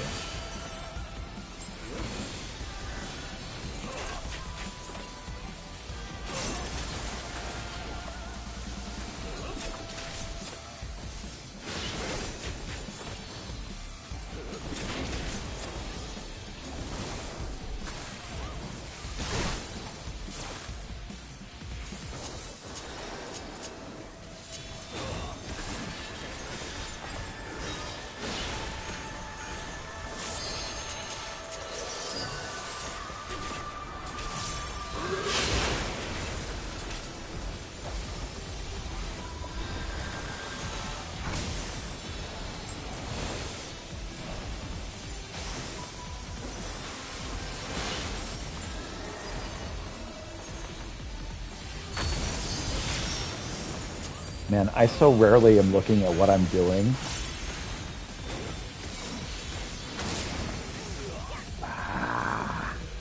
I'm always like looking at the dance moves.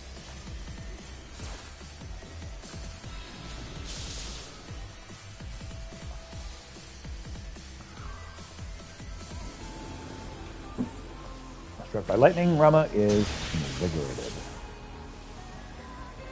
His rolling cloud unrelenting lightning doth strike.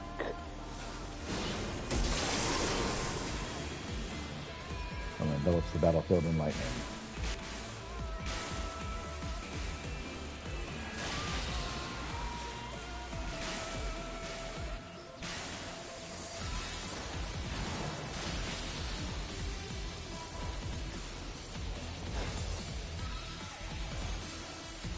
Uthenty.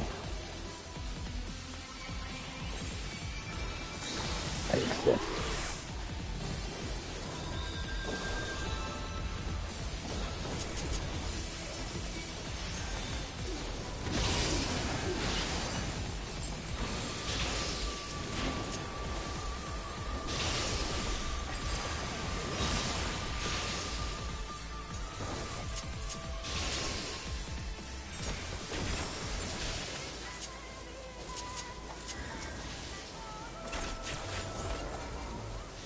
Thunderstorm coming.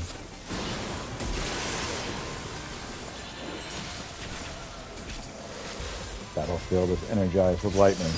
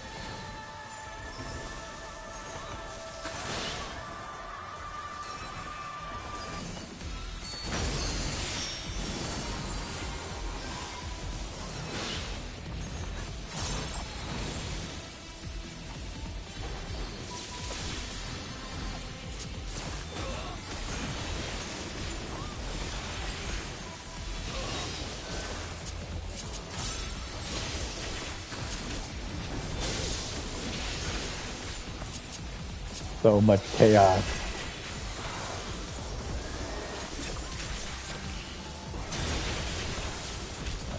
I'm freaking doomed.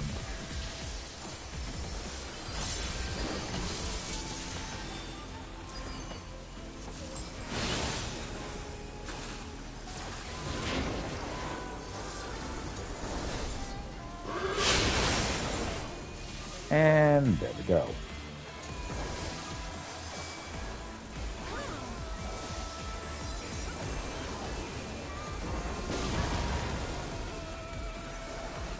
Just chaos, chaos, chaos. Which is not good when you're a dancer because everything has to be just so.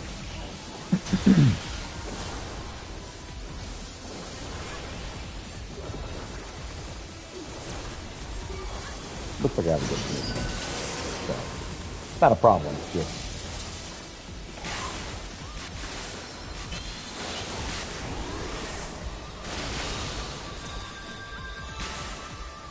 Hit by lightning. Right as it come out. Yep, sure does. Sure was.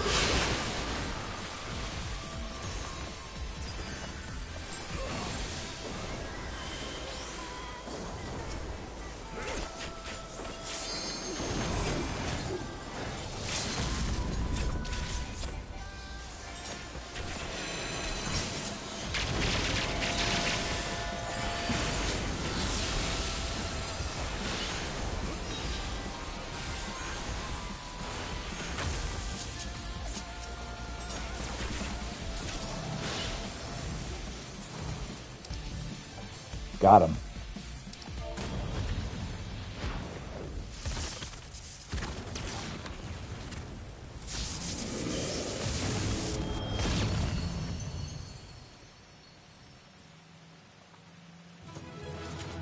Alright, we're going to grab all the antiquity we can on our way out. Don't really need it for Dancer, but we can use it for other stuff. Thank you, everybody!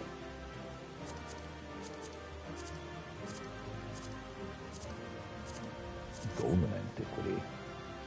My.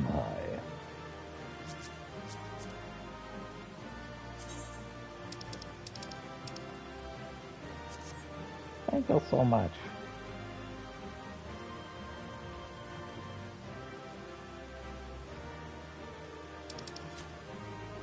Okay, who are we waiting on to roll?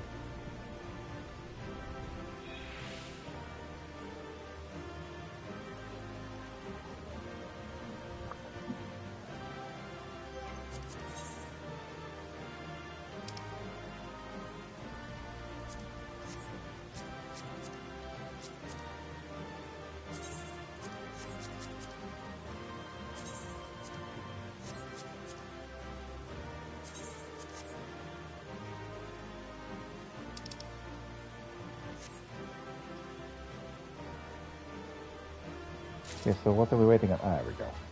Got it.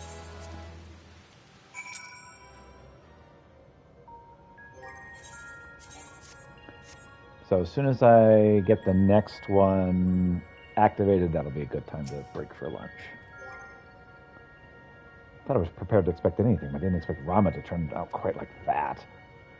Appearance aside, he was quite aggressive as well. Sylph's belief in him as a kindly guardian clearly made a difference to his temperament. Anyway, I'm just glad it's over. Let's get back to the camp and see if anything changed. So much skill speed.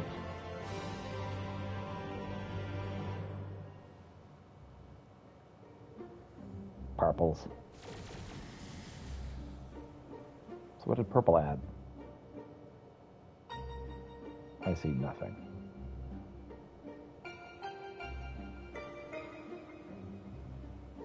Like the music here? Oh yeah, Final Fantasy VIII music. It's the best. Yeah, wife was like, "Oh my gosh, it's Final Fantasy VIII." Because that's her favorite Final Fantasy because it was her first. The crystal's a different color, but apart from that, it looks all the same. Agreed. It may look the same to the eye, yes, but it feels different.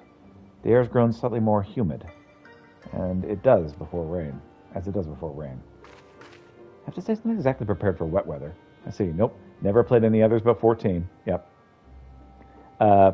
So it's funny because 8 is a very divisive Final Fantasy. I really like the story, but found the gameplay impossible. Triple Triad comes from Final Fantasy VIII. Wife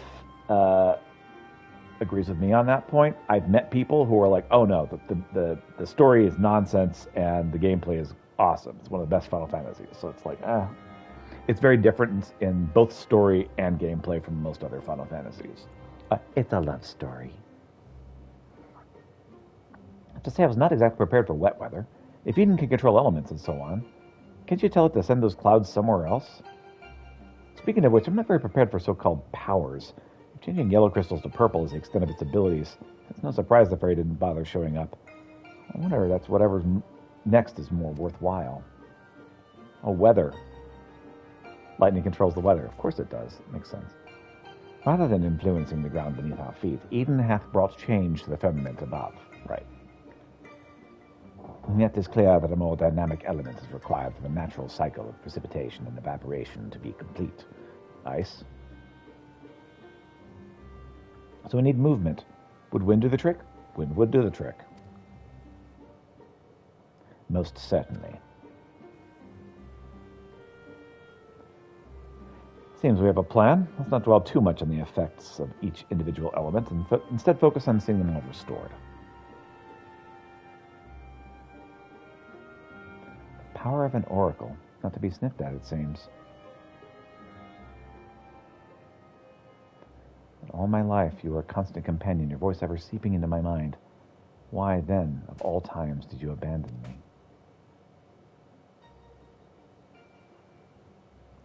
Deaf even to the crashing of thunder, or you simply bided your time.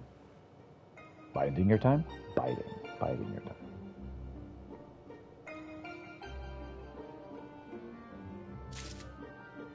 I also like how the game is like, don't worry too much about what does what. We didn't think that through, so you shouldn't be too focused on it either. Orange's knitted brow almost certainly spells trouble. Namely for you. So we'll get this activated, and then it'll probably be time for lunch. And we set out once more. Might I ask you, thou art familiar with the process by which rain is made to fall? It's an elegant conspiracy. I suppose so. You have the evaporation and the condensation and the falling. Then thou shan't have difficulty understanding the explanation to come. With the restoration of our first element, the empty was once more blessed with the most essential ingredient to the cycle of precipitation, water. Under normal circumstances, the heat existent in the atmosphere would cause water to evaporate from the land's surface, as invisible vapor is borne by the wind high upon the firmament, where it doth condense with clouds before descending once more, returning to the land in the form of rain. Seems we need wind aspect of the aether to create more clouds. That it hasn't rained yet must mean there aren't enough. And even before that, we need fire aspect of the ether to make the water evaporate. Right. That's what I was thinking. Probably need cold also. Seems to me that there's not much good one without the other. Why don't you just draw out both elements together? You're suggesting, Peter, fight two deiform entities, each one as deadly as Rama, at the same time. Do you realize how absurd that is? And yet 'tis a notion that doth warrant further consideration. Oh, you can't be serious. Cast your minds, if you will, to the elemental wheel I did show you in the bookroom shelves. I forgot, but, oh, there we go. I get the picture in my man's eye. Wind giveth rise to lightning, which doth produce fire. By restoring both wind and fire in tandem, we may maintain balance between these dynamic elemental forces. The ensuing battle will indubitably present an ordeal unlike any Pietro hath ever faced. I believe, however, that plan doth lead to the prize we seek. Okay. Well, so perhaps it's not so absurd after all, is it, Thancred?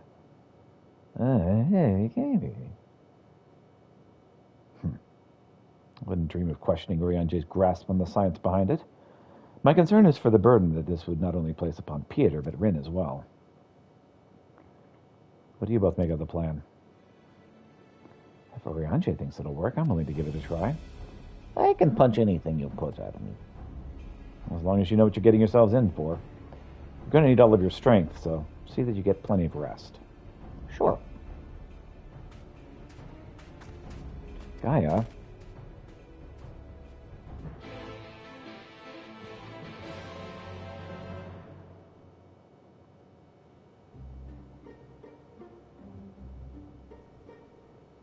I can do one more. Seems Rin is reluctant to air her concerns. Were you to rally her spirits, she may become more willing to talk. All right. Rally, rally, Siskumbally.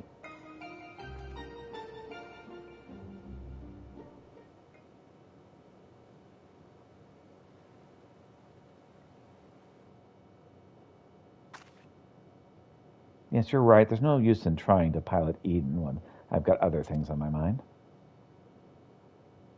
Indeed. It's about Gaia, you see. The truth is, apart from Alice and Alfino, I hardly know anyone my own age. I thought that I should make an effort to be nice to Gaia, but, well, you've seen how she is around me. I understand she got her own problems to deal with, but I thought maybe I could help her in some way. It's not my place to intrude. I should probably just leave her be until we finish restoring the elements. After all, that's more important, isn't it? I mean, I guess. Let me talk to Gaia while you concentrate on the task at hand. Oh yes, Thancred and Gaia are getting along fantastically.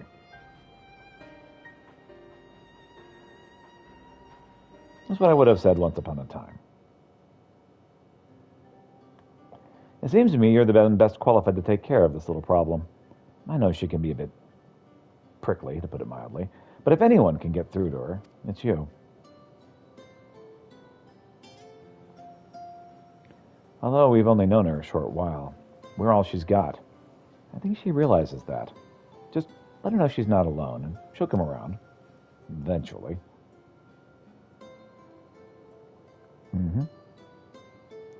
All right, I'll give it a try. Do you have any advice?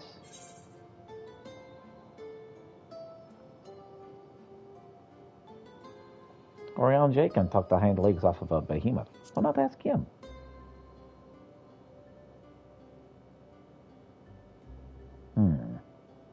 Though I am proficient in many tongues, such as Fey, I cannot claim to be as well versed in the parlance of the younger generation.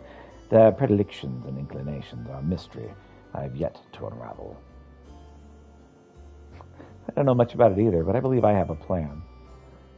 Before she even woke up, I've been asking Lena about what's popular in the Crystarium. I thought it might be nice to show Gaia around the place one day, you see. So that's what we were doing? I suppose it makes a nice change of pace from all that studying. And I must commend thee for thy choice in confidant. The captain's powers of observation maketh her a veritable font of wisdom concerning the behavior of the Crystarium citizenry. Yes, and now it's time to put that knowledge to good use. Don't let the fear of rejection hold you back. Persistence is key. Speaking from experience by any chance? Whatever do you mean?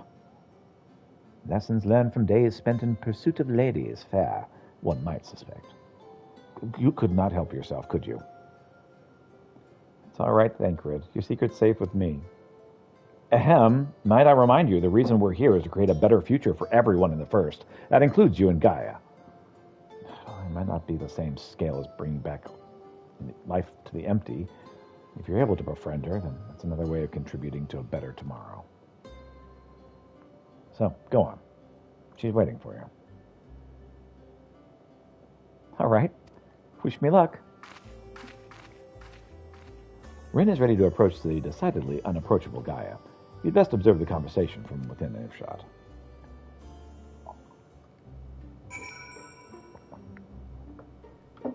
All right. We're going to stop here. We're going to take a 30-minute break for lunch. I should be back around 12:30 Central, so about 30 minutes.